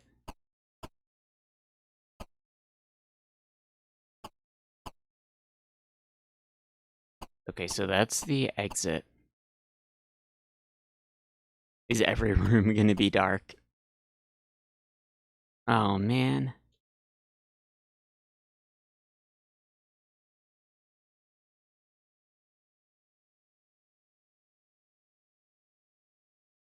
I guess moving the cursor like this is like simulating bumbling around in the dark.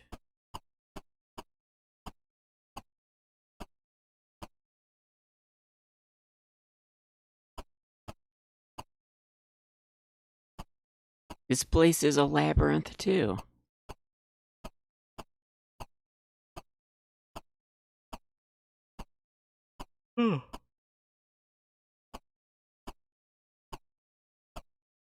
There's too many doors. But what if we could just take the torch with us? You can't. Zak McKracken's gotta use the Hunk-O-Matic machine to be able to pull the torch off the wall.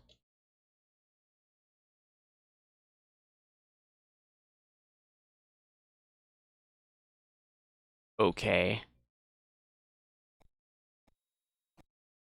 I guess you go down the hallway over there and you wind up. I didn't even go up a stairway, that doesn't even make sense.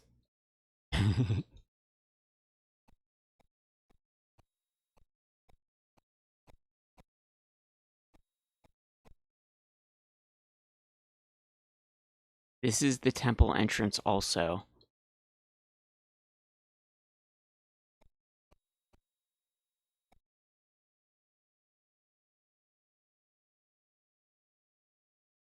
And that's also the jungle. Maybe it's the same jungle that connects to the airport.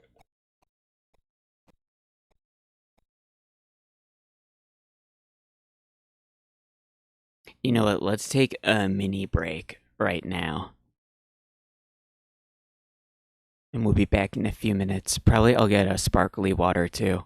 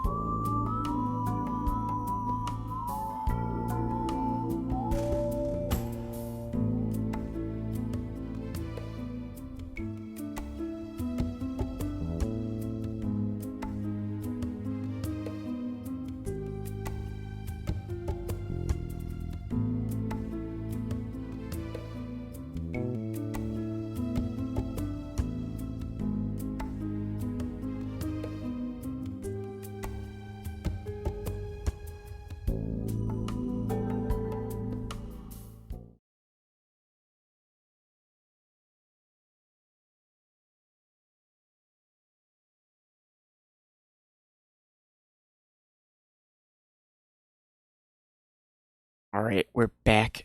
Wait, what's... Did I go somewhere? What happened? Moment reads 7 minutes of oxygen left. Oh. Their oxygen has been running out on Mars while I've been doing this stuff?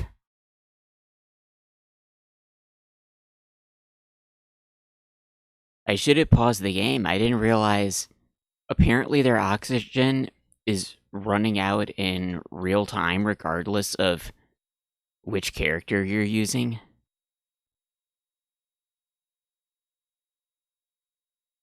Yeah.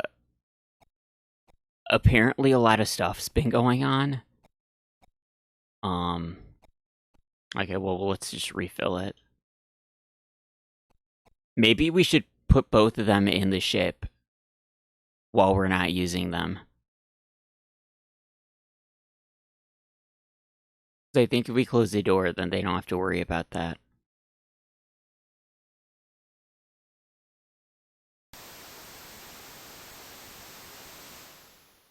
There, get some green oxygen. Who are we? Are we Leslie or Melissa?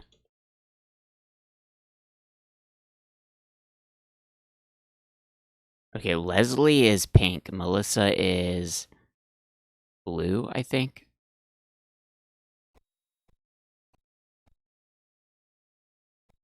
I don't think they can really do anything on Mars right now. Because that one door wouldn't open, and the power is off.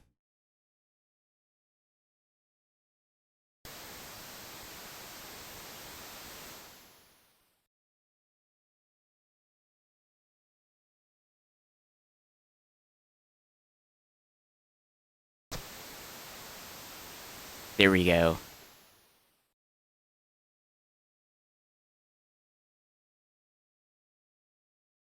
I think they don't have to worry about oxygen now. Oh wait, maybe we have to put the fuse in the thing. I don't want to launch the ship. I just want the oxygen to be going.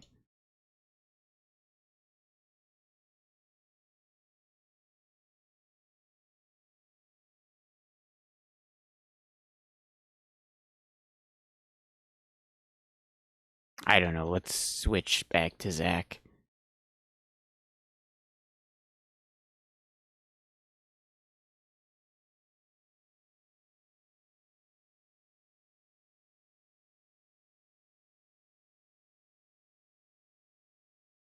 Okay, so...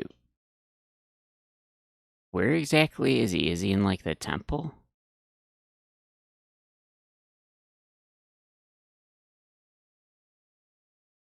Oh, there it is. There's the torch.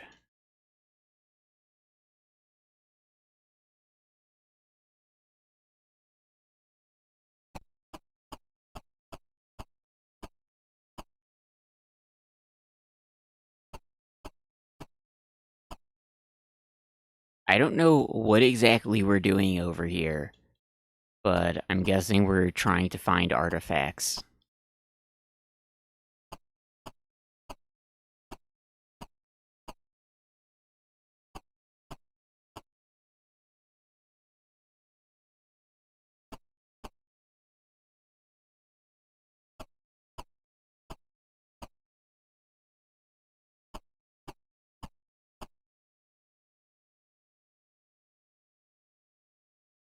We've been in this room.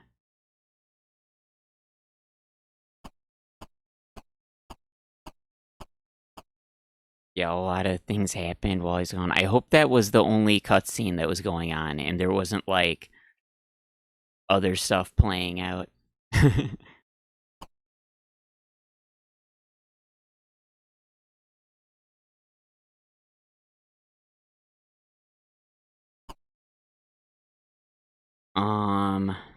This is black raspberry.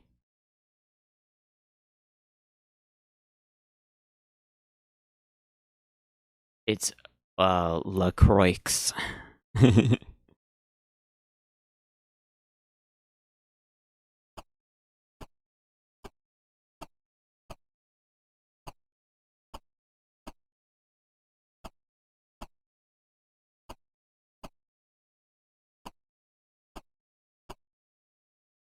Oh, this is a bigger door. Maybe this is the good door.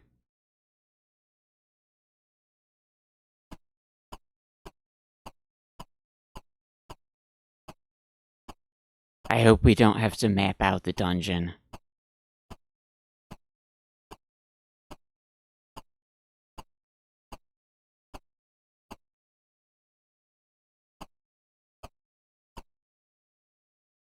Oh, it's the bigger door over here again. Maybe it's the same hallway.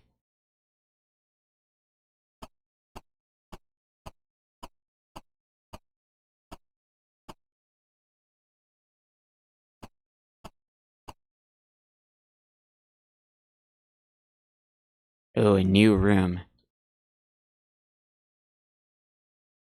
Wait, don't move. Where's the torch?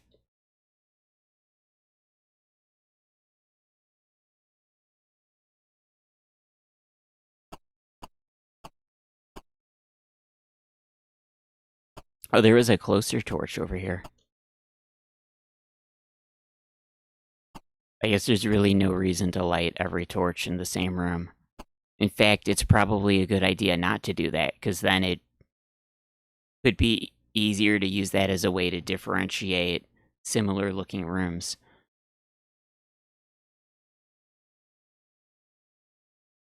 Well, this is a big door. Let's go in the big door. It's a new room.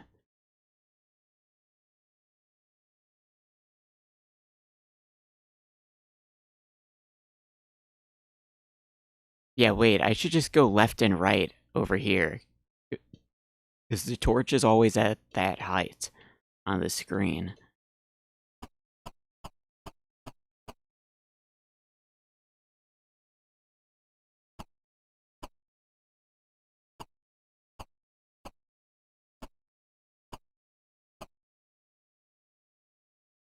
Maybe all the rooms have a big size door at the right side of the room.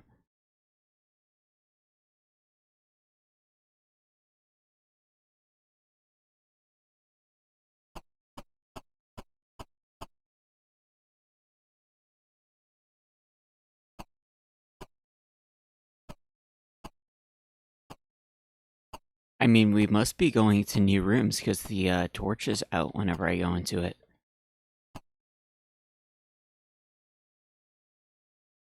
Unless the torches go out, maybe?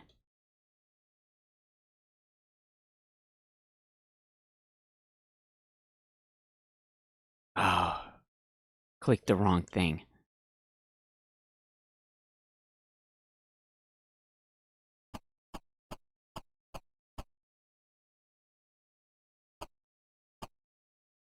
It can't be the same room because I think the torches stay on because they stayed on in the other rooms I was in.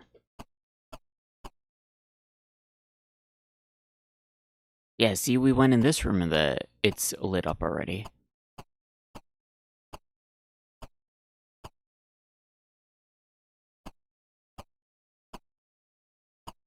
You know, let's go back and do a different door in that other room.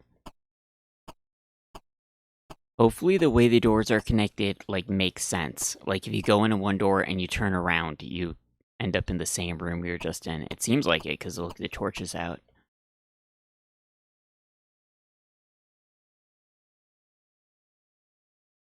There's way too many rooms in this thing.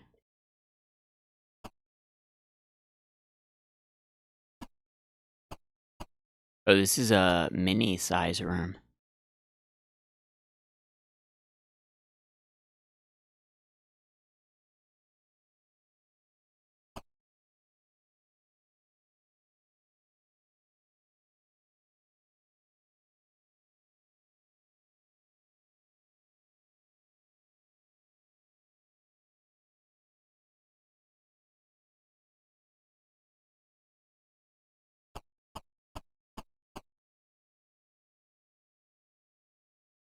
Yeah, I think we're deeper in, because now the rooms are mini-size.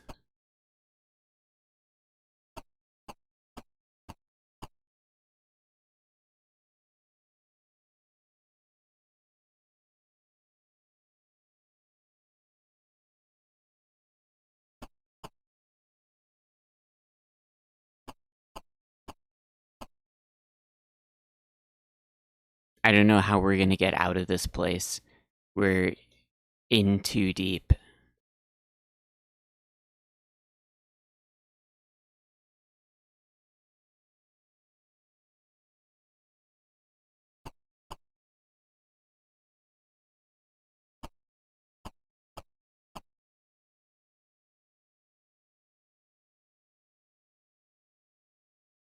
Now we're in a room we were in before. This must, like, loop around.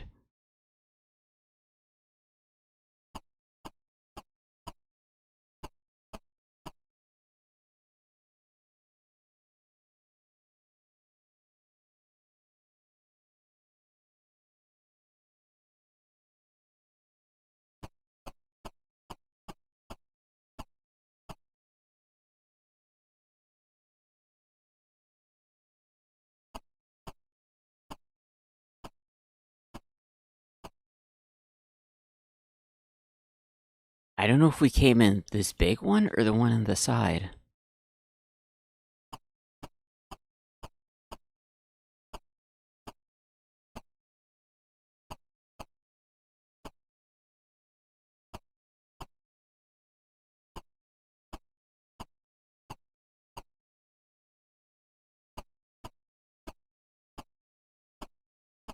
Oh, great. We're stuck. It's over.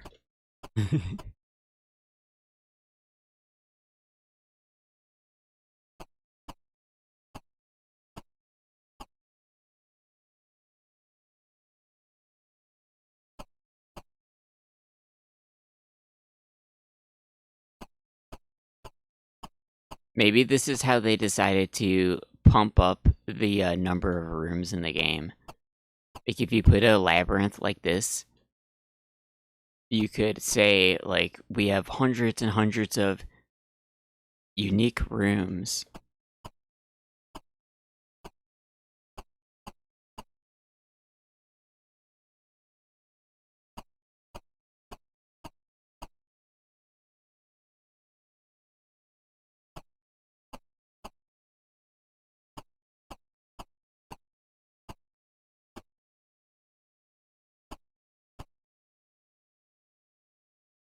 Thousands of areas like Daggerfall or Arena.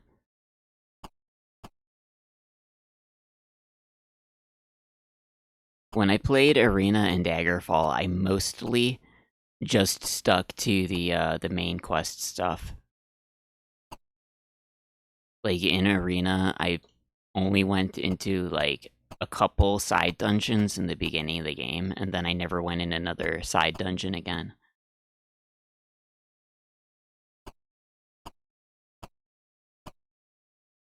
And then in Daggerfall, I think I might have gone in, like, one side dungeon the whole game.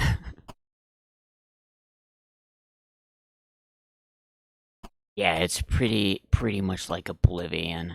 Pretty similar. We've been in these rooms. I always went in this door when I was going through here, I think.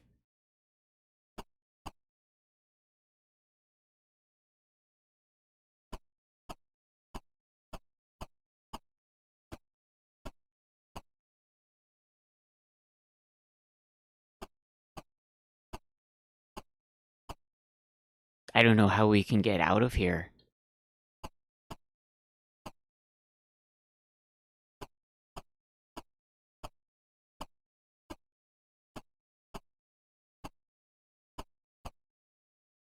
Zak McKracken is looking for the ancient bones of power in the temples of Mexico.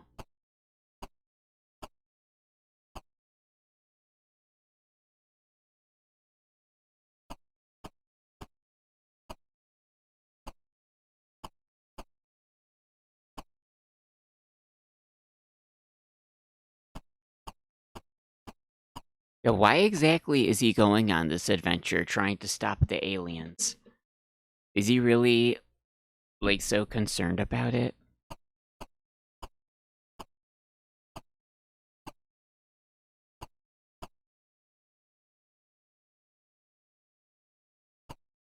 Like, in Maniac Mansion, we were trying to rescue Sandy. Like, it made sense, like, why everyone was there, like, right away. But I feel like, what exactly is Zak McKracken up to?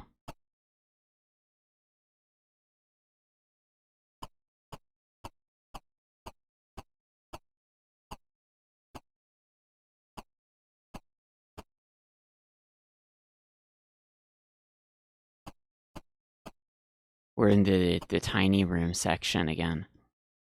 Maybe I should try to stick to the tiny rooms. Like, if we wind up in a bigger room, I should turn around and go back.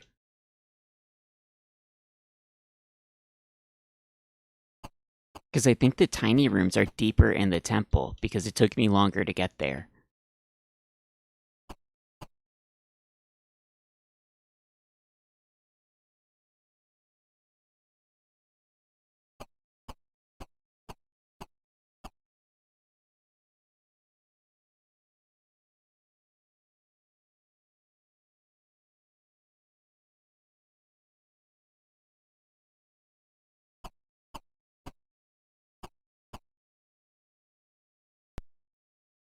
Oh, put inside too. Maybe we went to a new place.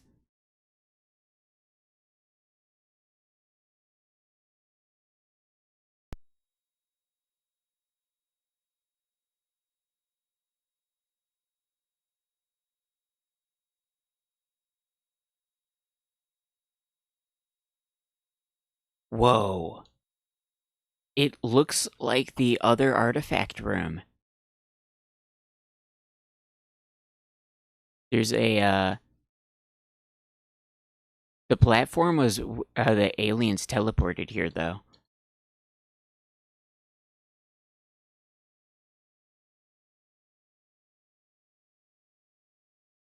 Strange markings. Oh, that's crystal shard. We have one crystal shard.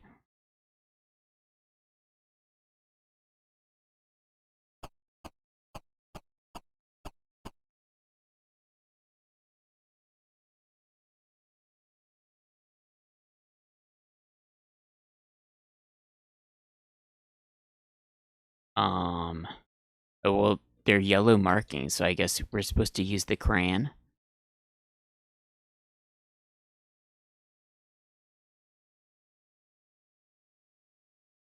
This is a little bit ridiculous. He's going around with a yellow crayon, drawing and stuff.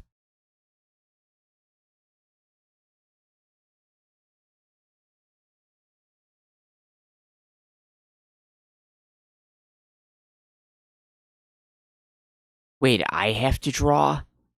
I don't know what to draw.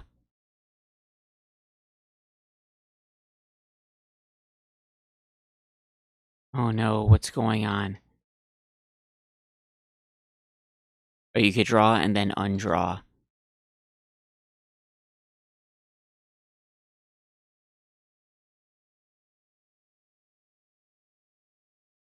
Oh, he's like connecting lines.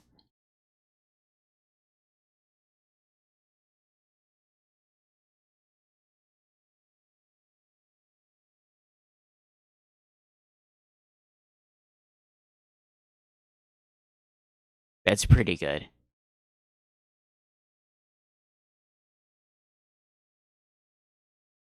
I guess it didn't work. I don't know what to draw.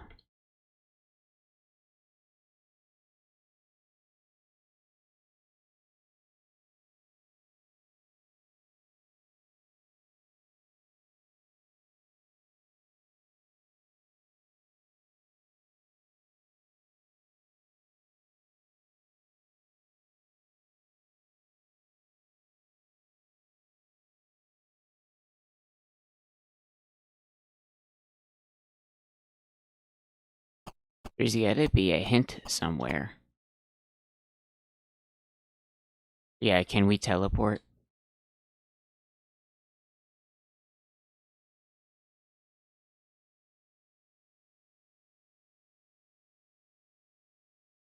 If we use the blue crystal, maybe it's gonna teleport the aliens, just like it did at the other place.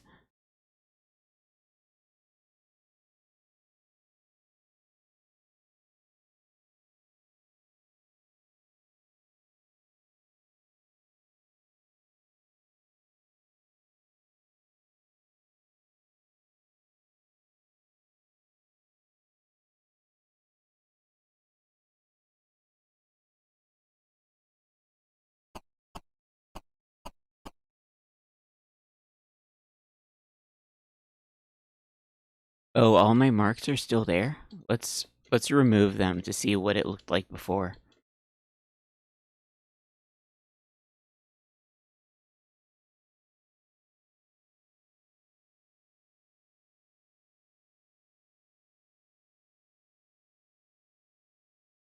So we had to draw...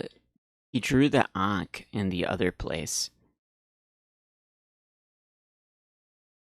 This one has a line going down, so I bet you're supposed to draw this one at least.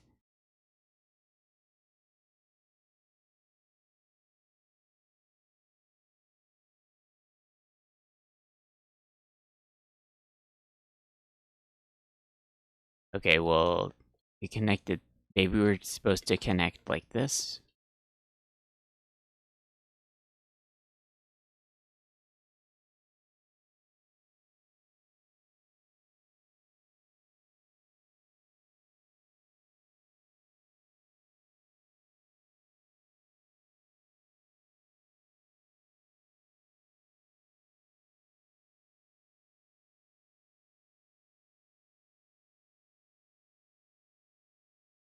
Like this one, it looks like it goes down partially already, so like that one.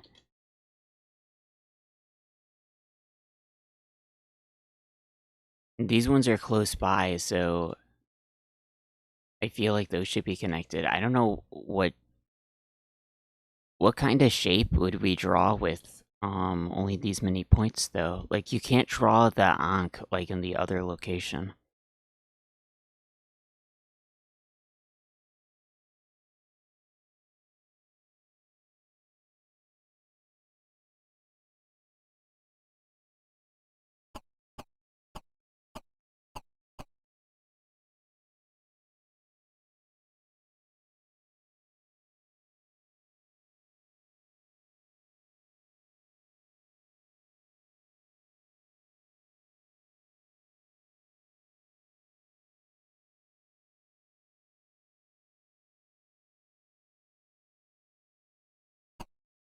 Okay, maybe he wants a second crystal. Nope.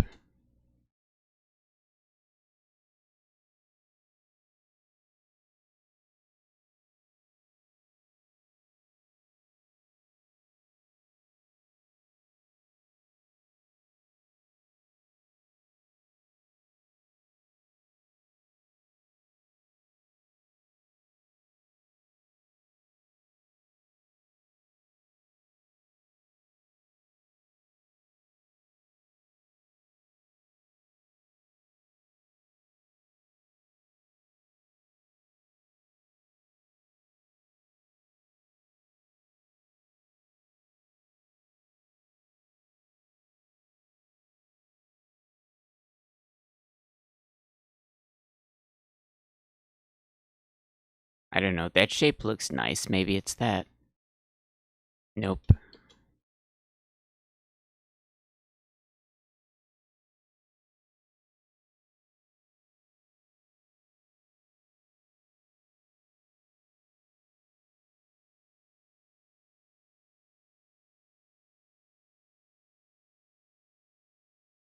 Alright, well, maybe we should go back to the airport, or maybe wander around in the jungle.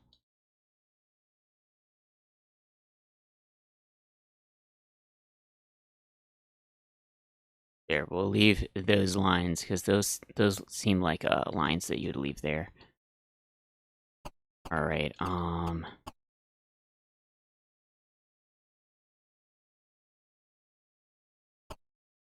we're gonna have to try and walk out of this place. Put inside one.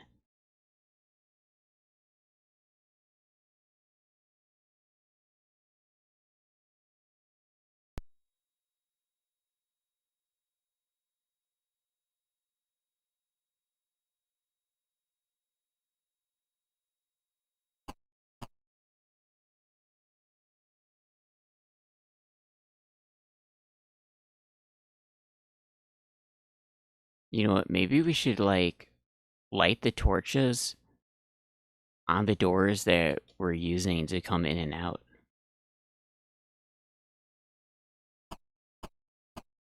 Can you turn off a torch? You can't turn the torch off.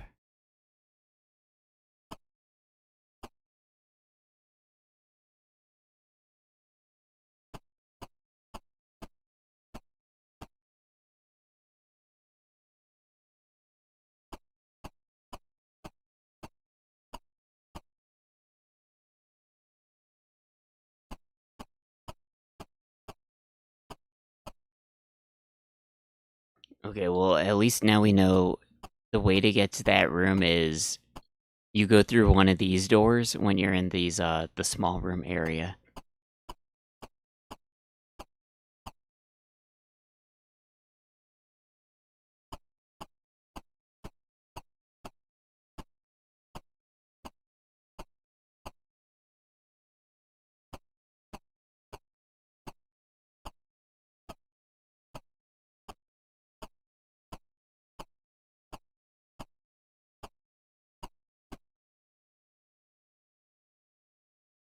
Yeah, even if I was gonna start mapping it out now, how am I gonna really know if a room I go into is the same room I've already been in?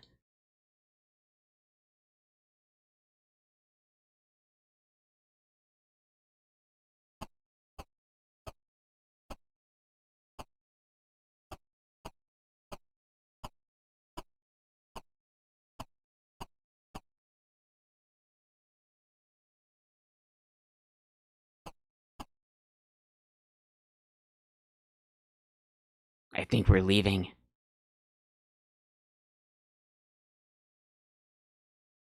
Yes! Alright, we got out through the big stairway temple, too.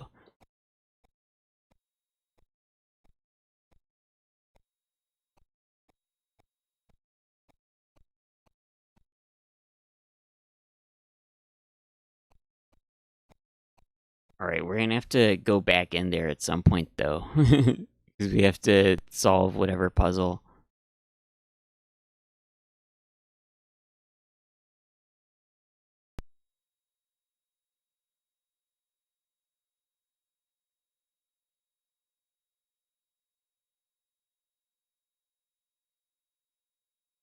Guys, Zak McKracken is too tough and too confusing.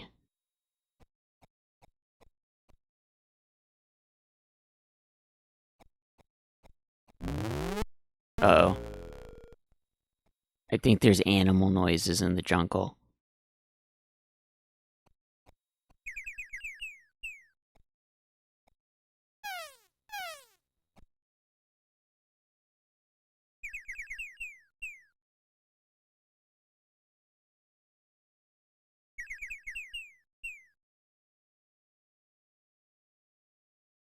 There's bird noises.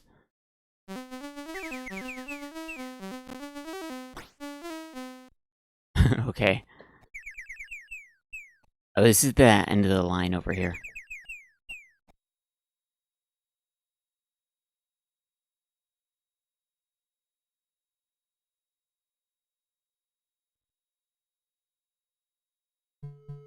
Oh, we made it back to the airport.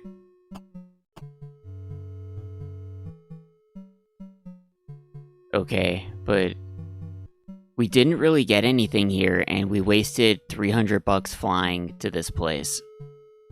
I'm not sure if it's a good idea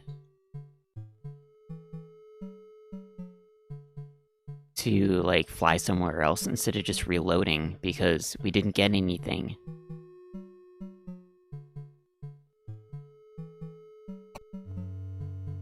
I guess we lit all the torches. If we come back, we won't have to relight the torches.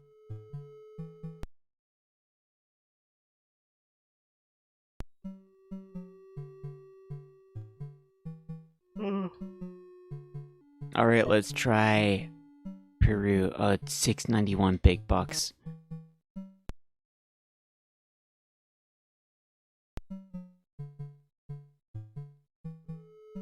I think Annie doesn't have as much money in her cash card, so I think she can't fly to as many places. But we need to find the secret of winning the lottery. You get infinite big bucks.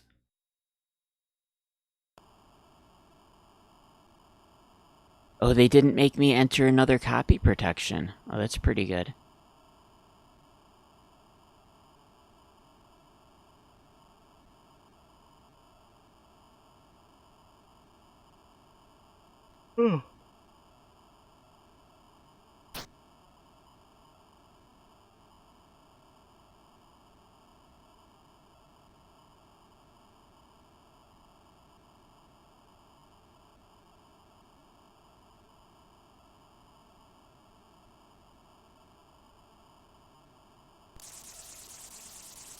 I guess we'll use the bathroom. I don't know if this helps pass time or not.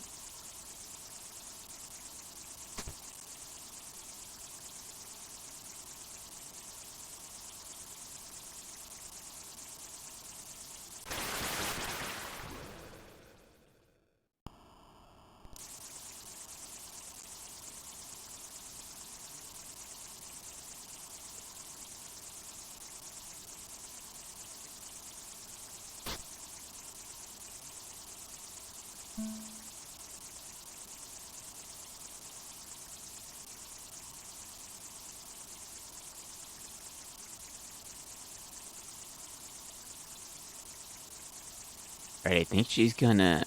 Oh, she's telling me to sit down over here.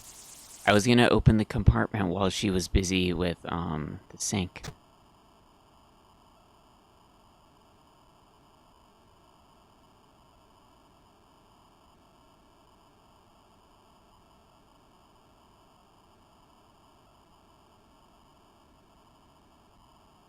Read the book. He doesn't ever want to read the book.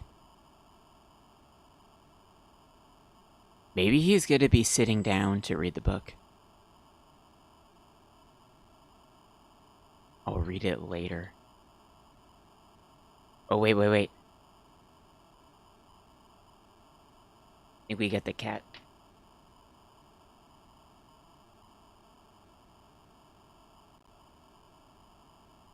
Oh, we got the cat.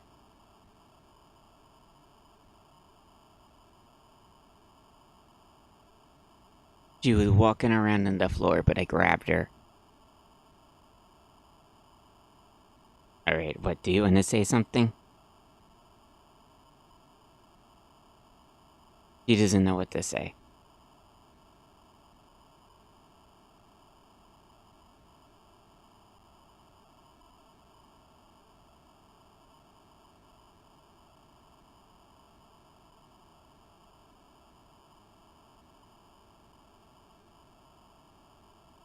Alright, there she goes.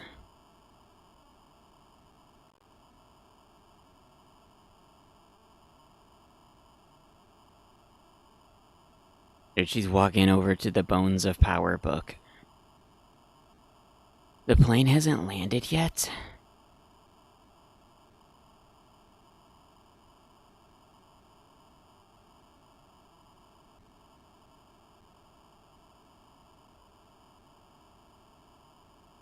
Don't read it later, read it now.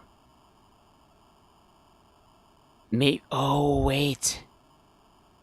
Maybe he can't read books. Maybe you have to give it to Annie and she can read it, because she's read all the books in her room. She's like a reading book expert. Maybe only she can read the book. Well, now we're like flying all the way to Peru, I guess. Alright, we'll have to give the book to Annie when we get back to San Francisco.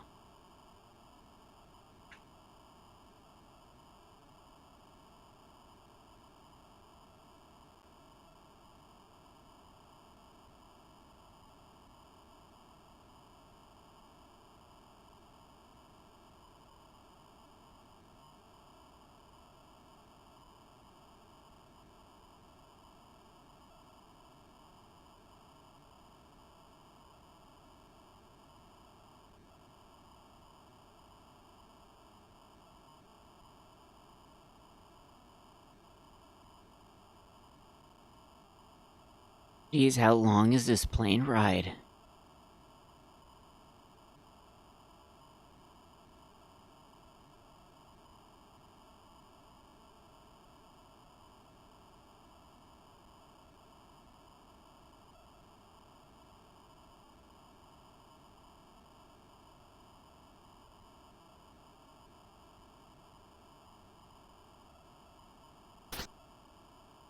What did it say in the newspaper about the planes looking the same? Let's look at the newspaper while we're waiting.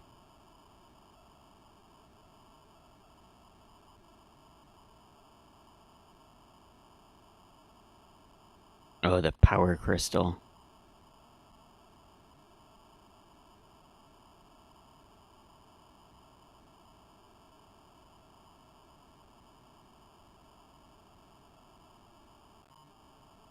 That's the phone company.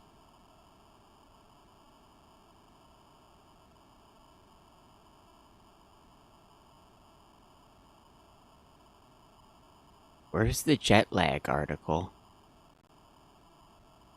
Aha. Jet lag is even more of a drag. Everyone on planes will tend to look alike. Jet lag jellyheads, it appears the same people are flying with them everywhere, but it's really not the case.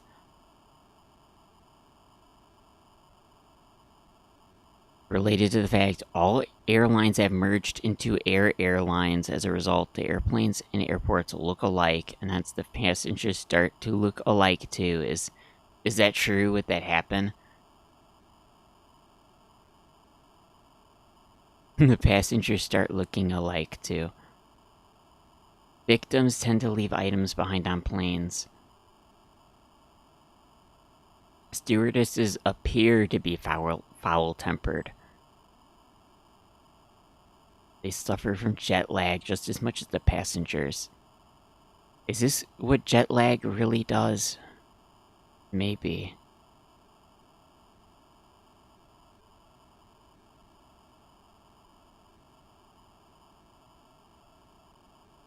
We need to get power crystals.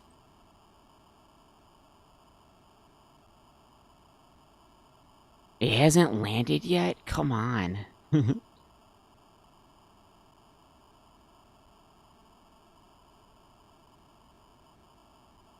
We can't read this guy's newspaper.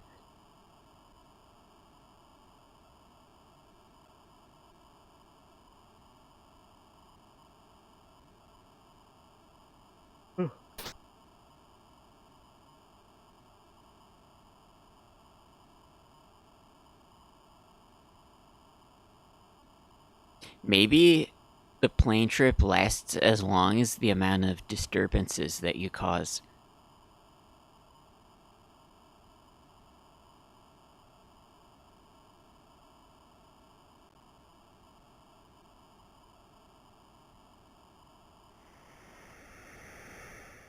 Yeah, look, now it's landing right after I caused a problem.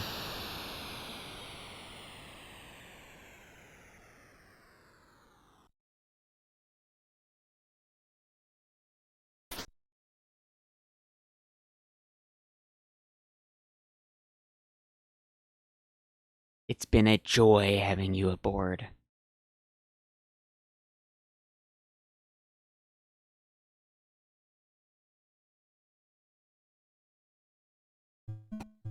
Yeah, hopefully. Whoa, what is this?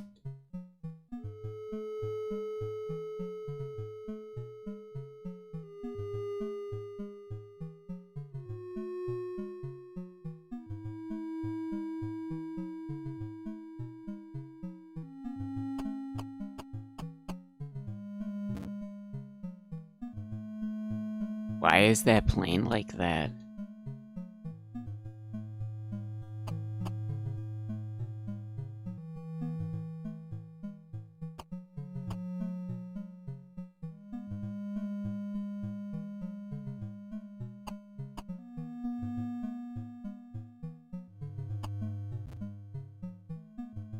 Let's see where we can fly. Oh, only 2 places.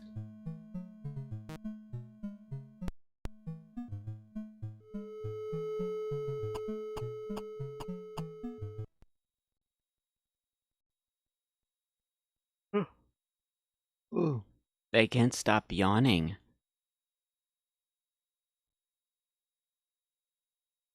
Why is this place a jungle too? Why is there jungle labyrinths outside the airports?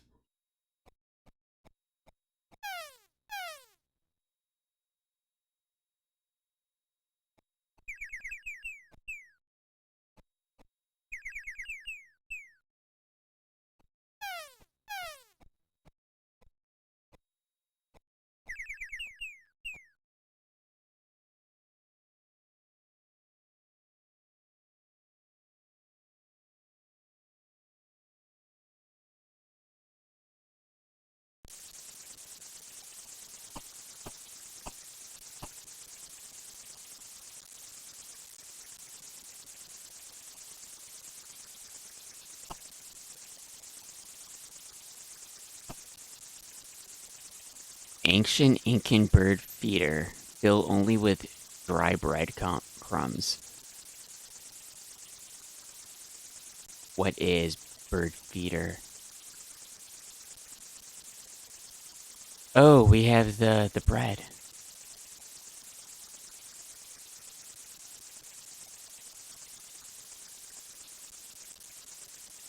We can get some breadcrumbs off of it.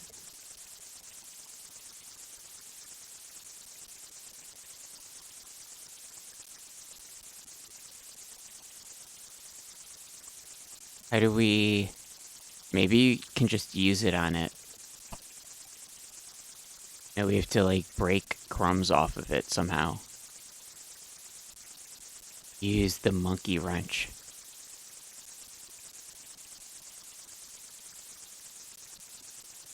Hey, Cassan's Corner. No, he's not doing it.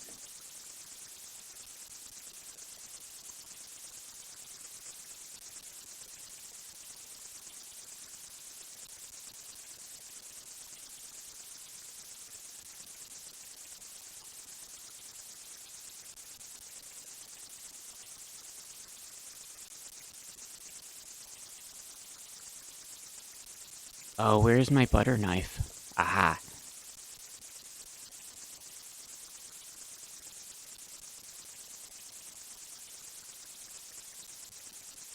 I guess this stale bread really is like hard like a rock.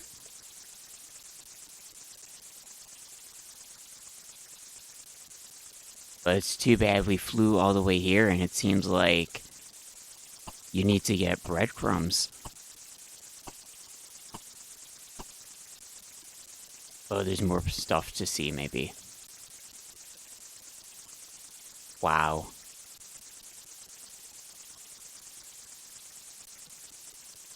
It's huge.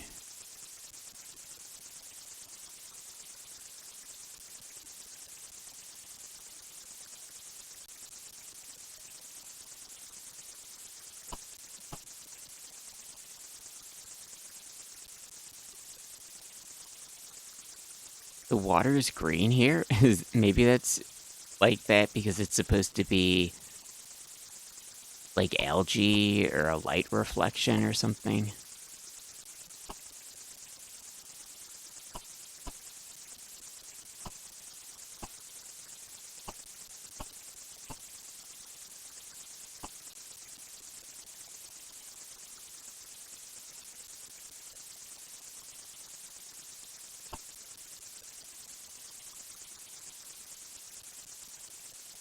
Still only with dry breadcrumbs.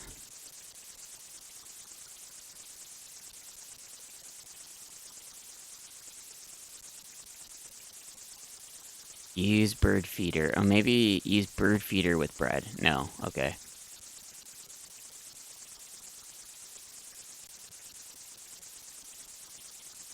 The water is lower and you're on the ledge. Oh, maybe it is a ledge. I didn't think of it that way.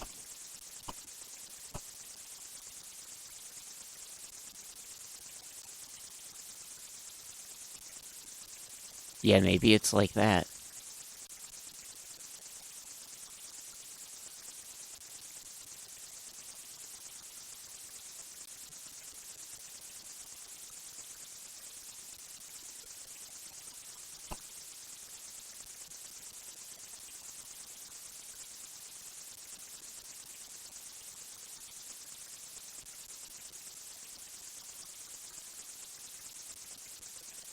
Yeah, that would mean the carving is like super gigantic then if this is all stuff that's supposed to be way in the distance. Then this would be like ridiculously gigantic instead of just like a little bit taller than you are.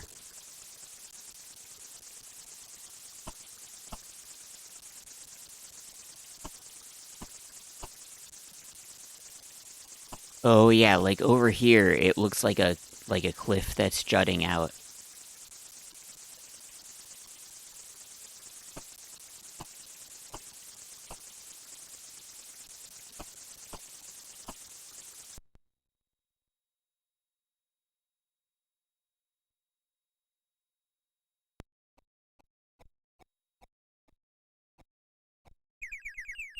Oh, cat update. She might be falling asleep.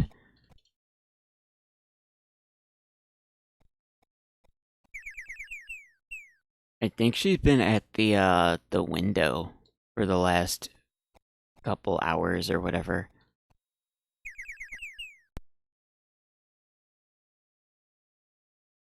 Oh, I think we went somewhere, were we?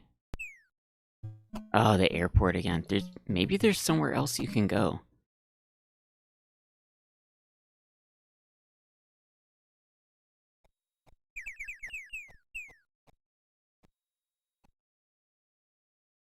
Or it could be all these areas and the different airports are really just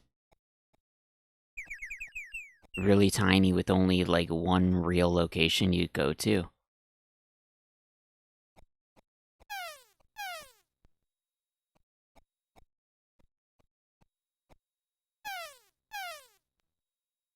Whoa, this looks like a big cave. Or path.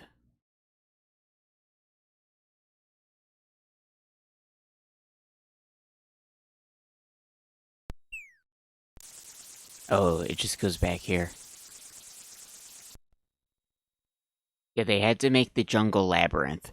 Otherwise, all of Peru would just be one bird feeder screen.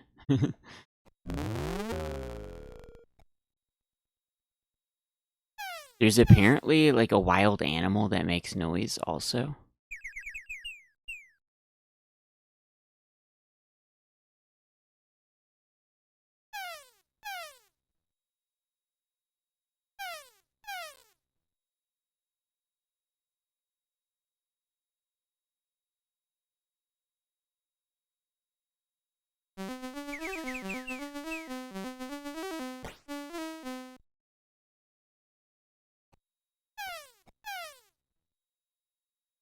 Well, it's not attracting the attention of the animal.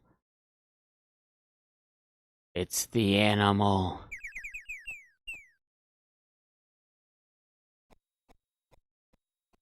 Yeah, maybe that's the only location.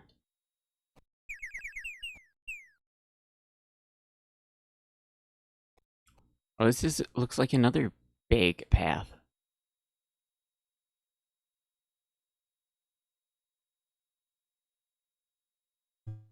Oh, it's the airport. Alright, well, I don't know, let's go back to San Francisco.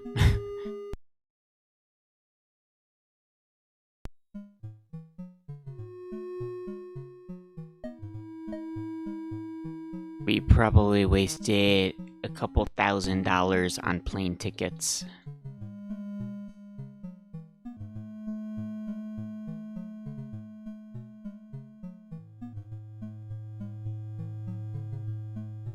Ouch. We used to have, I think we used to have $12,000, or at least 11,000 maybe.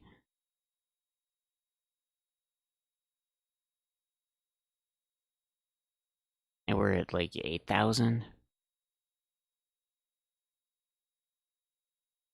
Oh no, we have to sit through a plane ride. Okay, let's test out our plane theory. If you just keep opening the luggage and get yelled at, maybe you just have to get yelled at like a certain amount of times for the plane to land.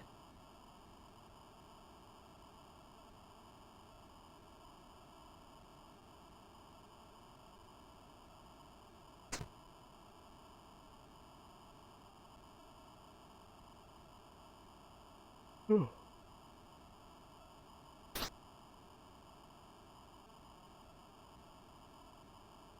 she yells at you if you walk to the front. Maybe we just walk to the front. They don't have to click open.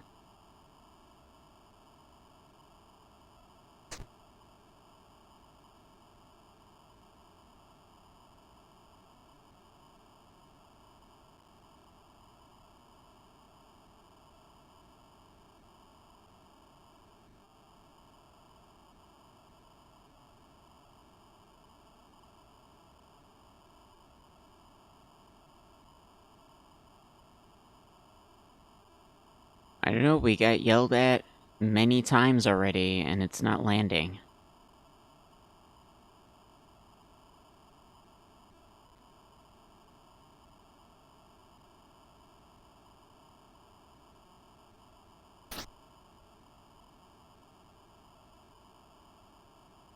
You know what, I don't think it's like how many times you get yelled at because we're not landing. I think it just happens to land after we get yelled at because the time just happens to run out while that scene is playing, and it doesn't like land the plane until like her yelling at you, the event like finishes playing out.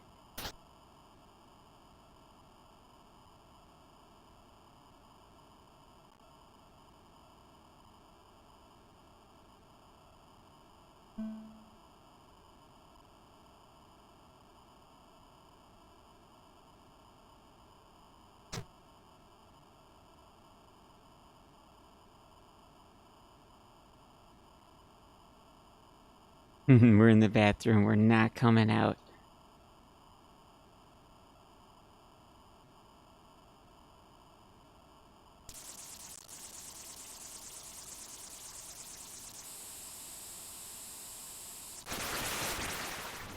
Oh, can we use the toilet while she's banging on the door?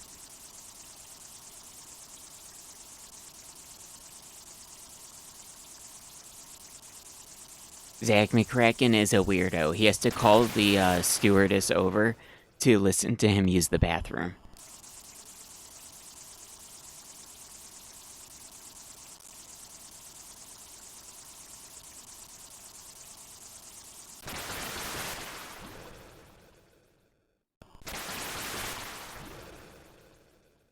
Oh, I'm almost done.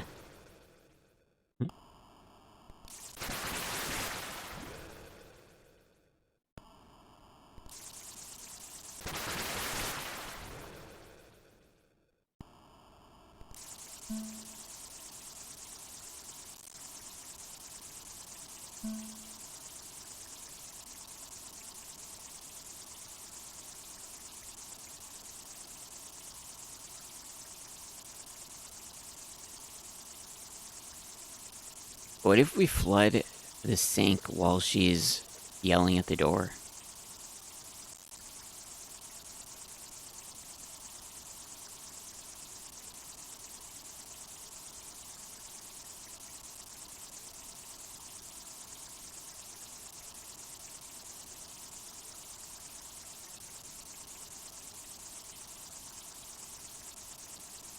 It's not flooding the sink yet.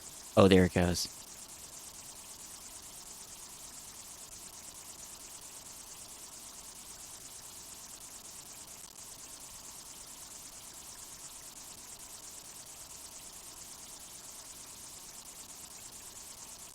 I think it just turns the floor blue. It's not gonna like fill up the whole room.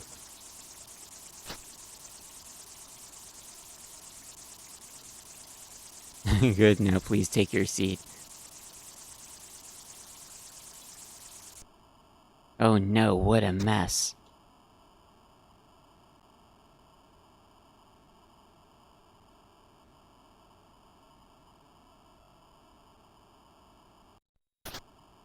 Oh, we opened the microwave.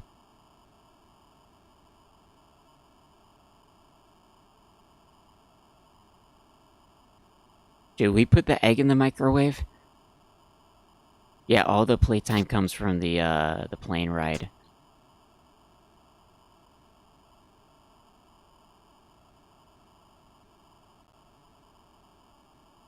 You shouldn't be doing that. I just wanted to microwave my fish. Oh, I hope we still have the fish in the inventory. Okay, good. How is the plane not landed yet?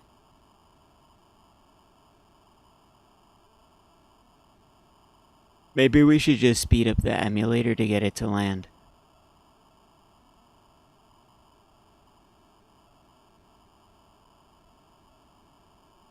Although it's clearly the developer's intention that you get, like,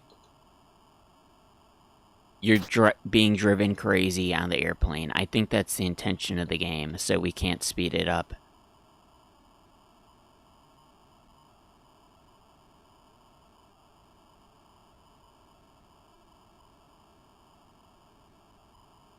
That's probably why they gave the newspaper to go with the game, so you, like, get bored and read the newspaper of the game while you're waiting in the game. Read about the game while you wait in the game.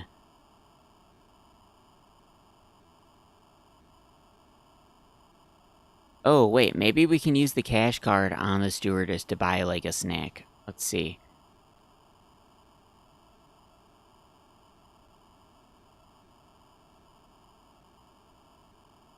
No, don't use cash card in microwave oven.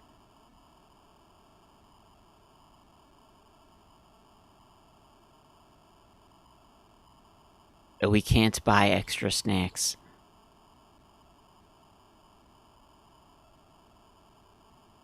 Some people on planes buy, like, tons of extra drinks and stuff. I've never bought any of the extra drinks on a plane. Although I guess, like, the plane rides haven't been that long.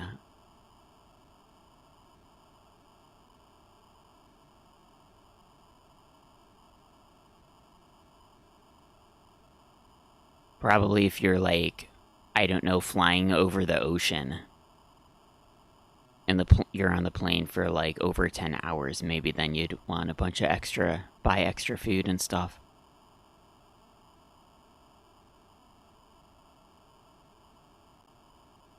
Oh, there we go, we're gonna land. Nice.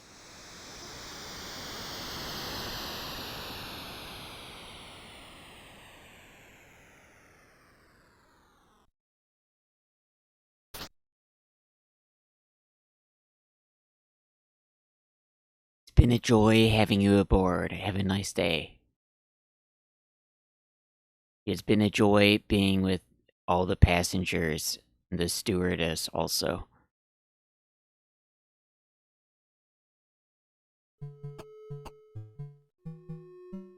Do we get charged $8 for riding the bus back to our house?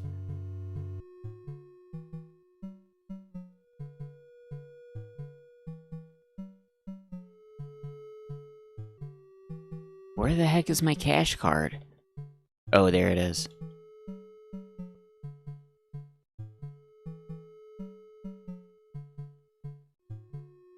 8841.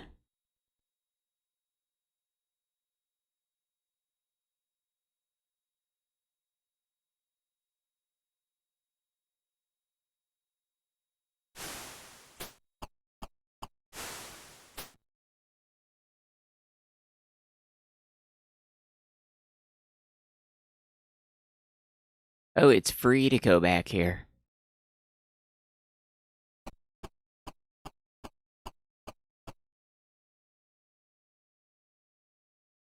Going to Japan, they have special juice. ANA to Japan. Aromatic Kabosu. ANA's exclusive signature beverage. Crafted from Kabosu juice and honey. Green citrus, similar to lemon or lime. Most commonly grown in Oita Prefecture. Interesting. Is it, like, only on the airplane?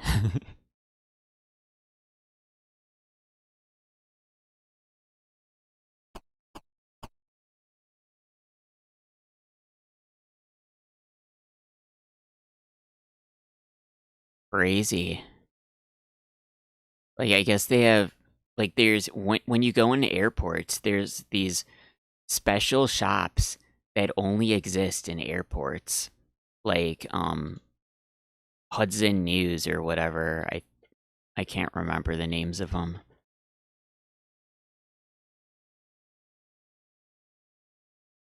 We gotta give her the book. She's gonna read the book.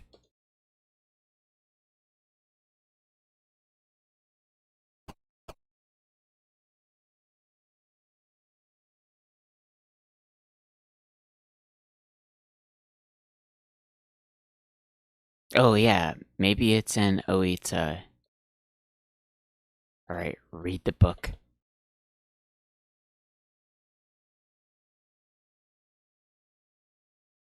How to raise your consciousness and lower your golf scores. It was written by a guru in Nepal. She already read it? What?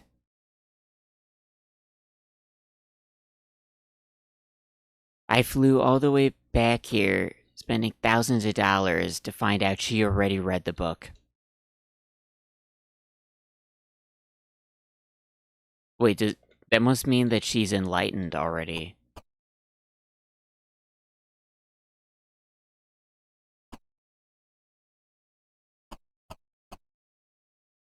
Maybe there's new stuff in the pawn shop for her.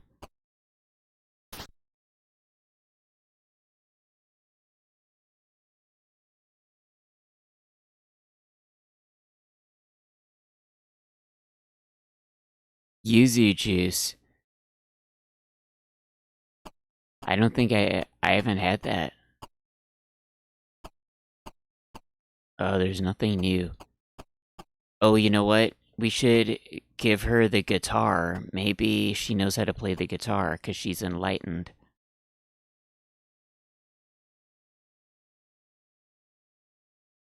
And we'll give her the kazoo also. Maybe something different happens.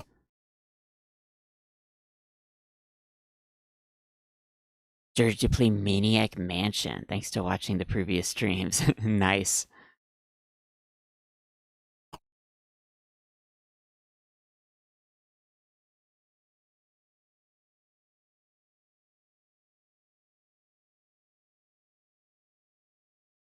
Alright, move the kazoo. And the guitar.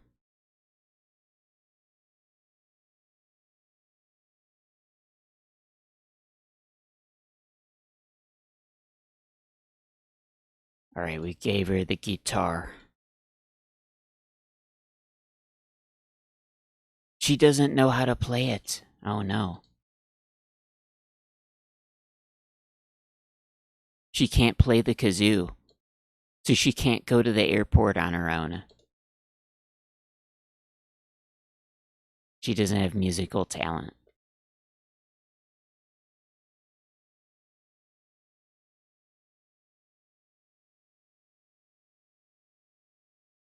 Maybe she wants another item? I don't know what I would give her.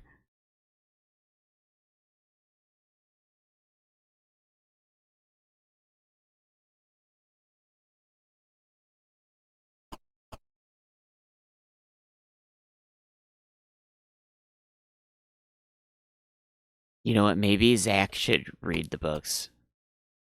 It would take years to read them.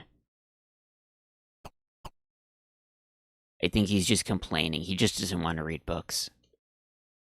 Don't read books, dude.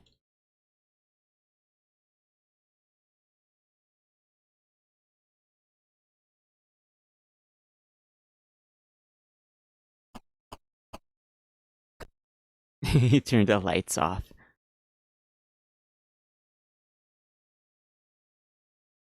There a reason to turn the lamp off?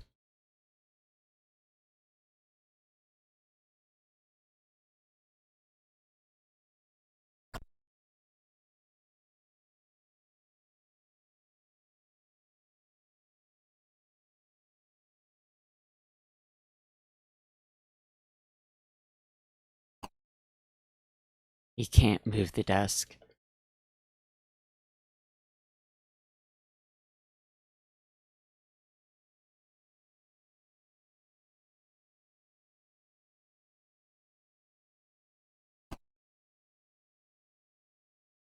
No, push the desk mat. I just want to set it back where I found it. There we go. Maybe there's nothing else to do here?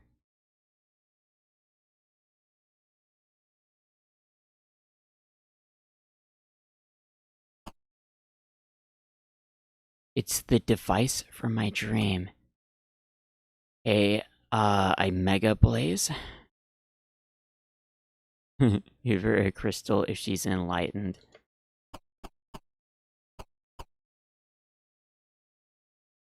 She gave the crystal back to Zak.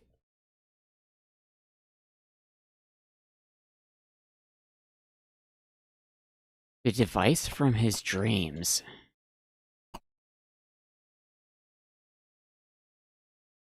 Yeah, you know what? Let's make him go to sleep. Maybe we'll see more of what the device from his dreams. I guess there's 2 other big crystals, maybe.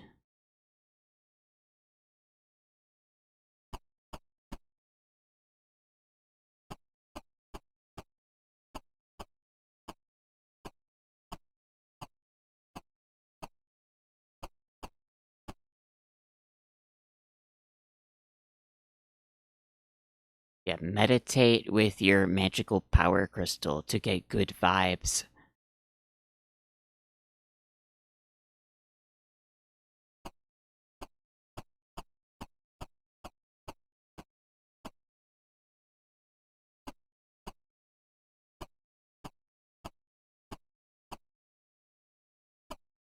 Alright, let's... I wish we get more, like, mail to mail out. I want to...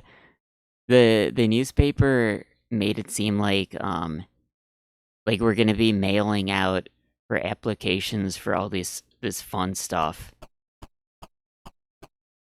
But we just got the fan club card so far.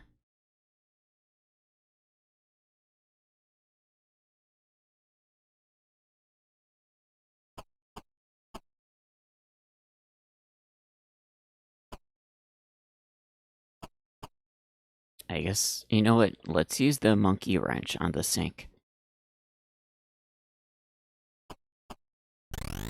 Oh, nice. He opened it. Maybe we can install the food blender. We need to get the food blender. Let's turn on the sink. It's making a mess.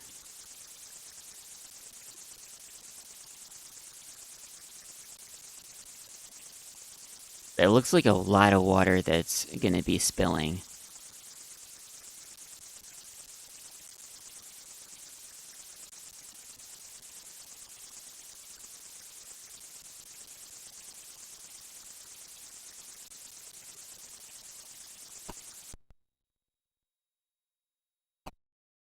Oh, the water stays there.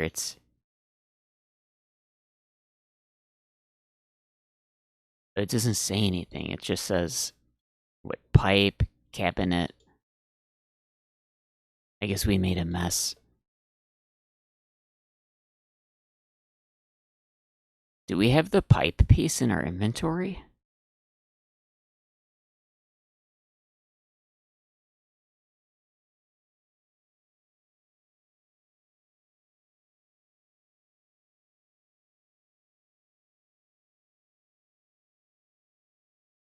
Monkey wrench, rope, wire cutter.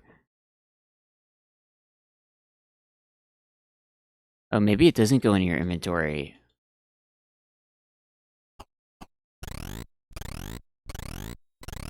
Oh, you just... Okay, so it just puts it back. Okay, I guess we're gonna have, like, a water damage under our sink now.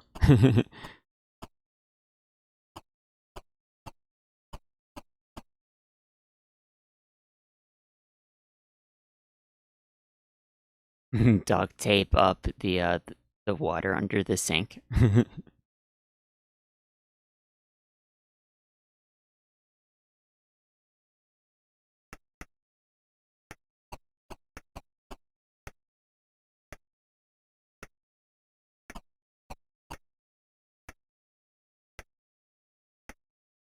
Oh, does he take the Groucho glasses off when he goes to sleep?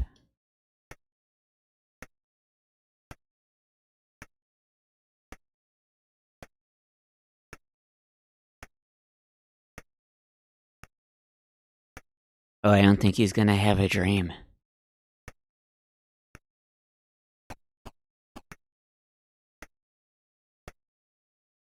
Oh, maybe we have to turn the lights off to go to sleep.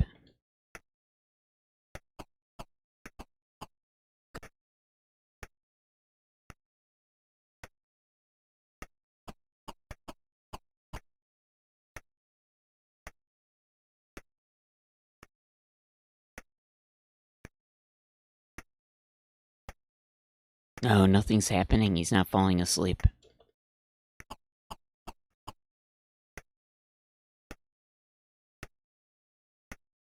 Oh no, where's the lamp? Okay, we got it. Oh yeah, the phone. I don't think we have any phone numbers to call.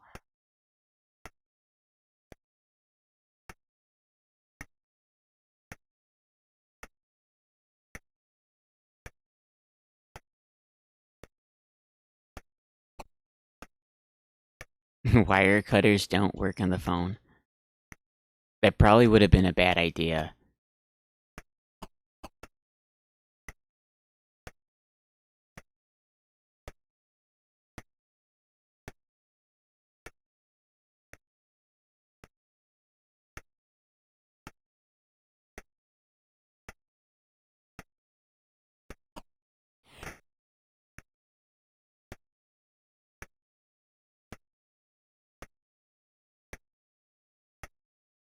The cat clock. What's better, the grandfather clock or the cat clock?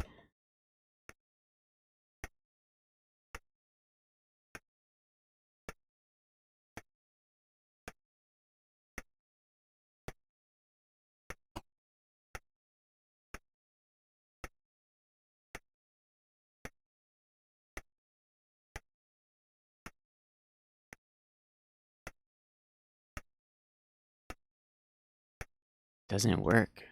We do with the cat clock.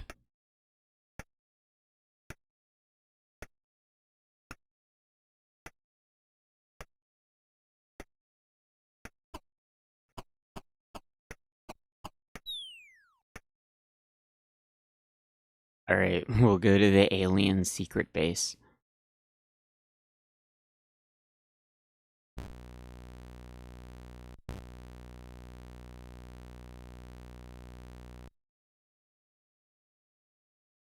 Oh, are we getting a scene? Oh, it's just this guy. It must be the brother in the back.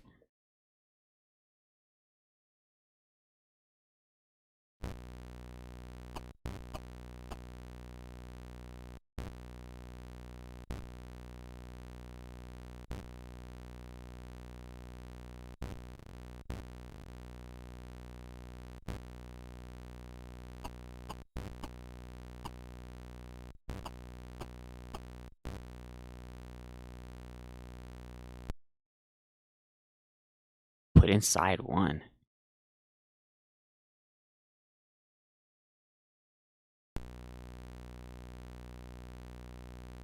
Oh, it's playing a scene.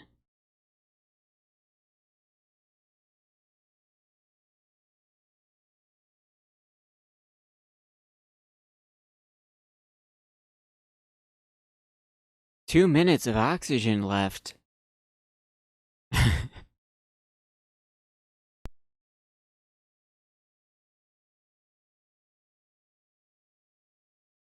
Well, it sounds like an emergency. Maybe the reason they do this is to remind you to think about the characters on Mars.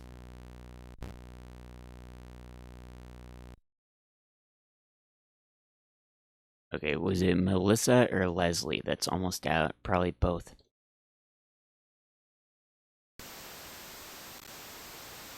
Drink some green oxygen.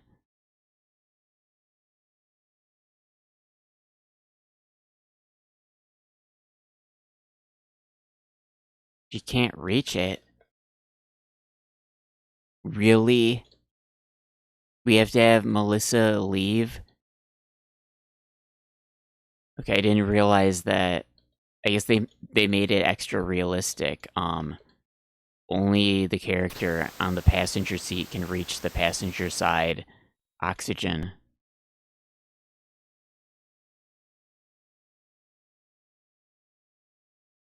I hope they put their helmets back on.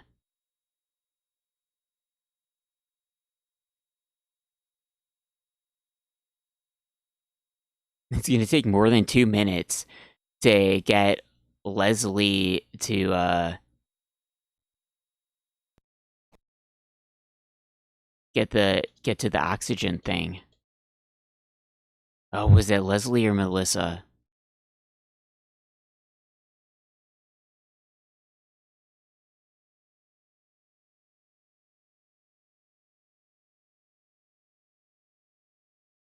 Can't reach it. You're the only one in the car.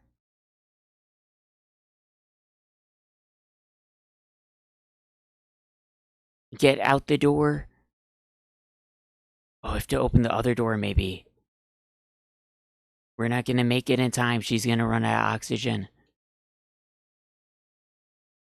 I don't know how to get her out of the car. It's over. We're gonna lose. Okay, she got out.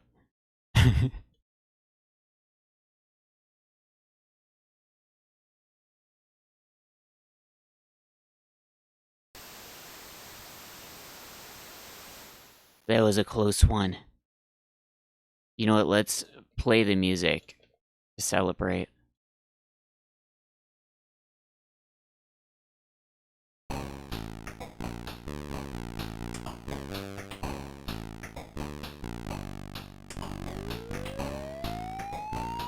Oh, you know what? They should take the boombox with them. Hold on. Let's give it to... I like Leslie more than Melissa.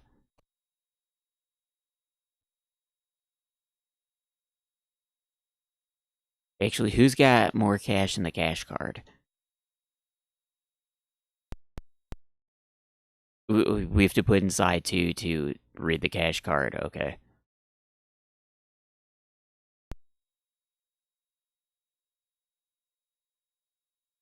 Oh, Leslie only has 342. I think Melissa has more money. But whatever. We like Leslie more. Oh, no, wait. This is Melissa. Switch to Leslie.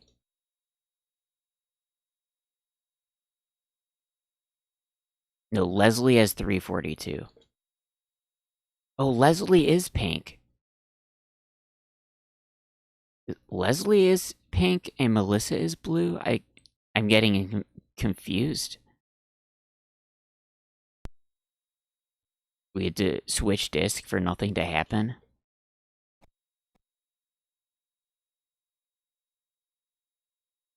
Okay, Melissa has $1,000.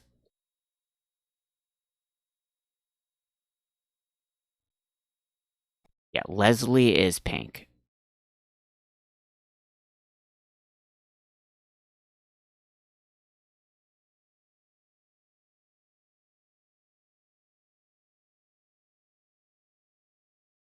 No way Melissa would kill me. Oh, it's Melissa's boombox? Alright, I had no idea. I guess Melissa's in charge, huh?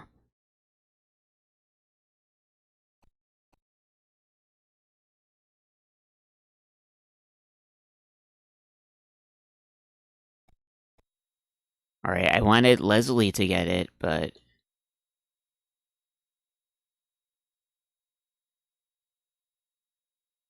Yeah, see, only Melissa can pick up the boombox. It's Melissa's boombox.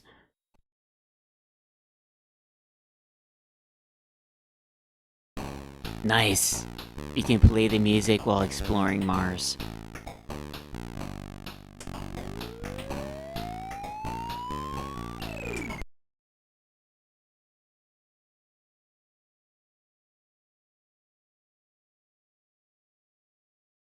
Maybe you have to turn it back on when we change scenes.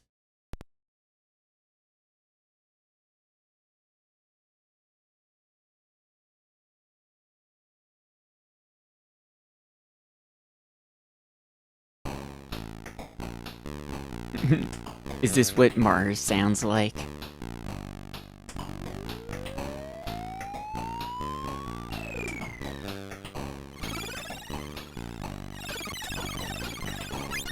Oh yeah, she can't reach the other two buttons.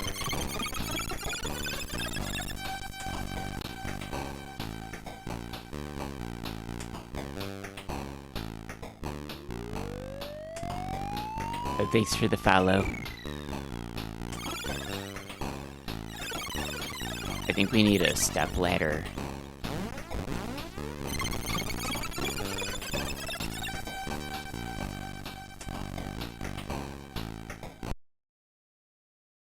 But there's nothing else we can do here, I think.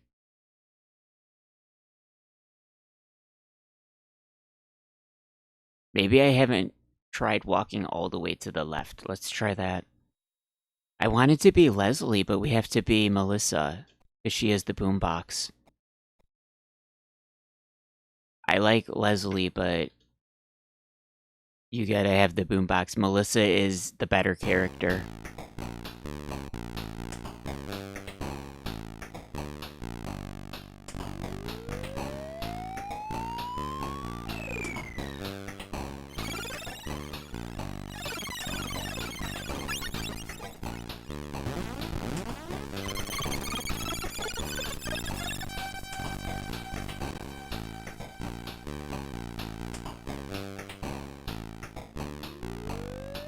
Maybe she needs a broom to sweep the sand off.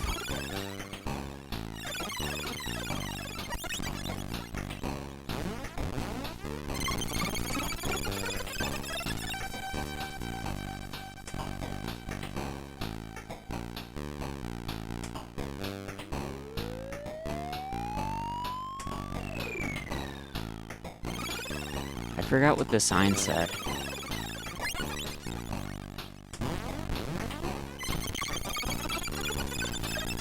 Oh, it just says it's $100. How about that? You fly all the way to Mars and you have to pay $100 to use the tram. But you can't go any further left.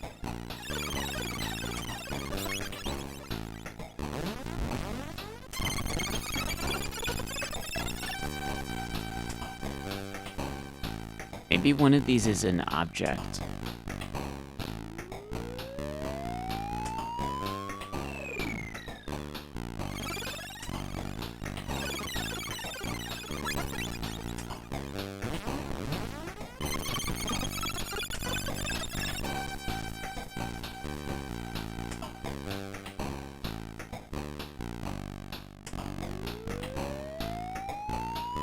Let's go in the base again.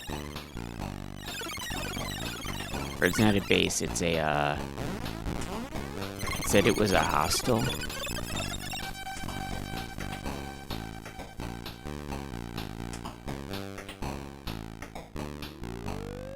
Welcome, space travelers.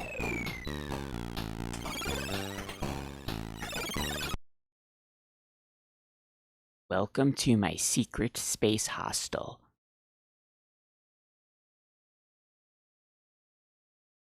Oh, wait. What if we're supposed to take the fuse from the car and put the fuse somewhere here? I don't know where we'd put it, though.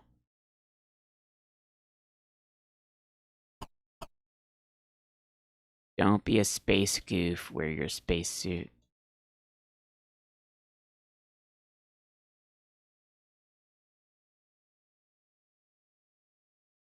Yeah, we can't open the metal plate because we don't have any tools.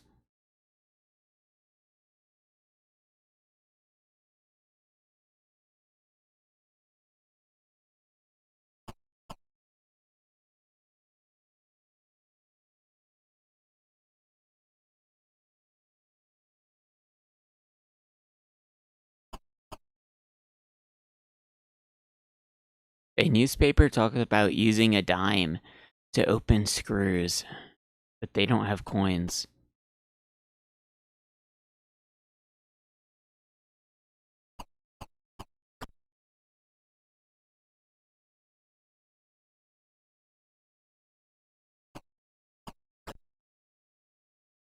Oh.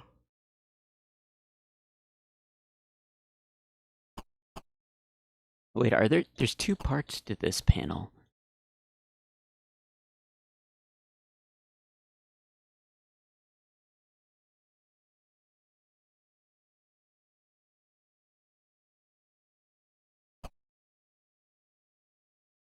Screwed shut. Oh wait, use the cash card.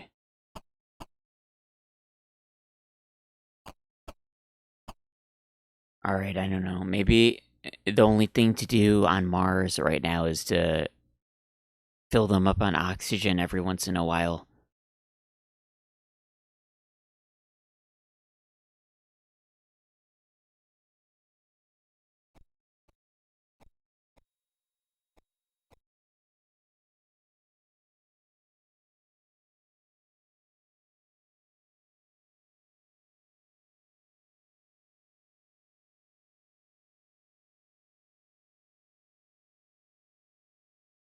There's no trunk on the car with equipment.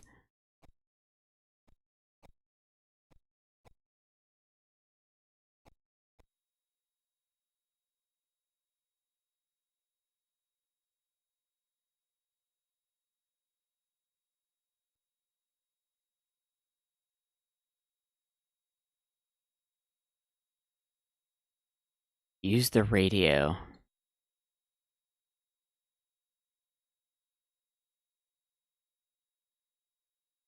Shouldn't it pick up radio stations? It seems like it's only a cassette player.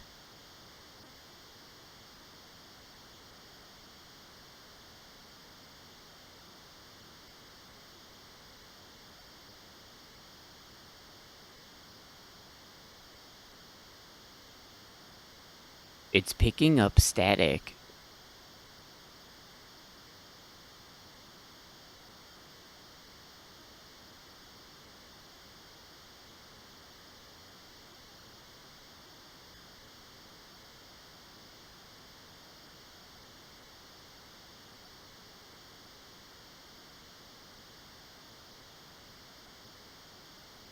Alright, I guess let's go back to Zach. Maybe we could fly somewhere else.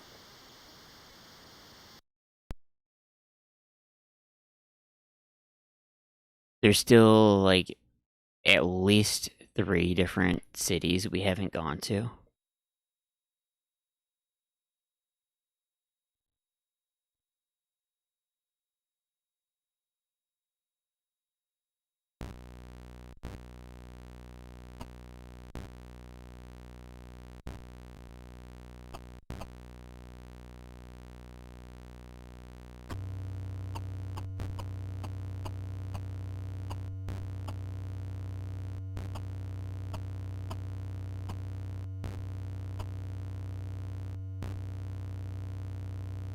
It's a map of Earth.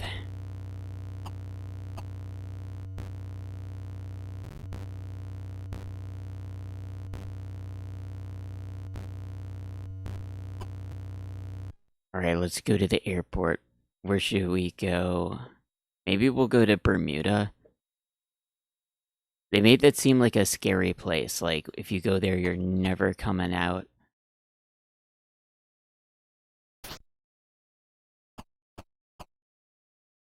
Oh, let's show him that we're in the fan club.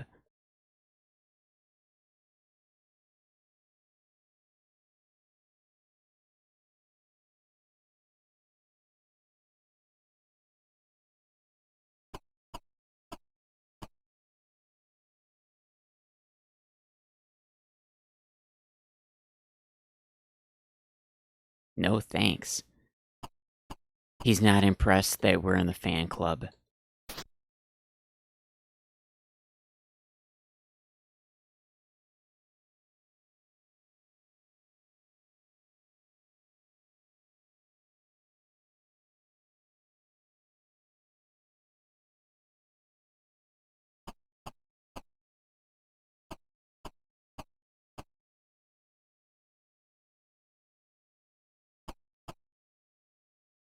We don't have any mail.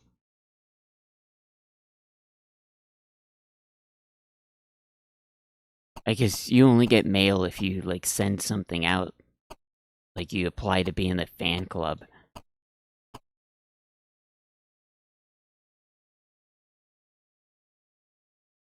Alright. We're gonna blow even more big bucks on plane tickets. Get ready for exciting plane rides.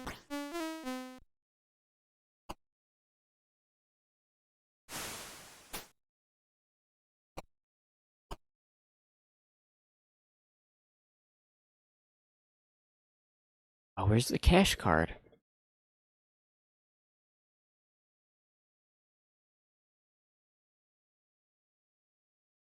Look, I'm trying to get the cash card in there and he's yelling at me.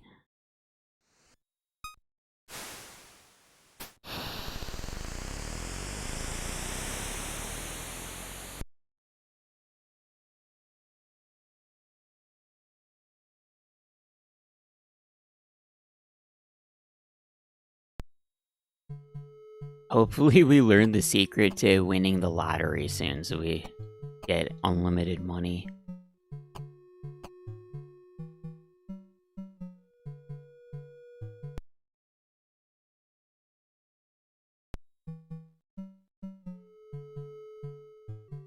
Okay, to go to Egypt or Bermuda, we have to go to Miami first. So let's do London. $808. We're gonna run out of money flying all over the place. Oh no. Okay, let's get the secret codes.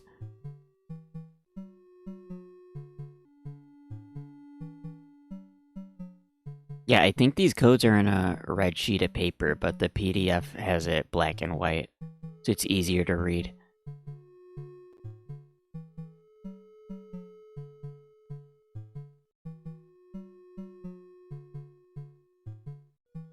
Okay, so it's vertical line, all colored in, horizontal line, and then colored in on the bottom. What? Which one did I read wrong? It said F8, right?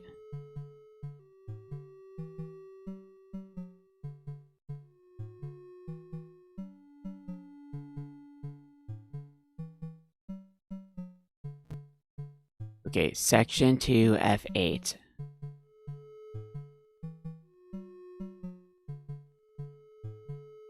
It's just 4 symbols. How is this difficult?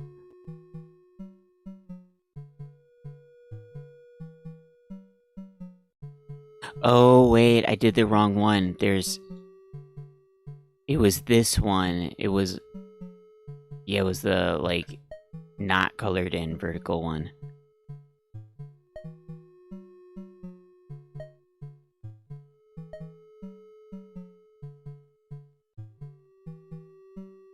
There you go, easy.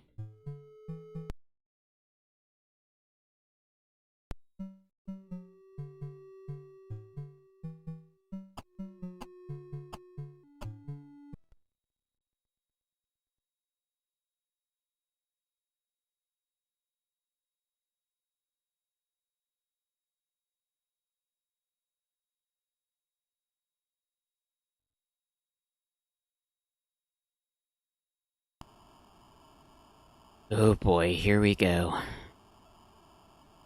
Time to use the bathroom.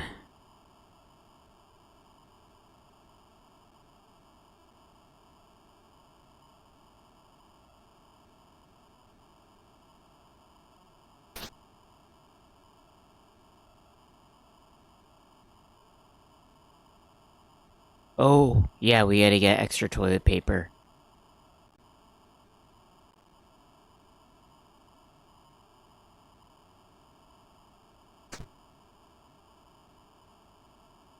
Excuse me.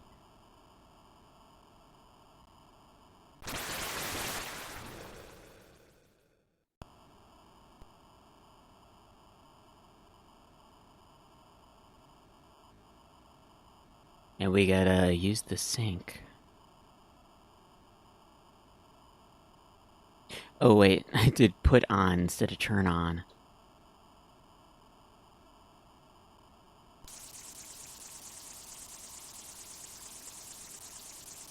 Use the sink with your hand.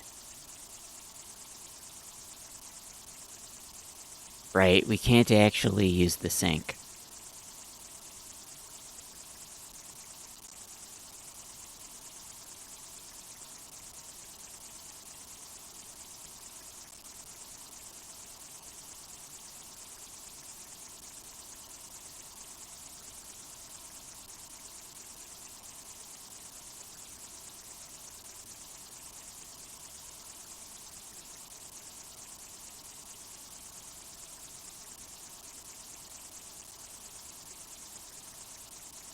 Alright, I guess we'll cause some problems. It seemed like last time causing problems doesn't actually make the plane land faster.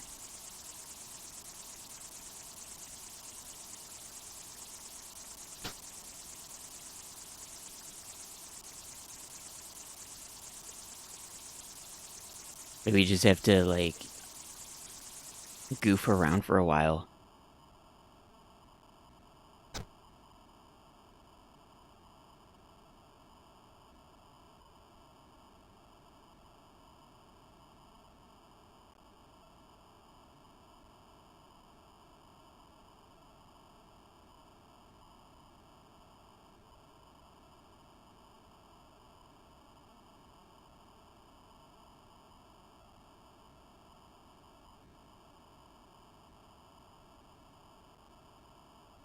Oh wait, maybe he's never been sitting down when I click read the book.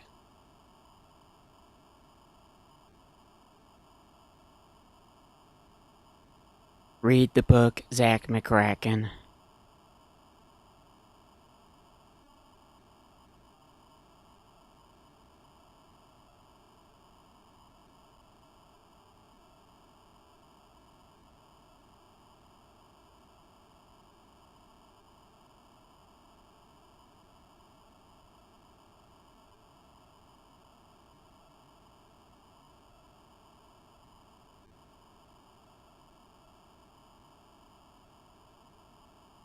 We could distract her to try to microwave the egg, but I feel like that's a bad idea.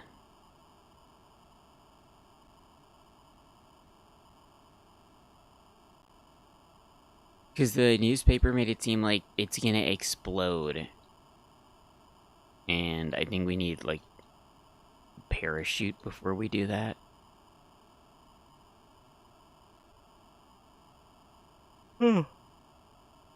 I'm yawning like crazy now.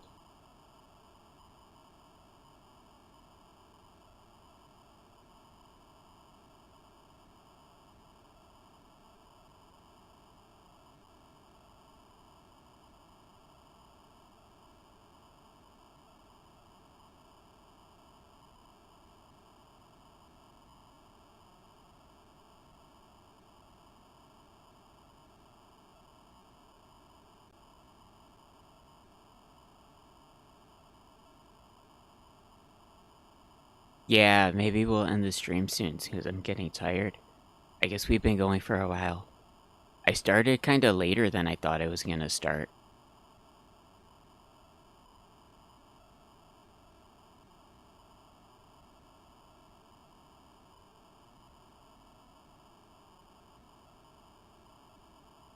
I don't know what, maybe I was busy eating pizza or something.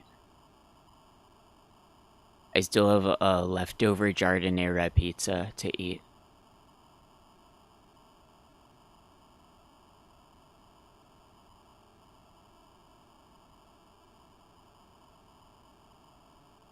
Yeah, plane ride McKracken. Zak McPlane ride.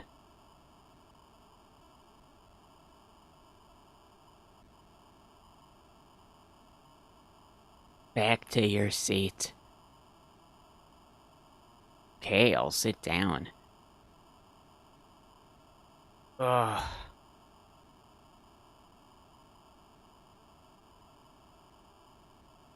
Maybe we can close the window. You can't click in the window.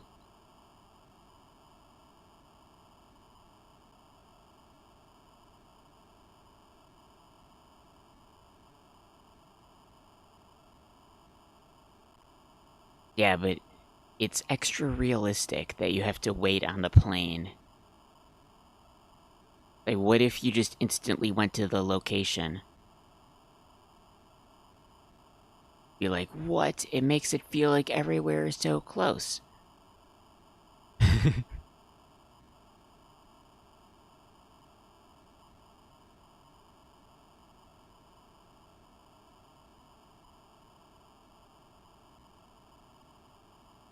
Maybe they were inspired by, like, the huge 5-minute wait that you had to wait for the aliens to show up, or you had to wait for 10 minutes for Weird Ed in Maniac Mansion. They're like, okay, I think people they really resonated with the waiting segments in Maniac Mansion, so we gotta bring those back and make them bigger and better than ever. We're gonna have plane rides.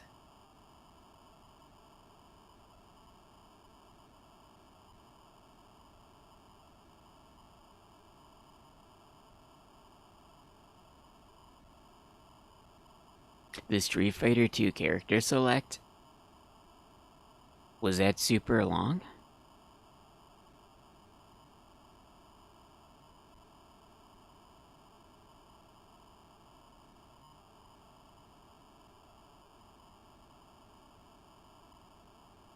I had the DOS version of Street Fighter 1 and 2.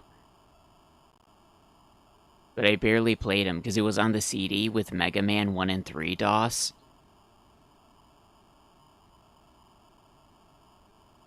And I was way more interested in those. I was all about Mega Man 1 and 3 DOS. Like Street Fighter 1 and 2, I don't think so.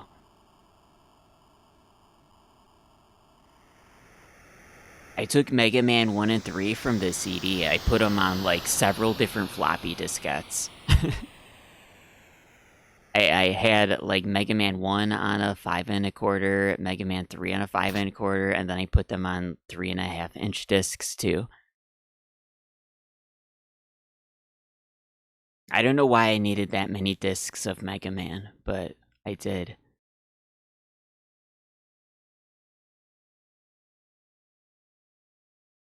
Alright, we're here. What's it gonna be like? I think we're in London.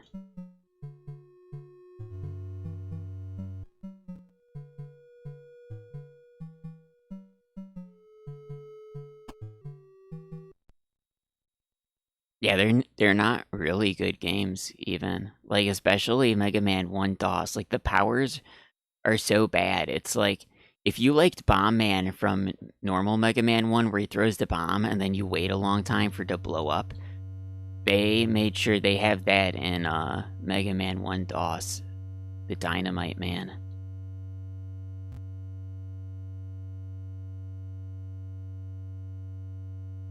What is Stonehenge? What?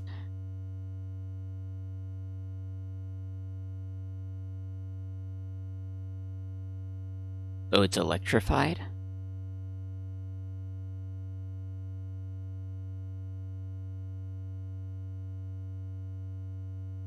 Warning, fence is electrified. Maybe we should save before I make him touch the fence. Should we do it? Let's just save.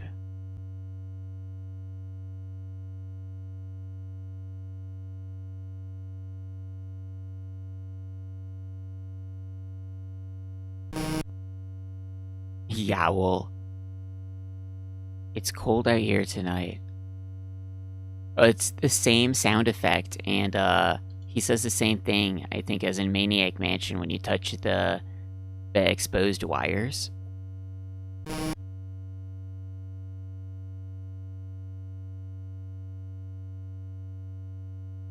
Zak McKracken.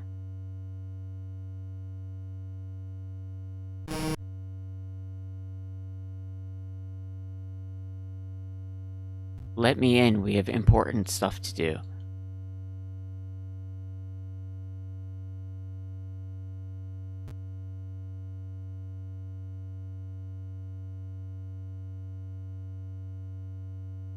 Don't bother me, I'm on duty now. What about if you knew I'm in the fan club? He doesn't care.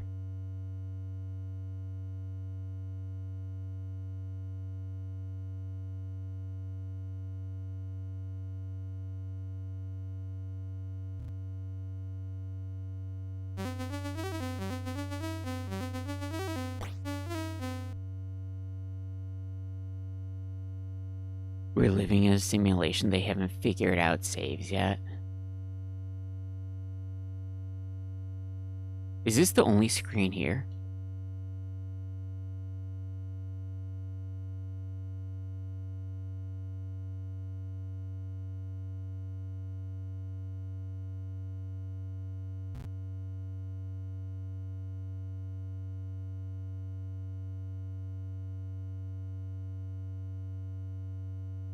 The airport is this way. Is there nothing for me to do?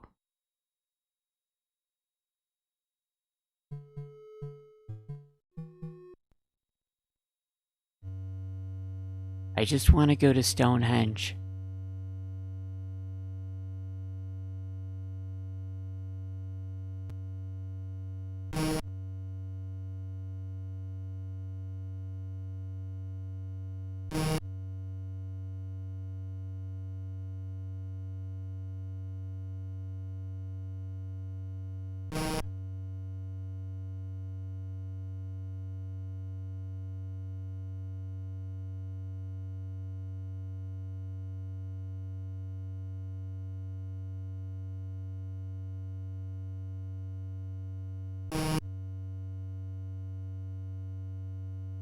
I don't know what to do here.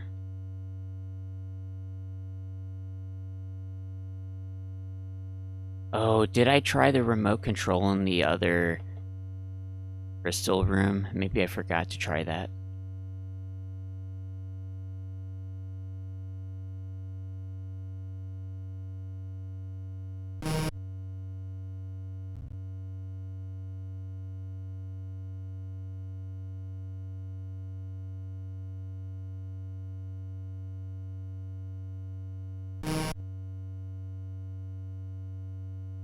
He says it's cold. I don't think I have an item relating to helping him not be cold.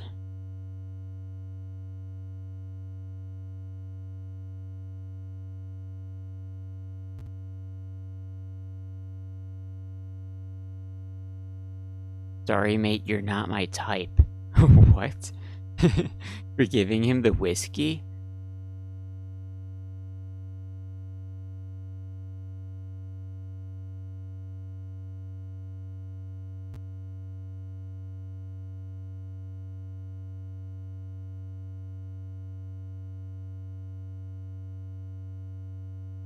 There we go.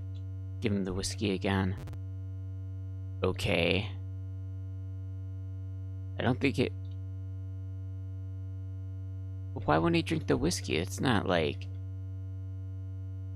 a crazy thing to do. You could give him some whiskey.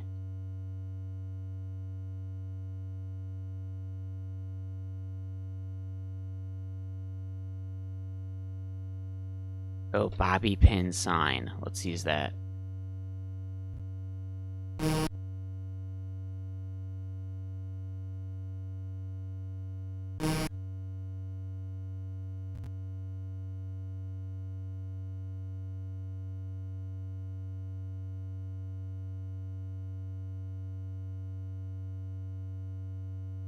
There's nothing to read on Stonehenge. Did we play the kazoo yet?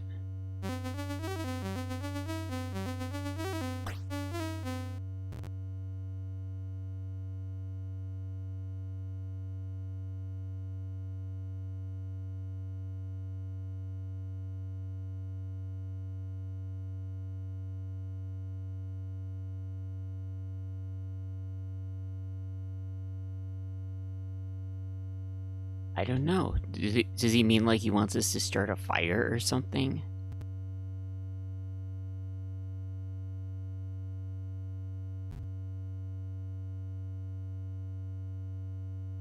Wait, you steal bread? I thought I selected lighter.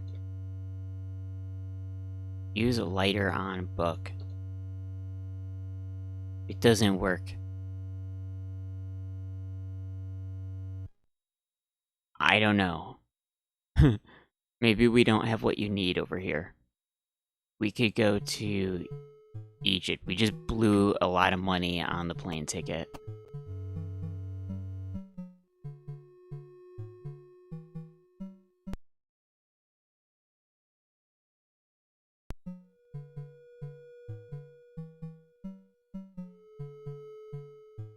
Whoa, wait, there's new places. Nepal? And Cairo. Well, there's probably gonna be the Sphinx with the glasses on over here.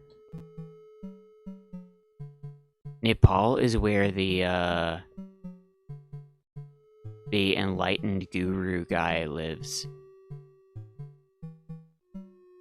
Supposedly Annie is enlightened because she read the book. Zach has not read the book. Wow, it's 1,589 to go there. Jeez. We're gonna run out of money.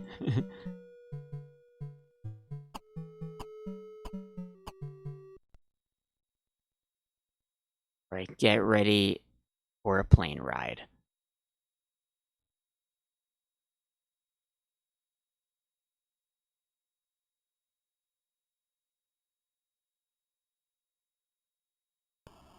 Let's just fast forward through this one. We're probably gonna end the stream in like, I don't know, 10 minutes. Oh. Oh, cat update. She's like curled up and sleeping.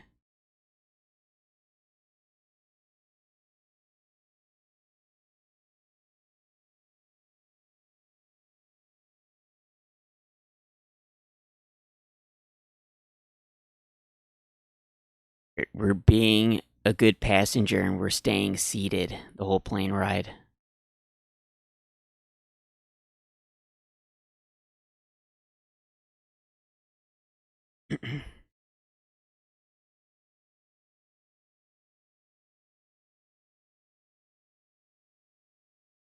Drinking this sparkly water is gonna make me burp more.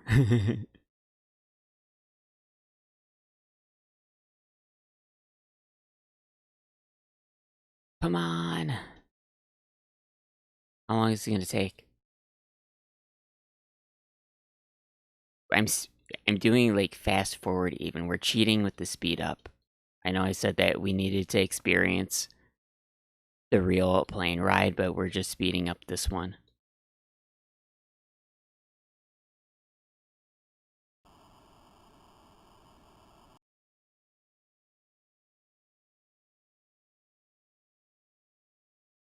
Maybe you have to walk around to get the plane to land.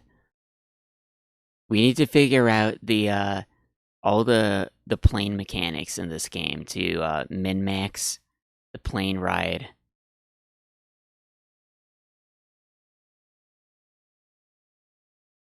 Plane ride min-maxing.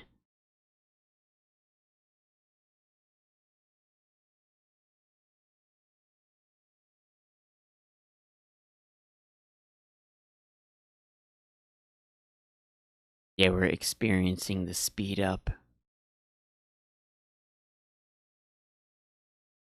It should be running at like a little bit more than ×3 speed. Oh, nice. There we go.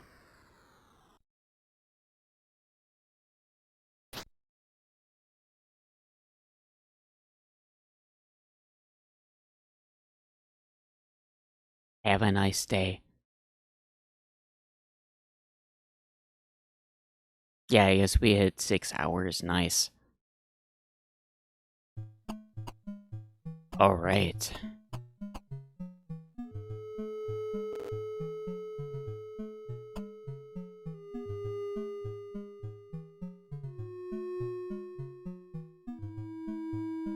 It's still the news about me killing the squirrel. I'm starting to wonder if that was a good idea. We didn't need to kill the squirrel.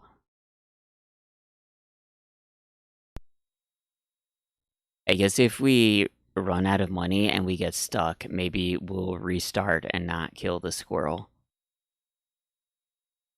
Oh boy. We're in a little man mode.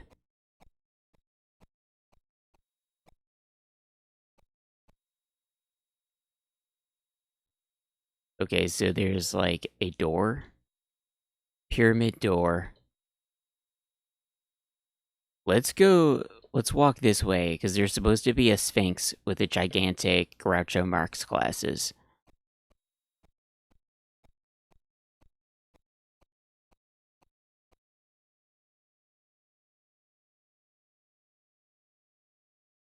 I wrote is this way. Oh, he doesn't have the glasses.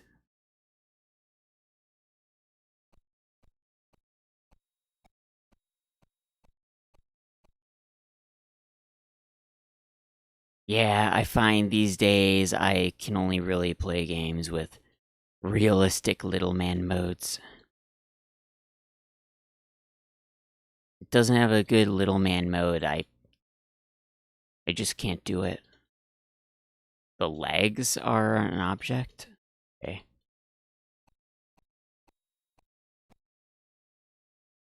Oh, we're gonna walk in the leg. Yeah, what happened? The newspaper made it seem like he was gonna have the big nose glasses.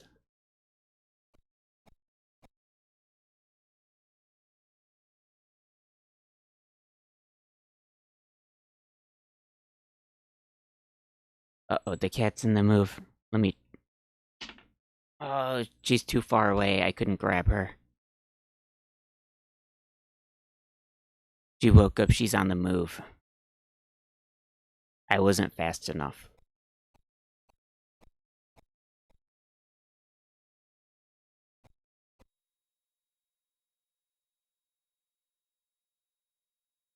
Wait, what's going on here? Is there nothing to select on the screen? What is the desert?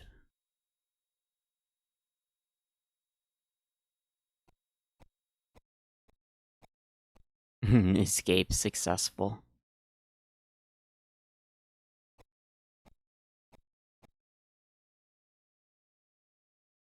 Oh, this one's different. Is that yellow marks? Are we gonna have to draw with the crayon?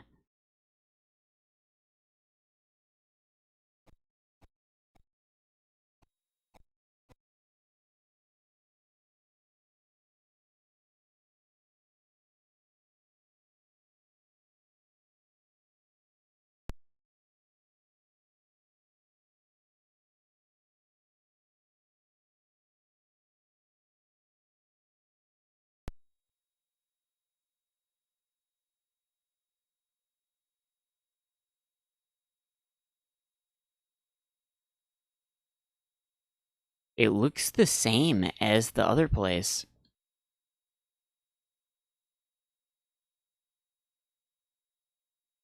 But I don't know what is we're supposed to draw.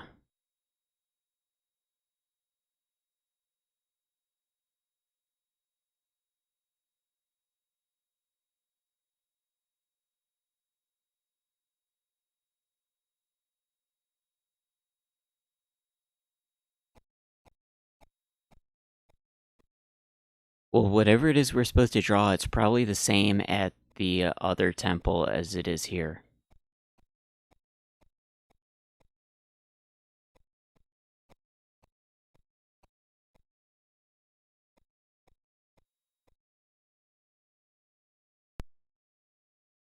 Put inside one.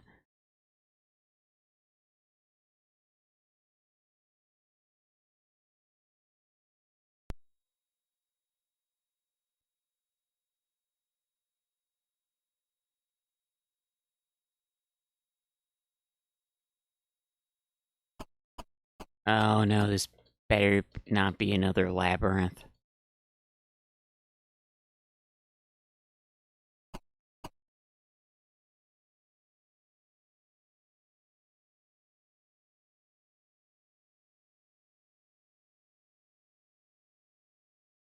Oh, it's a dark room.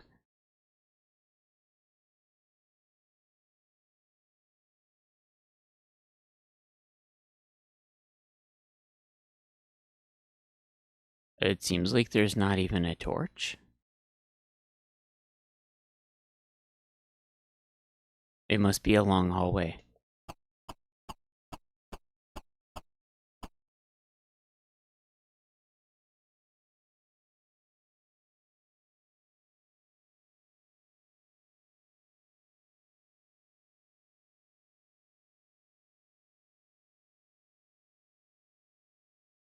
You know, Zak McKracken really needs a flashlight.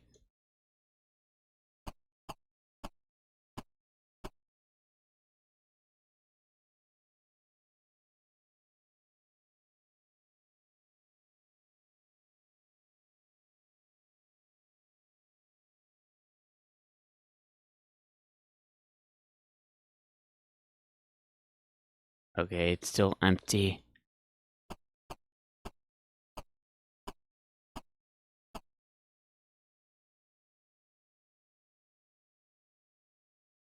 Oh, here's a doorway.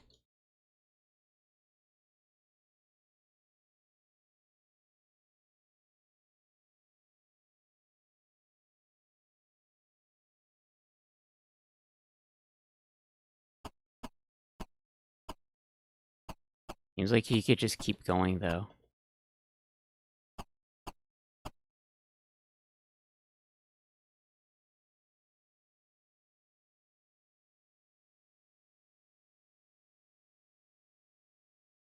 Another dark room. There's no torches here. Are we supposed to do a labyrinth in the dark? Oh, torch.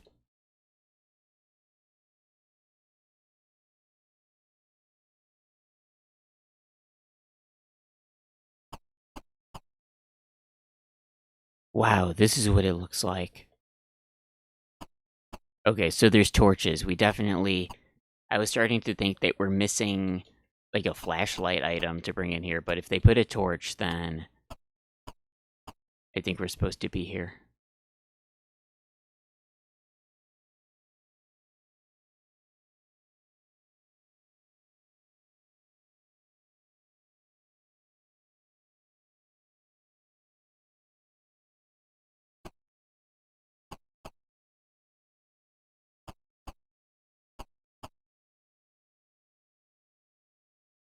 It's weird. Like, nothing in this room is, like, an object that has a name.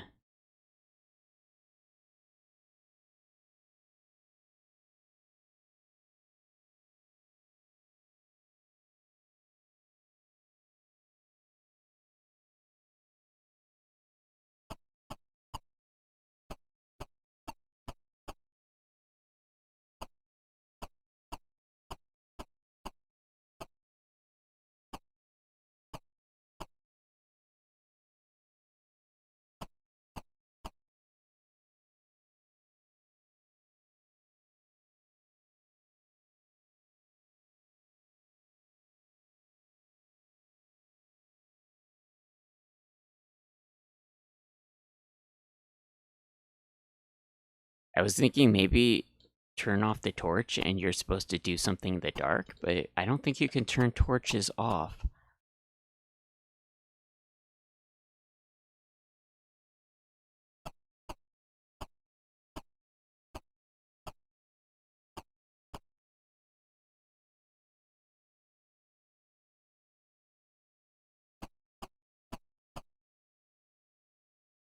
Oh, this is the end of the room, huh?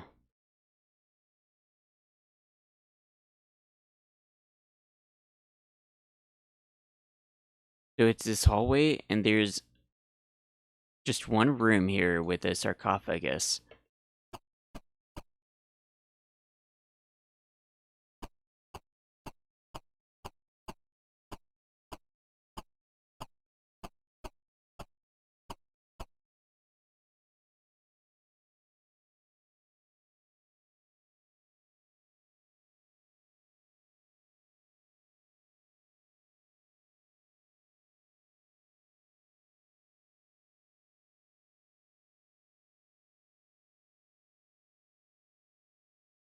We can't select it or anything, so it's not like a use item on.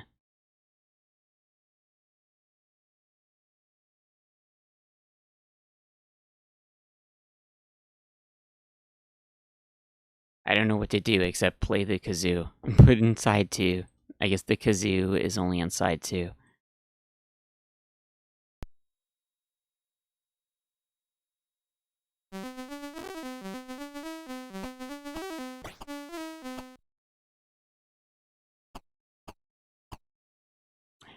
Okay, I guess we're not doing anything over here either. We just blew thousands and thousands of dollars flying all over the place.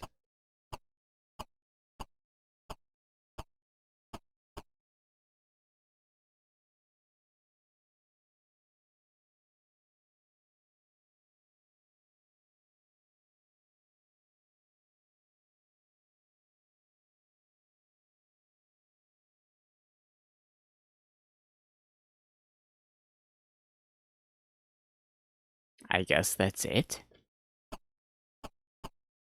Oh wait, go to the desert this way.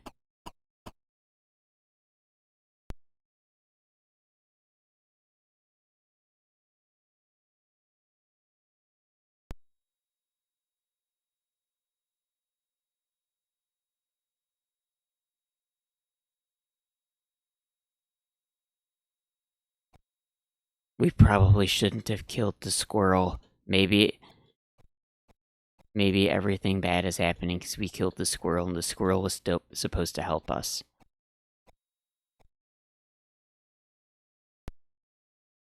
Switch sides again.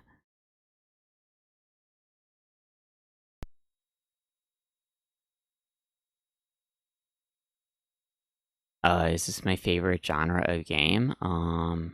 Not really.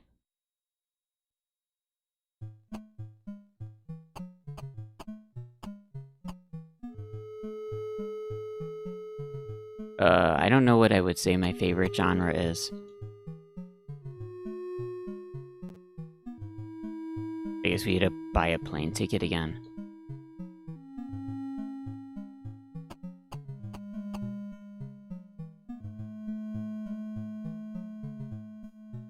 It's still the news about the squirrel.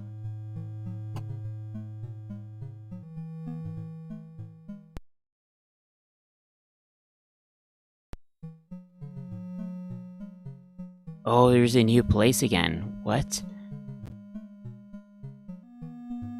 Kinshasa, Zaire? Wow, there's just more and more places to go.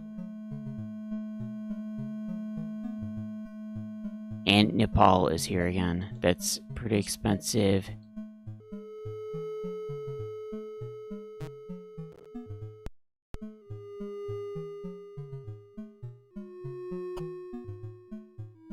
Yeah, you can't even leave the airport at Florida. Or maybe we had to like wait until later, but they were like, Miami is closed for construction and you can't even leave. And we get the whiskey from the guy there.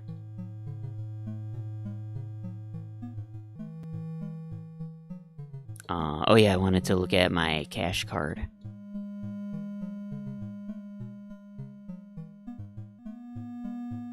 Oh geez. Oh, I mean, we still have 6,500. That's we could fly a bunch more places, I guess.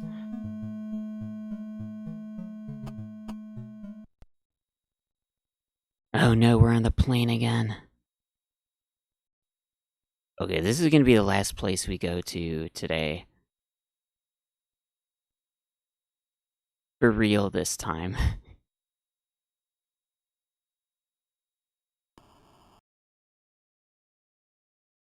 Okay, we'll speed it up.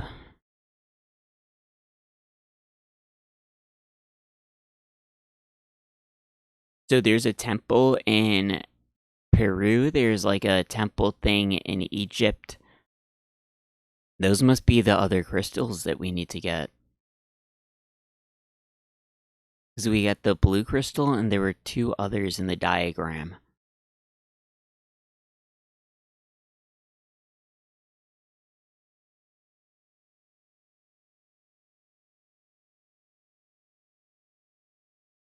Let's look at the newspaper again.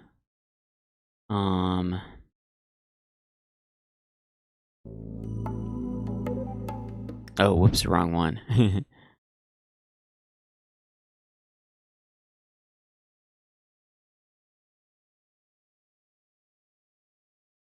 Archaeologists in Egypt accidentally opened secret passageway.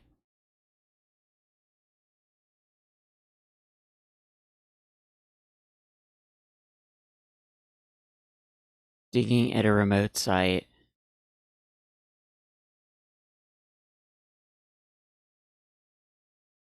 They drew a tic-tac-toe, but this article says that they tried more tic-tac-toe, but it was no use. Maybe I should have tried drawing a tic-tac-toe anyway.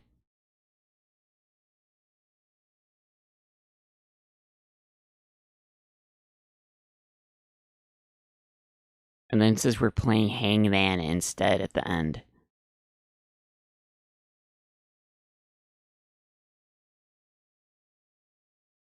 Yeah, they specifically say in Egypt over here.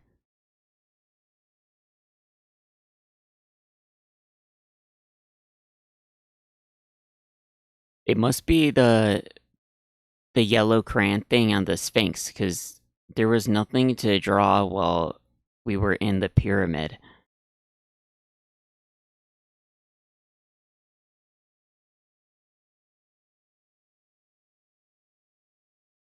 The shovelers grabbed the torch and made their way through the ominous opening.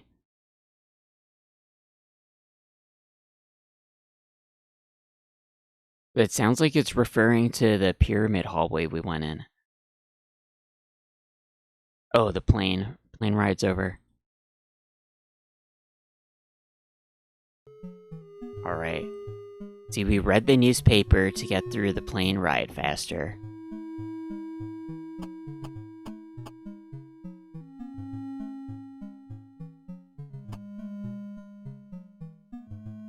But now we already blew like $1,000 flying away from Egypt.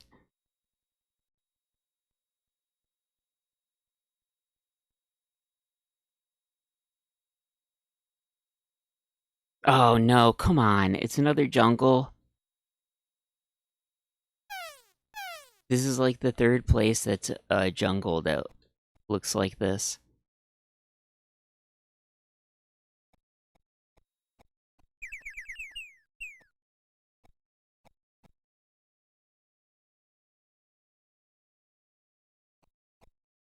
There's too many labyrinths in this game. This is a little bit ridiculous.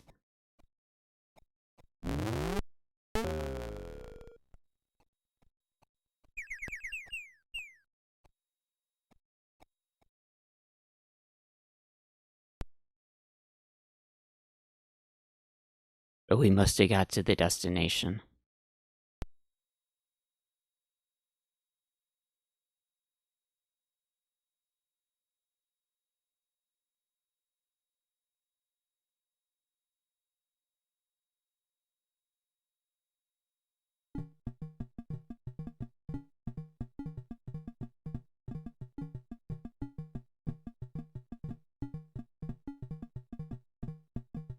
Okay, we've got 2 huts. There's bones.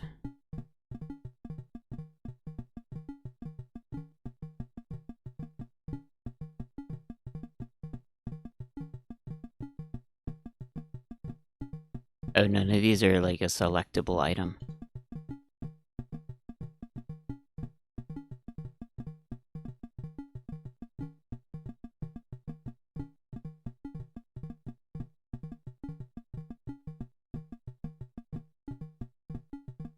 Cash cards accepted.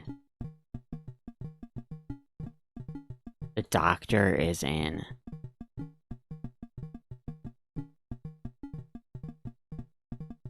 I guess we'll go in here.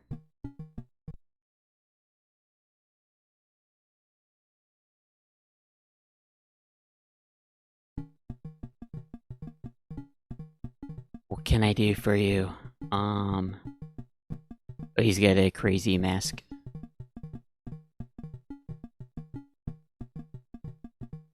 He's got golf clubs. Photograph?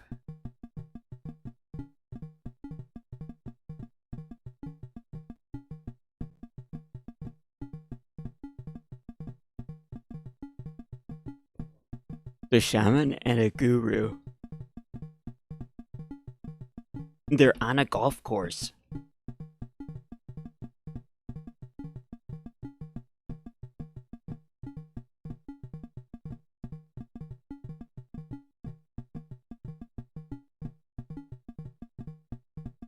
The doctor might get mad. Don't touch his golf clubs. No touching. Kinshasa Medical School, witch doctor first class. Whoa.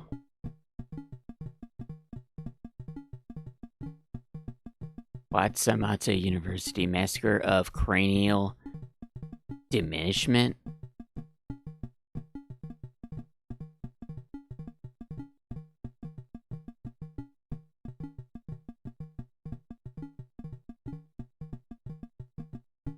Okay. How do we interact? Maybe we show him the book.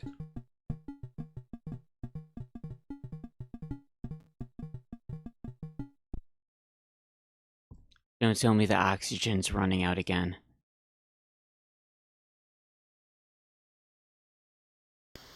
Ah. We gotta go to Mars and refill the oxygen again. It keeps happening. Okay, Melissa and Leslie.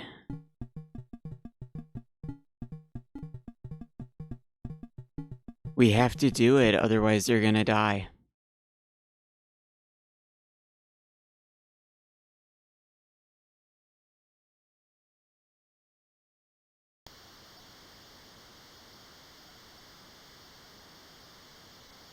Can't reach it.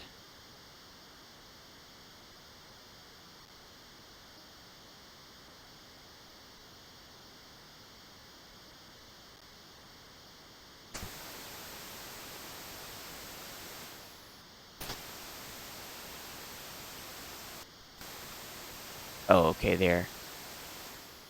I don't get it. She was, like, out of range, and then now she's not?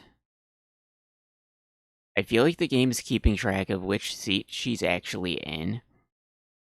But it's not, it doesn't tell me, so I have, like, no idea what's going on.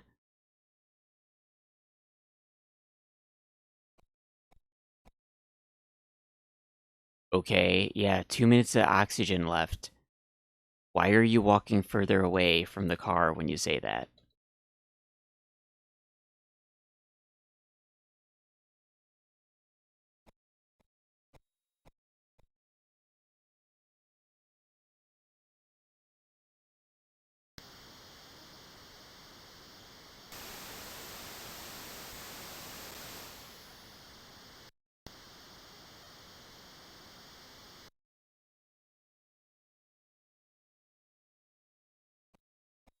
Alright, well, we're gonna leave them outside, because if they're inside, I feel like I'm gonna switch to one of them, and then they're gonna be too far from the oxygen thing, even though they're in the car, and I'm gonna get confused.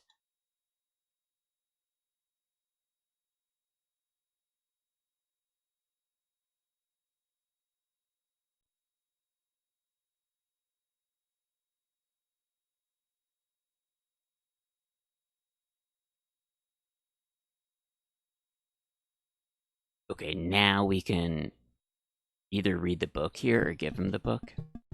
Let's see. Because he's gotta have something to do with the book. Put inside to read the book.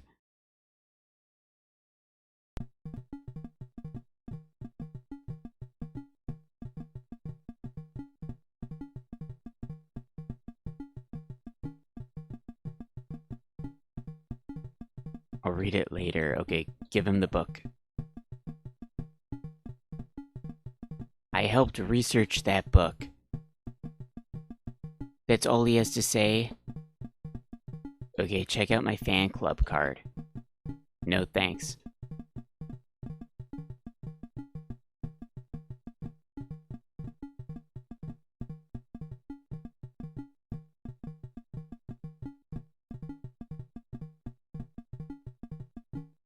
Where's my golf club? Oh, there it is. Check out my golf club. Oh, this has to be something. We're switching the disc.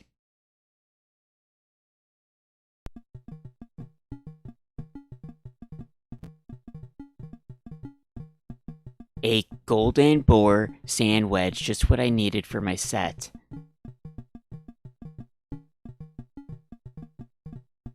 Oh, my friend. Oh, wow, nice. Something's happening.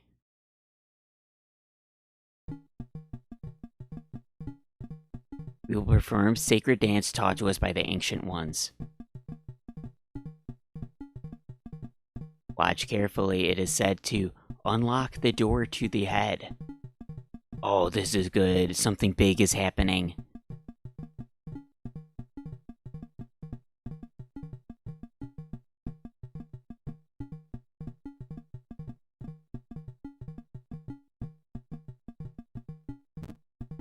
Okay.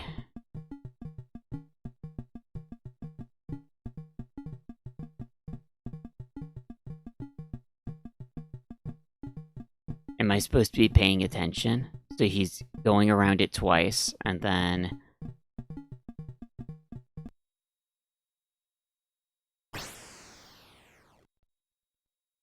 And then it lights on fire.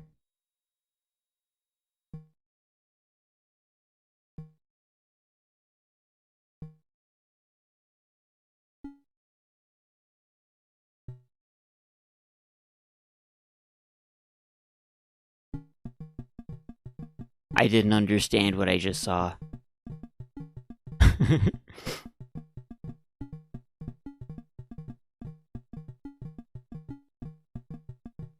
Come back with the yellow crystal.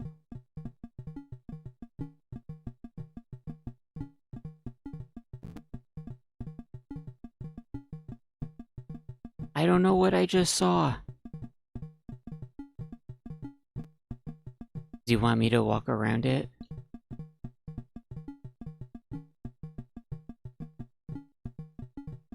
No, go to the bottom. Yeah, the middle one is 4 times, and then the right one, and then the left one. Ducked. But I'm one person, not three people. I can't duck like that, can I? No, go to the bottom. What are you doing? Go down here.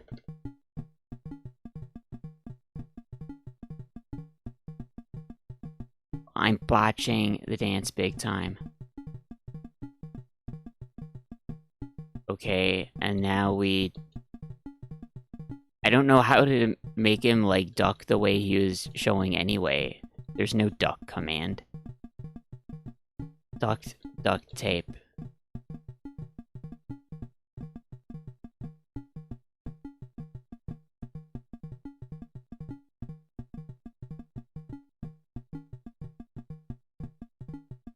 Oh, jeez.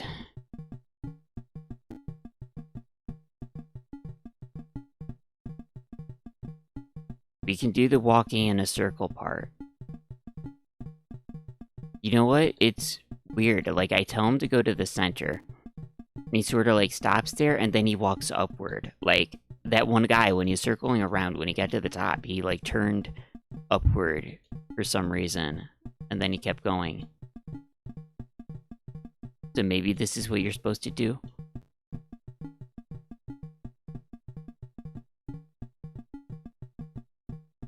Except for the ducking part. I don't know he's gonna duck.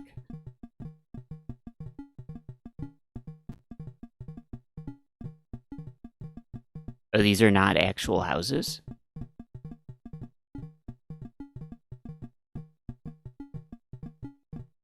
He doesn't want to disturb the occupants, really.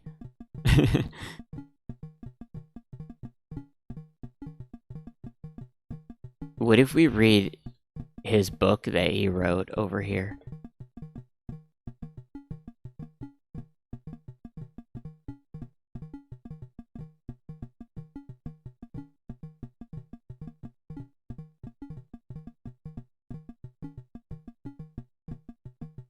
He'll read it later. He still doesn't want to read it.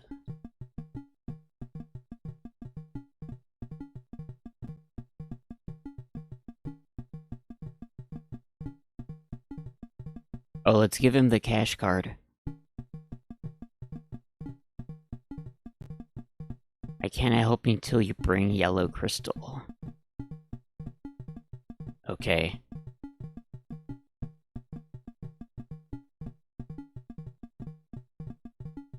What about the blue one?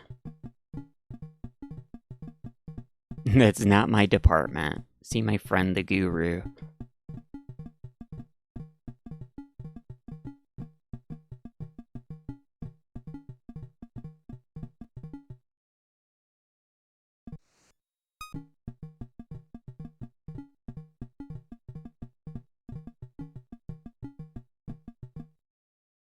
How much did he charge me?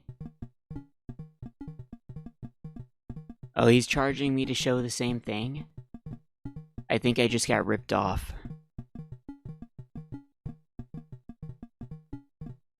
He goes to the top and turns north, and then he walks around.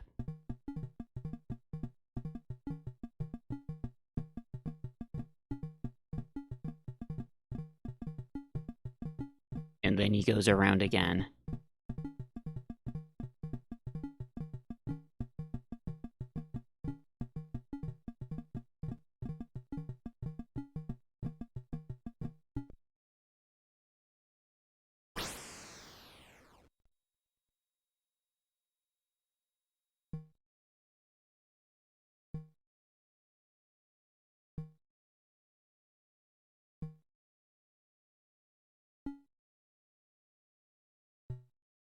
And then they duck like 2, 2, 2, 2, 3, 1.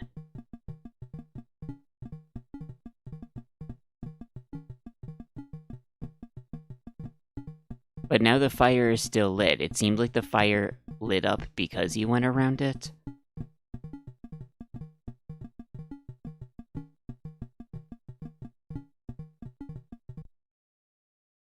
How much money do you think he took out of my cash card?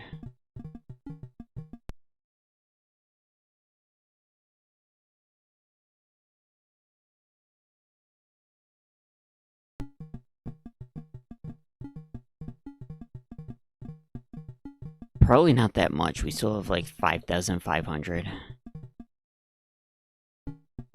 Look, the fire is still lit, so can I do the thing or not?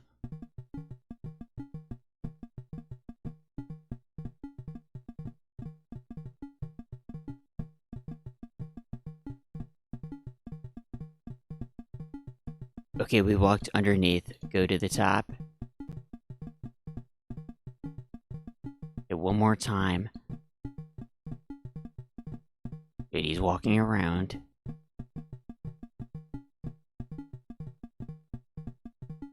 And...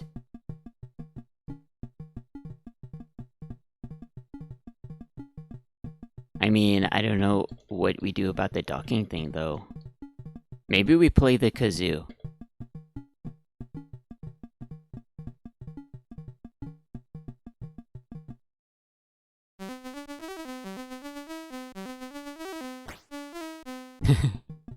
Okay.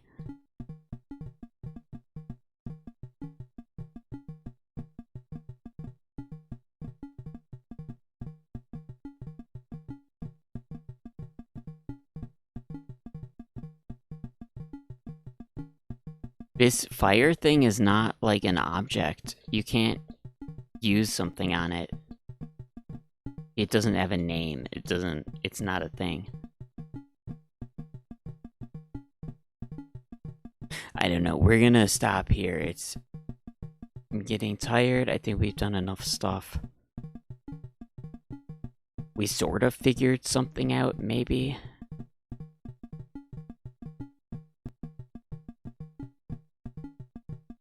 There we go. Quick saved. And we killed the squirrel. We might have to, if we blow all the cash flying planes around, we might have to restart. To start with, like, all the cash. And maybe we won't kill the squirrel if we restart.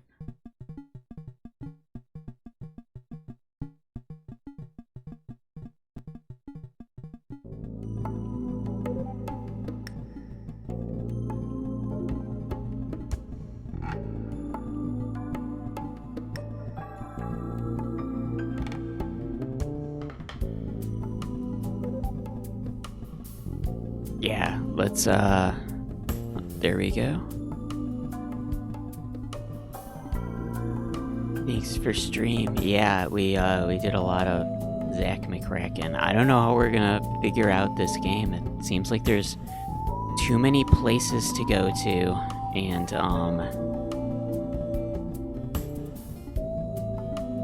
I feel like you already have to know where to go before you go there to get like the most out of the stuff. Otherwise you're gonna waste your money flying to places you don't need to go to, and like waste a lot of time too. Alright, shout out Log for the raid earlier. Pretty good. And thanks for the follows. Hope you guys had fun.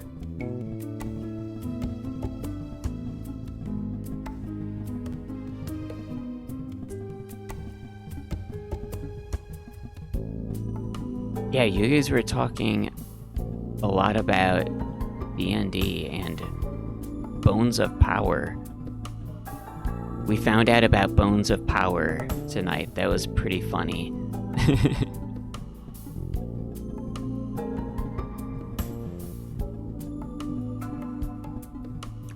I guess we'll check to see, maybe we'll raid someone.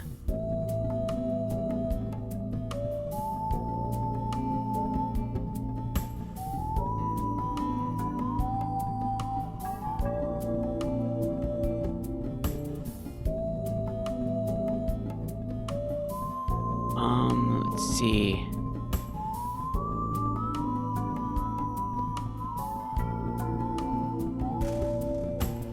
Oh, we still have the sound effect music stuff going from the game. That's funny.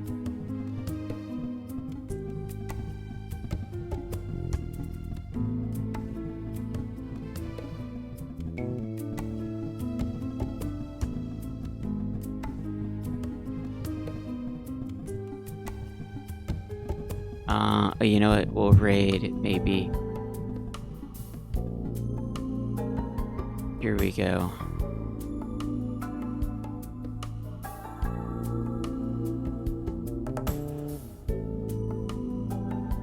Bidowman is doing Might and Magic 6. I like Might and Magic 6. We'll do that. That seems good. And Might and Magic 6 is the one where you could mix potions to turn your guys into skeletons because they got exploded. It's pretty funny. Alright, see you guys next time and have a good one.